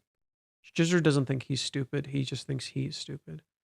It's unclear whether Chizuru wanted to be alone because she was worried about Kazuya, or whether she didn't want him to know that her blister was painful, or whether she was thinking of buying a band-aid at the convenience store. But the fact that he believes Chizuru's words are kind and caring about me suggests that he still likes Chizuru. Of course he does. Why would Kazuya start hating Chizuru just because she rejected him? That's not love, dude. Kazuya is surprised to find out that Chizuru bought the ring, but he didn't really think about the meaning of returning it. He was surprised and opposed Nagomi-san giving the ring to Chizuru, who was his rental girlfriend in chapter 188. So he probably thought it was only natural that she would return it. Any idea why she rejected him? For me, it's because she lost her. Oh, no, no, no, no, no, no. We've been talking about it for a while. You should watch my other stream. You should watch the stream before this one. I delve into it. It's not a simple thing at all. It's not because of grief or she's afraid to connect or any of that. She literally feels like she is a burden to him and she's unworthy of him and he is just pitying her, and that's why he's with her, which feels weird. But if you think about it, it makes a lot of sense. In particular, the biggest defining factor of the situation is physical intimacy. What did Kazuya notice at near the end of the date? They didn't touch a single time. They didn't touch once. Kazuya never touches her. He never initiates anything. Every time anything remotely physical tries to happen, he never does anything. He always resists and he always gives her space. But that gives Chizuru the impression he doesn't like her physically, which makes Kazuya's love actively appear selfless in nature. He has no selfish desires towards Chizuru, which makes his love too perfect, too great. Listen, remember her question when she asks him, "Why do you? What is love?" And then she removes all these things that are core to love, these conditional elements of love that we all feel. She removes them. But then Kazuya's answer in his head is completely conditional on the fact that he likes her because she is her. He likes her attitude. He likes who she is. He likes how she thinks. He likes her physically. All of these things are completely conditional. There's an element of miscommunication happening due to how they're understanding each other. That Chizuru thinks Kazuya is completely selfless, and she can never ever live up to that. She thinks her love needs to be selfless when her love is selfish. She has selfish desires. She wants to kiss him. She really wants to kiss him. She wants to physically interact. I recommend you watch the stream from yesterday, which I will be working on condensing, and then rewatch this stream. I really recommend you rewatch this stream. It will really change your perspective on everything, because you'll start to realize Chizuru literally wants to constantly touch him and interact with him, but never does because she thinks he doesn't want to initiate or interact with her physically. Whereas Kazuya thinks him interacting and pushing physically has made her uncomfortable. So he never interacts with her physically. He never pushes. Have you also noticed he never compliments her unprompted, right? He never compliments her when he wants to. He says it in his head. He never speaks it outward. He never says it. If you want more detail, I do have a thread on Twitter that I can share here. I posted a thread on Twitter that I explained all my thoughts in, and it seems like many people resonated with it, so I will share it here. Okay, I guess I gotta open it first. Copy a link. I will paste it in the description of this video. Consider checking it out.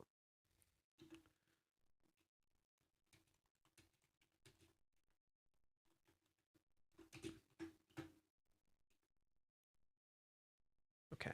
Consider reading that thread, and then afterwards, come check out the stream, and rewatch what I said, because we really delve into this, and it has clicked in insane fucking ways to the point that now everything Chizuru did in the entire arc suddenly makes perfect sense. And I think Reiji is gonna flip that script next chapter. If not, yeah, I really think it might be next chapter, because the next chapter has a color page. The next chapter has a color page, and they're hyping it up. They're really hyping it up. They're like, oh, the date isn't over.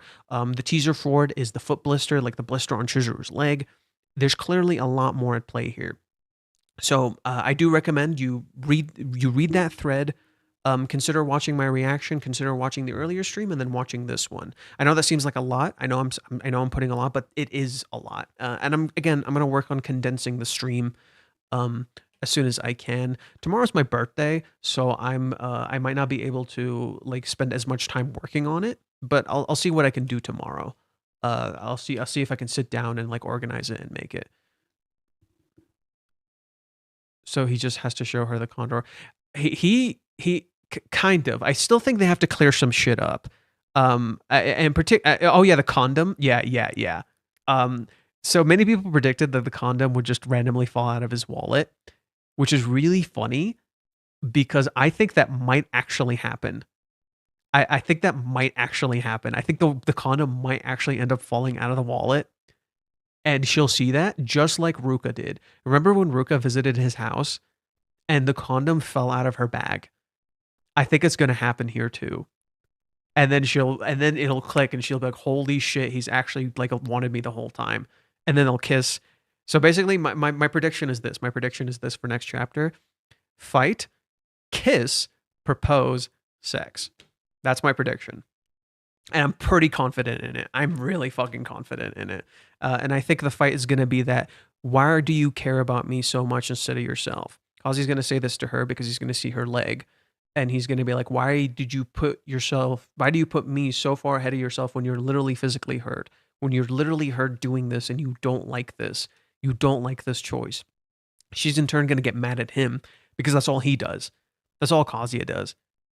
I don't think it's all going to play out exactly. I think the chapter might just end in a kiss. I think the chapter might just end in a kiss. Not all in one chapter. I think the chapter might end in a kiss. They might fight and they might clear everything up, and it might end in a kiss. But next chapter is going to be the reversal. At the very least, next chapter is going to be the reversal. So the reason I think it's going to happen so fast is because the anime airs in 2 weeks.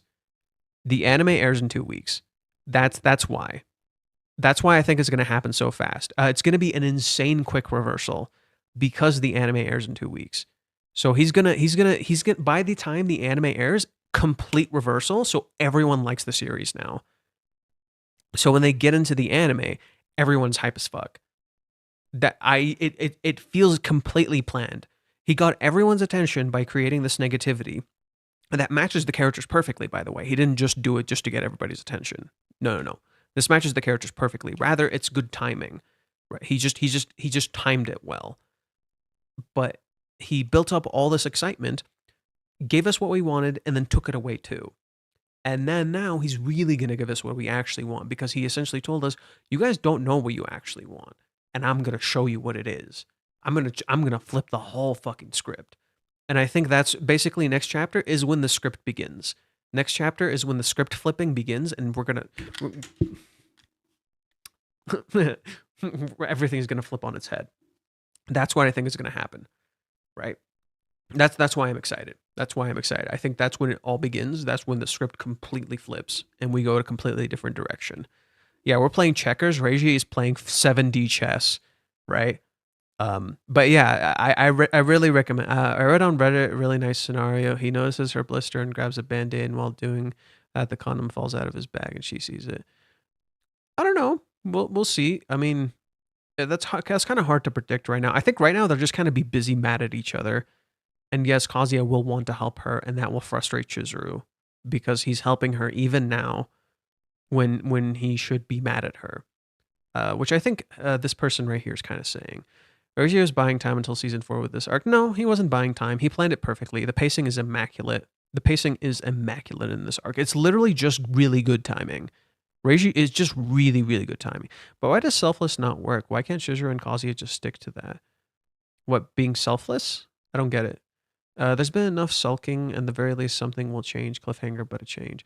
Kazuya is either going to go for the condom and accidentally pull out the ring, or he's not going to go for the condom because I think it's fitting that the ring is next to the wallet, because he's going to pull out the ring, and the condom's going to fall out too. Actually, pull out the condom. Either way, she'll be done. Yeah. Selfless. Why do they need desires? Why does a human being need desires? Do you not like things? Do you not enjoy things? Do you not want anything? That's weird. How can you not want things? You're a human being. Desires are normal. Like, do you like this series? Then you want to read this series.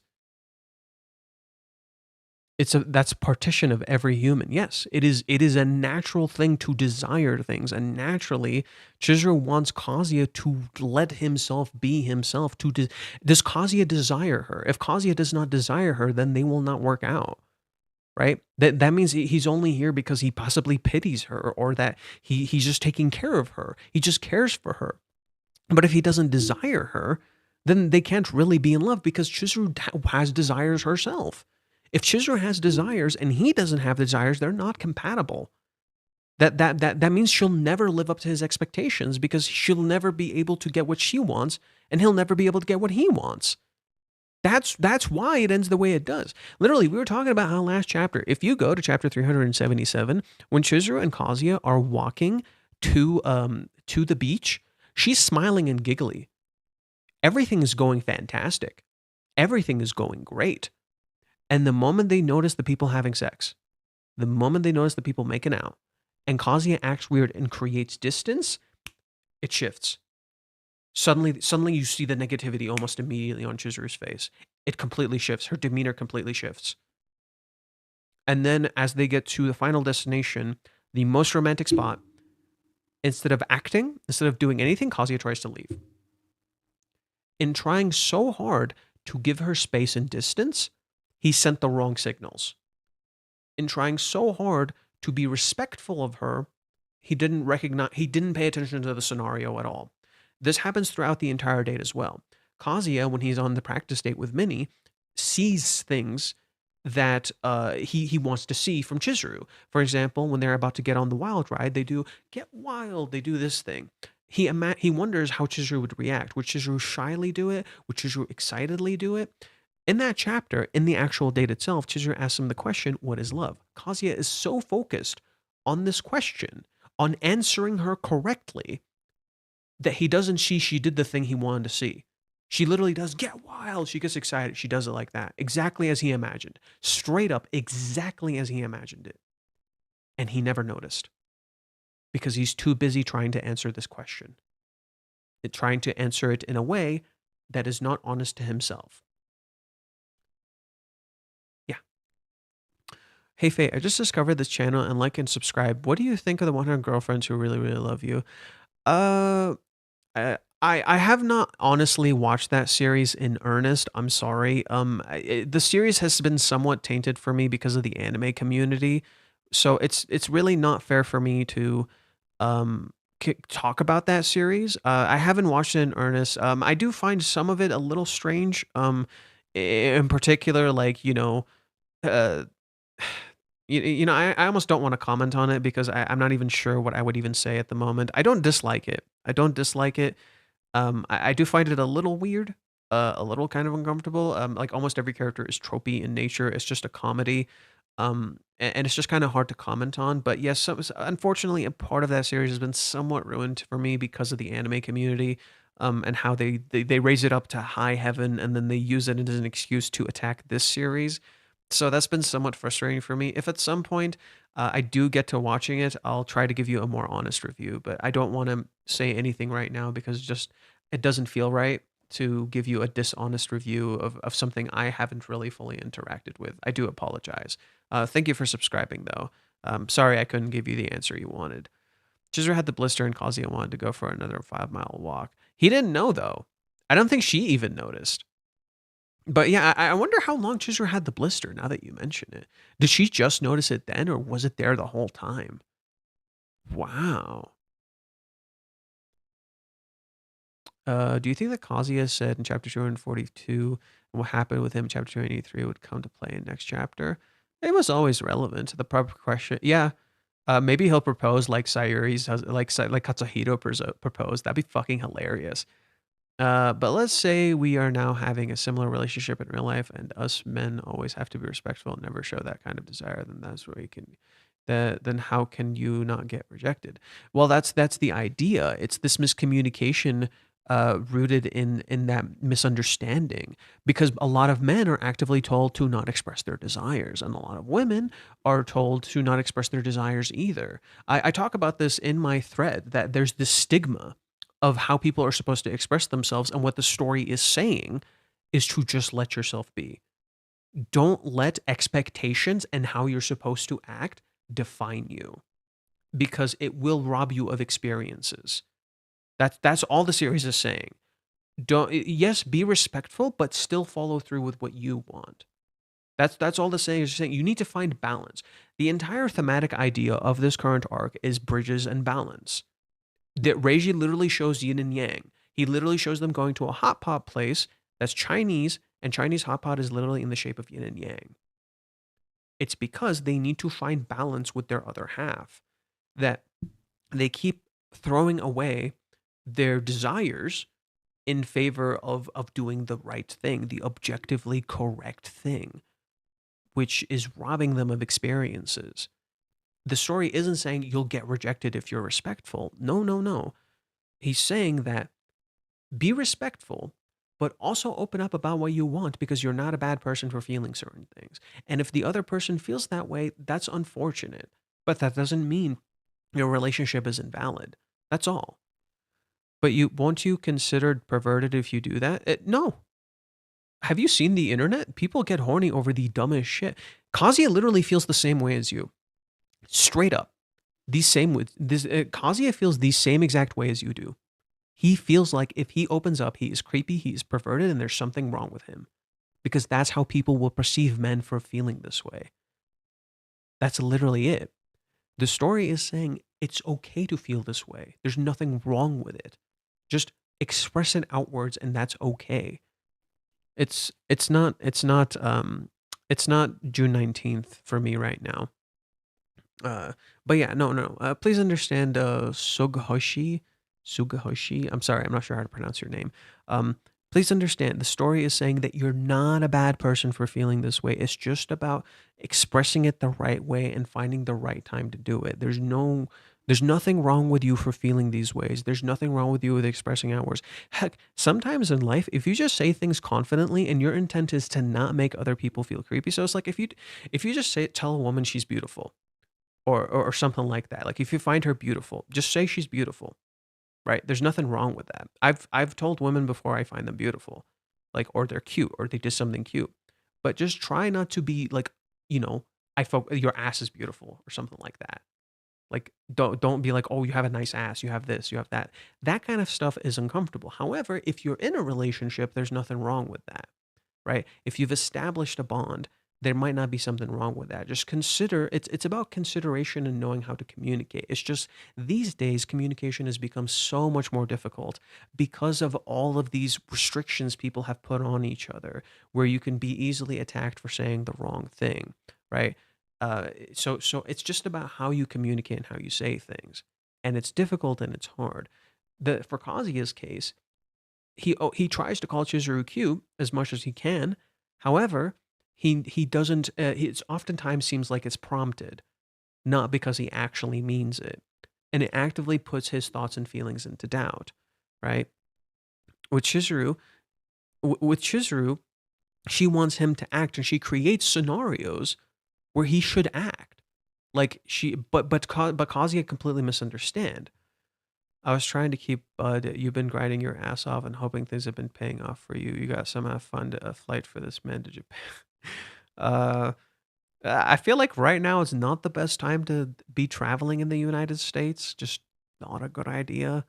So for now, I'm just kind of hunkering down. I'm kind of okay with that. Hopefully, once things maybe hopefully settle, I'll consider traveling to Japan. But for now, I'm just hunkering down. I appreciate it though. That's very kind of you. But yeah, just it's just a matter of learning and just learning how to communicate and say it. And once you feel comfortable in the relationship that you can say things that's established that you can say these kinds of things, don't feel bad about saying it, dude. Like I even compliment some of my friends on their looks. Like when I see a dude that I know, like I'm confident in my own sexuality that I know I love women, but I can compliment my friend if I think they're hot or something. Like I see a bro of mine and be like, bro, shit, you're shredded. You're doing great, dude. Good for you. You look hot as fuck. And yeah, some of them might find it weird. Some of them will be like, fuck yeah, thanks, dude. Shit like that. Like, and I'm confident I'm a straight dude. I'm a straight ass dude. But I'm so confident in my sexuality, I don't care to compliment other dudes.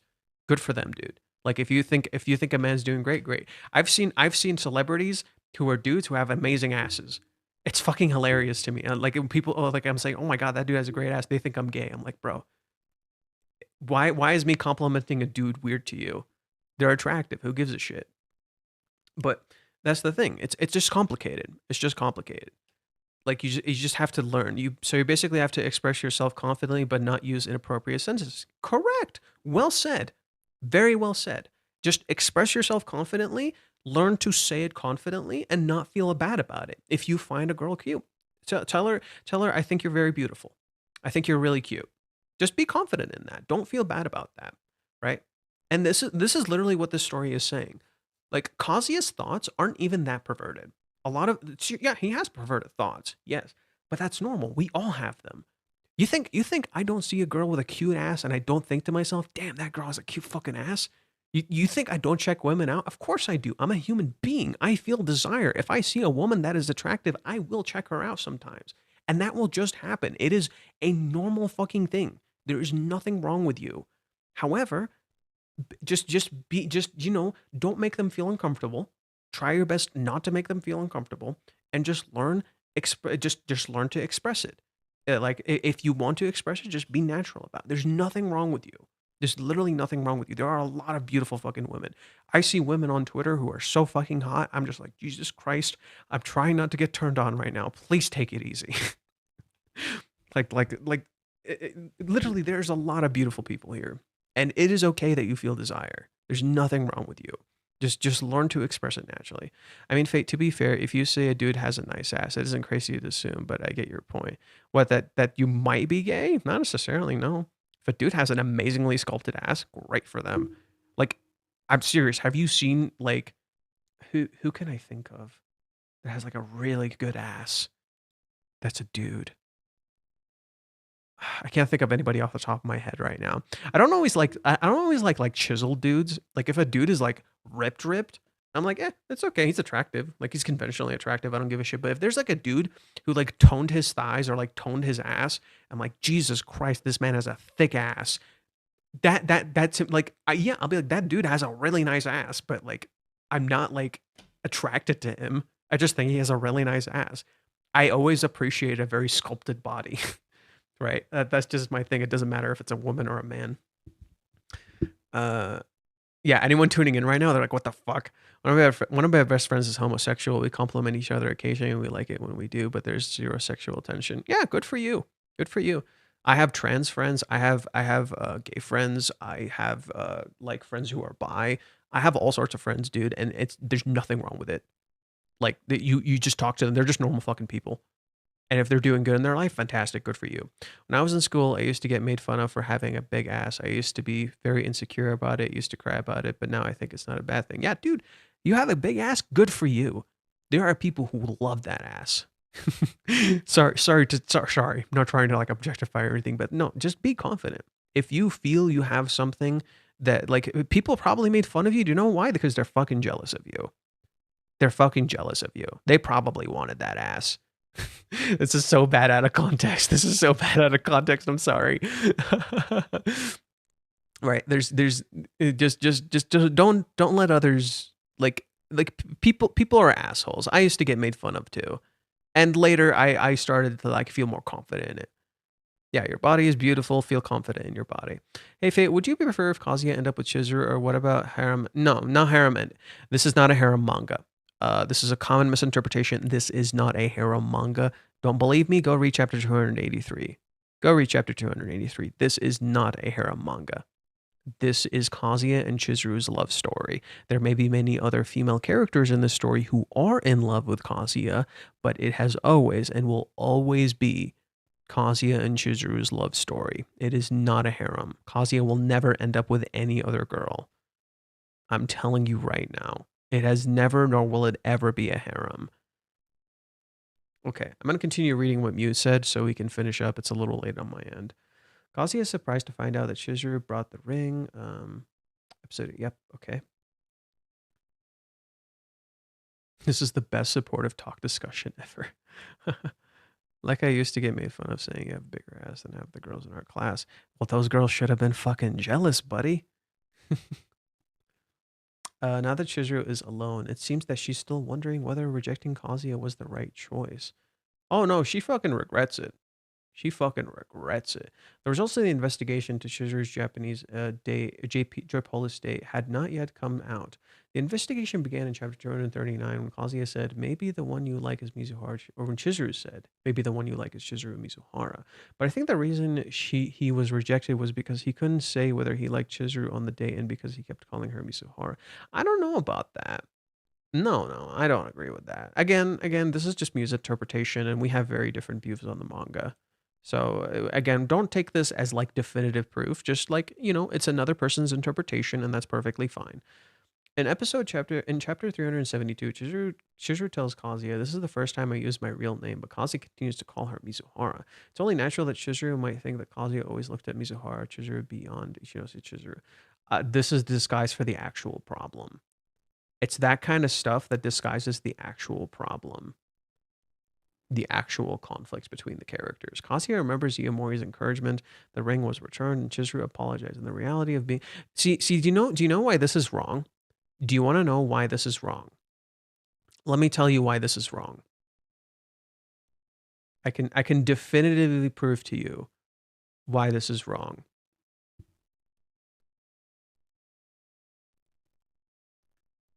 I think it's this chapter. Oh no, it's the one after that. I can definitively prove to you why this argument that Kazuya doesn't love Chizuru is wrong. Thank you for falling in love with me. Not Mizuhara, not Ichinose, me. She acknowledged he loved her, not Mizuhara, not a persona of her, not anybody else. He loved her. She acknowledged he loved her. She acknowledged that his love is real. She doesn't have doubts about his love. What Chizuru doubts is her own love as a byproduct of misunderstanding his love. The irony is that the Mizuhara Ichinose, the Kazuya is in love with Mizuhara is a misdirect. It's a misdirect for the actual confusion.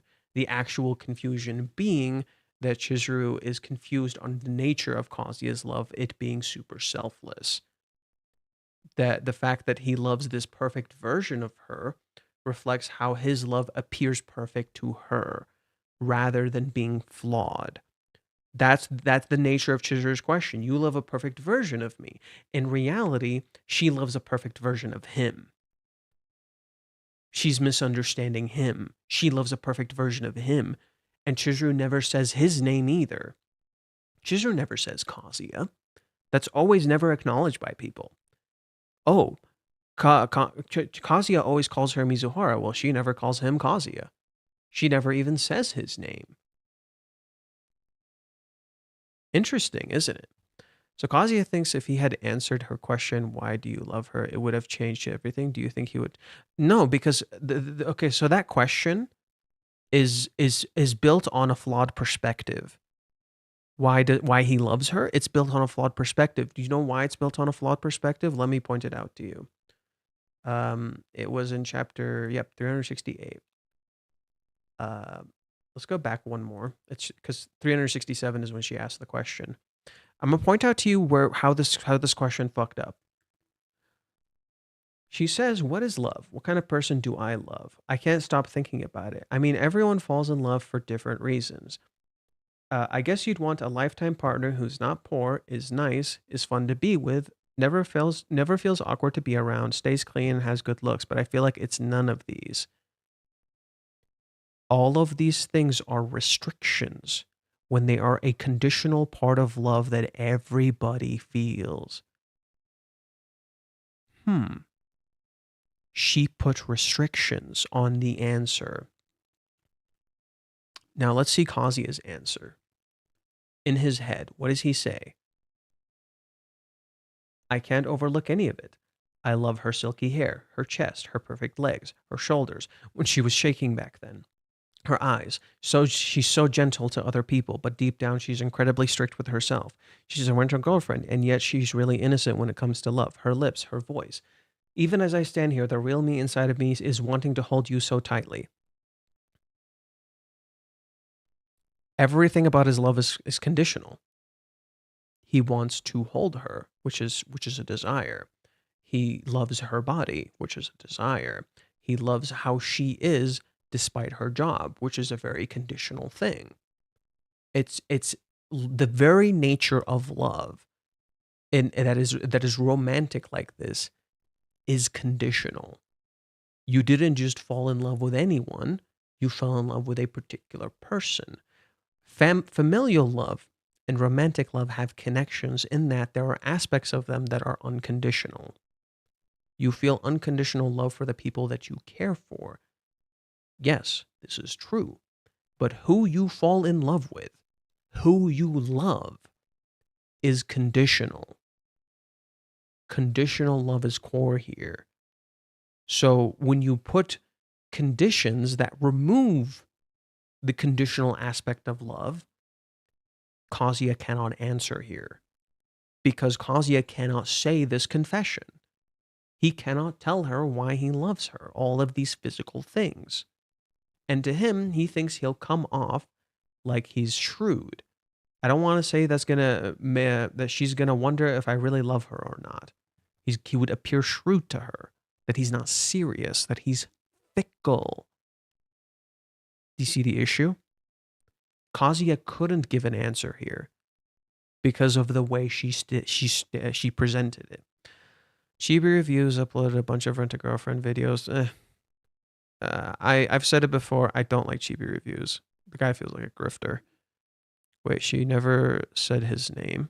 Yeah, does Chizuru say Kazuya? Go back through the chapters. Does Chizuru say Kazuya at any point? Does she say his name? Yeah.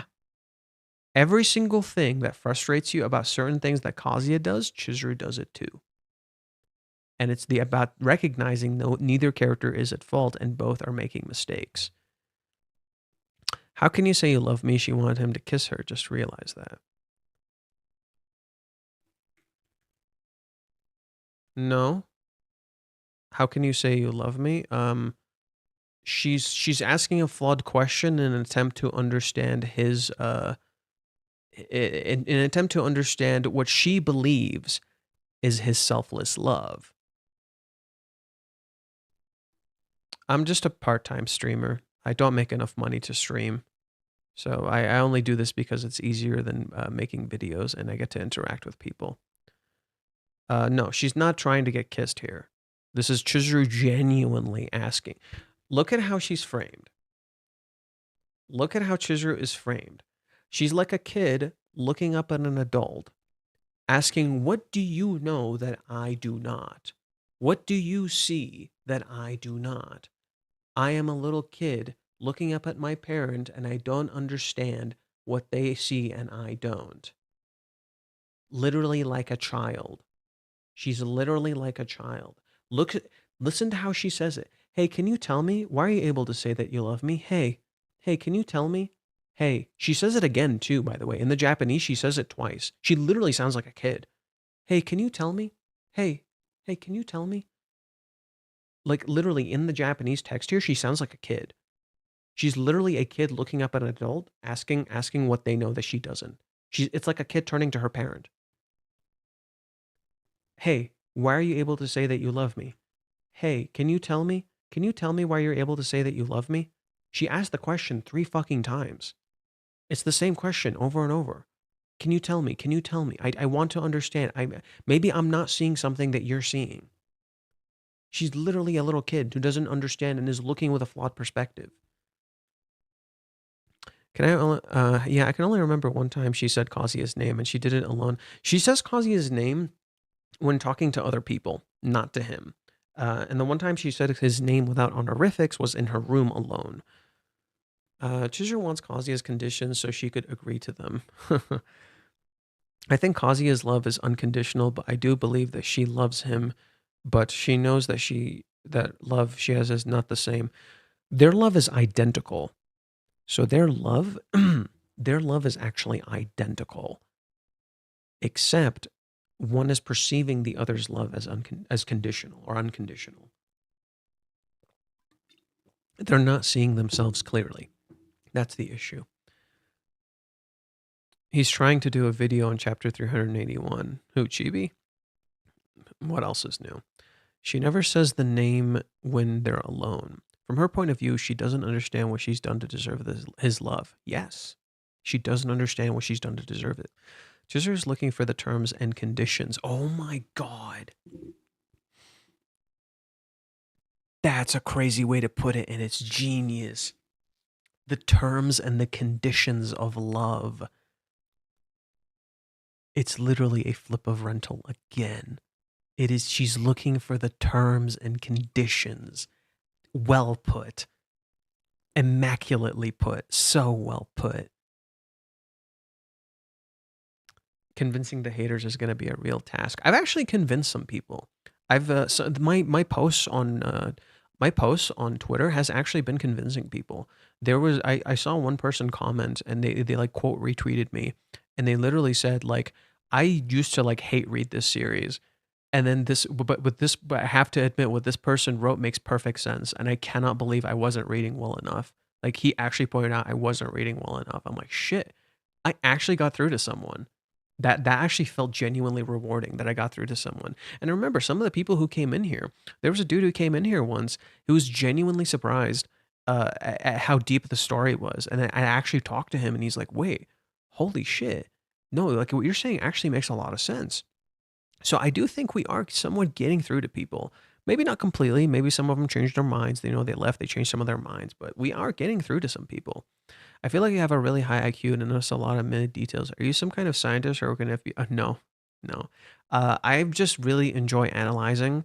I've just really enjoyed it, and I've learned to not let my interpretation of works and stories be defined by how other people view it. I actively wanted to learn and know more. I'm not content with not knowing enough. And so I actively try to learn and understand more. I actively try to pay attention. And a part of it is because of the story itself. It wants you to pay attention. It tells you to pay attention. It actively rewards you for paying attention. So to me, this challenge to improve my views and be a better reader, if you will, has made me want to learn and improve my Q. I saw the 7 hour stream day before. Yeah. Yeah. You haven't even seen half of it. Go and watch the past streams and he'll end up blowing your mind. Oh my God. Thanks, I guess. No, thinks she can't believe someone likes her with conditions. Uh, hmm. Chizuru doesn't believe someone can like her with conditions. She did say something like this. She doesn't believe she's good enough to be anyone's girlfriend. She literally said this. She never thought she'd find the day where she could be anyone's girlfriend. I think it's like right here. Like this, there's two things that are here. I point out that since that one time I haven't cried, right? I think Chizuru might cry soon because she lied here. She did cry. She says she hasn't cried since the cheer up date. She cried once when she was in her room alone. I think she might end up crying at the end of this. I think that's very possible. I also want to point out another line. So, like during the fight or after the fight, she might end up crying. We'll have to see. Uh, so she's talking about her job. She said that it was wrong to fall in love with a client. It's obviously against the terms. Most of all, I never thought I could allow myself to be someone's girlfriend. I'm not allowed to. I'm not allowed to be someone's girlfriend. Not that she doesn't think someone can love her without conditions, but rather she thinks she's completely unworthy to be anyone's girlfriend. That she's not good enough, that she's bad for feeling this way. Just as Kazuya probably wants love but constantly feels unworthy of love. They drink the Kool-Aid and have come out continue fate. Oh my god. There are people that keep asking why doesn't Kazuya just be with Chizuru because being a rental girlfriend means rental fake relationships. Why can't she just work at a cafe or convenience store? Do they not understand that she has to pay all of her bills alone? Like she first off, the rental service is very, very convenient. She has complete autonomy and can do whatever she wants. Right? She chooses the time. She chooses when to go. She's also a top model for them. So she makes a lot of money. She's very high up there. She makes a lot of money. Her dates are not cheap. She makes good money. And this is a job she needs right now. You see this because she has to pay her own bills. She has to pay for acting school and college. She's just thinking about the future. She's thinking about the future. She can't just quit this job. She needs it right now. If Chizuru had financial support from other people, she could probably quit the job. She doesn't. She's doing this alone. Almost all of Chizuru's struggle lies in the fact that she's doing a lot of this alone, and she feels like she cannot ask things from other people. She can't ask she can't ask Kazuya to help her. She already feels like she owes him a shit ton. How could she possibly ask him this? And what would people say if she did? How would the haters react if Chizuru asked Kazuya to help her financially? He already paid for so much. How could she ask this of him? What a terrible person. And she thinks of that all the time. She can never burden him with asking for help in any way, form financially. She has to be financially independent. Another thing, too, is Chizuru's job allows her that agency. It allows her agency and control over her life. She can go to this job whenever. When you have a normal job, they set your times. You go to work when they tell you to go to work. You don't get to decide. Chizuru has complete control here. She gets to decide whenever she wants to go to work. That way she can focus on her plays and her acting. That way she can focus on being successful as an actress. That way she can make connections as an actress while still having a side job that she can use to pay for the things she needs to pay for. Do you see how her life it needs this kind of job. Because if she doesn't have this kind of job, her life would become astronomically more difficult. She wants to succeed in life, but she also wants to have love, right?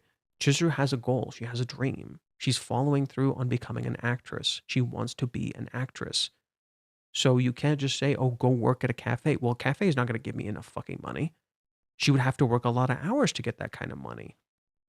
And then that time will now be split with her acting, which she now no longer has time for. Do you see the issues? Chizuru is not a privileged character. Chizuru is antithetical to the idea of privilege. Privilege, people can say these kinds of words because they come from a place of privilege. It's easier for them. They don't have to work as hard as she does. That's why they can say that. They don't have to work as hard as she does. She has to do a lot of work. It's not easy. But the reason people are specifically coming after Chizuru's rental girlfriend job is because their idea is that Chizuru turned Kazuya down for the rental girlfriend job. When we have established in the past streams, in this entire time, that was not the reason. She turned him down because she doesn't think she can live up to his expectations. She doesn't think he can love her the way she loves him. She doesn't think he's physically attracted to her. She is a burden to him. She feels unworthy. Why do you think she talks about the ring? The ring represents expectations. The expectation that she will eventually put it on and marry Kazuya. An expectation she doesn't think she can live up to. She doesn't think she can have it. Why do you think she says, I can't put this on yet? I can't put this on yet. I'm not allowed to put this on yet. I can't have this yet. She can't live up to their expectations. She has not reached, in her eyes, the selfless love that Kazuya has. She cannot live up to his love. She cannot reach that yet. Therefore, she's not allowed to put this ring on yet. Because what's her reasoning? What is Chizuru's reasoning when she turns Kazuya down? Listen to it. I don't regret the kiss I made. I don't regret my kiss with you, but it's tainted. Maybe that's because I can't bear the idea of facing Nagomi-san or Kibe-san. Maybe that's my reasoning for kissing you. Maybe it's because it's revenge. I couldn't forgive mommy. I fucking hated mommy. Maybe it stems from hatred and revenge. Maybe it stems from my guilt from my grandmother. My love is tainted. It is unclean. It is not pure and selfless like yours. Kazuya in the Paradise arc looks completely selfless to her. He gets nothing for sacrificing himself in front of his family like that. He gets nothing. To her, he gets nothing there, right? But he's doing it because he loves her. It's not completely selfless. It's conditional on the fact that he's doing it for her and not just anyone, right? While Kazuya would help people, he would never sacrifice himself the way he does for just anyone. He would do it only for Chizuru. And she doesn't know that. She views it as completely selfless. She thinks he just did it because he wants to take care of her and protect her, and he cared for her, right? All of those moments she calls back to, it's her, in her mind, they are just completely selfless, whereas she is impure and selfish. This is reflective of how many people like to call Chizuru a prostitute, a whore, right? A gold digger. That stigma people are putting onto her character, it reflects the very things she feels about herself. She believes these things because people kept saying it to her. And that's reflected in characters like Mommy. That's reflected in characters like Minnie, who are literally reflective of our own biases. Minnie earlier literally called Chizuru devious and sneaky before getting to know her. And once she got to know her, she realized that's not Chizuru's character at all. That's not who Chizuru is. She's a very honest, straightforward person. But people who don't know her, people who look from the outside, they assume, they see the worst in her character. And she starts to believe that impression of herself too, that she is a bad person, that her feelings are impure, that they're not good enough. That because Kazuya does not feel sexual desire while she does, her feelings are impure. That they're unclean, that they are not selfless, they are selfish. Okay, I hope that maybe explain that to you. I feel if you're an astronaut, you would have been confused. I I don't know if I could be an astrophysicist. I think I just like writing and history. Although I do think love should have some conditions because loving someone unconditionally is not a good thing. There's nothing wrong with unconditional love. There's some limits to conditions, right? But like That's what I mean. Familial love is unconditional because the family loves you for you, even if you fuck up, even if you don't live up to their expectations. Family will, to some degree, always side with you, even when you're at your worst and when you're doing something wrong. So there is some level of conditional elements, right? But not completely. Chizuru has a rental view of love, looking for the terms and conditions for Kazuya's love. Wow, that's actually an interesting way of putting it. That's why she loves her job because it has conditions, so she's okay with that. I don't I don't know about that. The job allows her to have autonomy in some way, so she removes the conditions, if you will. I don't know. I think that's a weird one. I don't fully agree with that. I think eventually she'll be able to be like Sayuri and choose Kazuya over even acting. Kazuya is her new dream. Basically, the whole arc is saying that Kazuya, her relationship with Kazuya and Minnie and Sumi, makes acting worth it. Acting isn't worth it if she doesn't have the people in her life to have acting, or like if she doesn't have the right people in her life to share that with. Right? Acting doesn't feel worth it without them, and you see that in Chizuru in how Chizuru feels about like the superficial compliments from her coworkers, but then she actually feels something worth it when she's around Kazuya, Mini, and Sumi. It won't be Chizuru giving up her dream. Chizuru will achieve her dream with acting first, which is surpassing Sayuri. Yeah, well, she can never surpass Sayuri because Sayuri's dead. There's no one to surpass. Sayuri is unsurpassable. She even admits this. That's why she turns to Kazuya with her eyes closed upon saying Sayuri is her rival that she can never defeat. She can never reach her rival. That's why she turns to Kazuya, because Kazuya is her new goal, her new rival. Bro, when the new chapter comes on Tuesday. Every Tuesday, yeah. Bro, what is the meaning of chapter last seen when Mizuhara's leg is injured? It's a literal physical manifestation of Chizuru's pain that she's deeply hurt here. That's what that means. Can you tell me what it means it's the last scene? Yes, yes. This is a literal this is Chizuru is in pain in this chapter. She doesn't like this choice and she's hurt. She hides this. She hides the fact that she's hurt. She's hiding the fact that she's in pain. She's putting Kazuya first. She's being selfless. She's putting him first. She's trying to hide how in pain she is. She literally says, "I haven't cried since the cheer update." When she has cried. She's hiding how hurt she is. So, what's Kazuya gonna notice next chapter? Now that they run into each other, he's gonna notice that she's hurt because that's the teaser for next chapter. The teaser for next chapter, it's this. So Kazuya's gonna notice and he's gonna get mad because she hid the fact that she was hurt. She's acting like she's okay when she's in pain.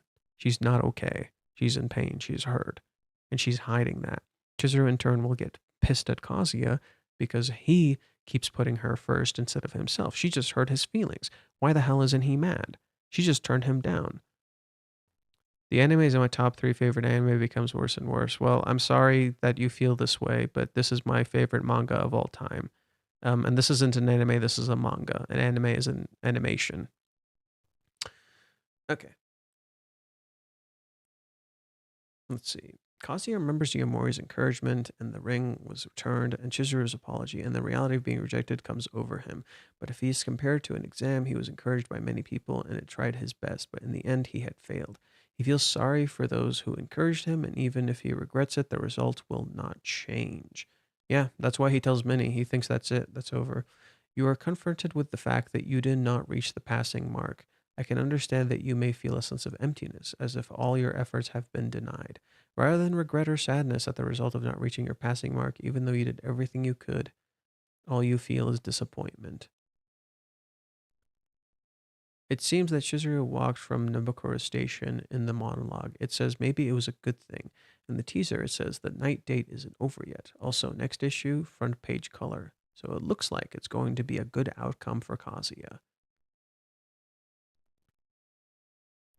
But what happens on the short distance from the station to her house? Will Kazuya, who notices Chizuru's blister, do something about it? Oh god. Let's see.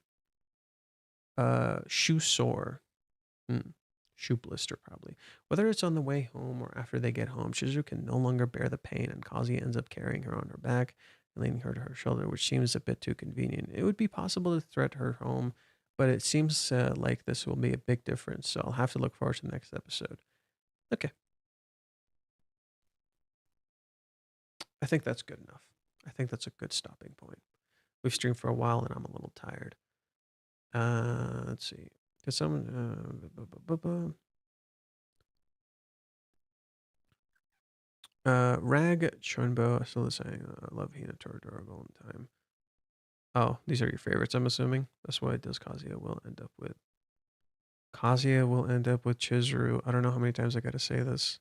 It's literally their love story. Nobody knows. Probably his hand, who knows? I don't know, guys. Okay. I'm gonna call it a night. I'm a little tired. I got work tomorrow and it's my birthday. So but luckily they said I can leave early, so that's kind of a win. Um so yeah, I'll see you guys later. Take care. Have a good night. Thank you guys for tuning in. It's a little late on my end and I'm getting a little tired. I'll see you all another time. I should also start working on a few things to give you guys, so it feels good to support. Oh, thank you, for the happy birthdays. I'll be 30 next week or next tomorrow in an hour. I'll be 30 in an hour. That's gonna be weird. God, I'm gonna be 30. That reminds me of that part in ReZero when Super and Amelia were arguing. Yep, I'm feeling it. Have a fight. Fight, fight, fight, fight, fight, fight. Kiss, propose, sex. All right. I'll see you guys next time. I'm a little beat. It's a little tired. And you all have a wonderful night. Thank you for tuning in. I'll be working on editing this stuff into a video. Take care. And I'll see you another time. Remember, let's mosey. Yeah, 30 doesn't feel any different. I thought you were like 24. Lol. Yeah, most people think I'm in my 20s, like early 20s. I do look like it, don't I? Yeah. I surprise everyone when I tell them I'm like 30 and they're like, what the fuck? I'm like, yeah, later. Okay, take care, fellas. Good night. Good night.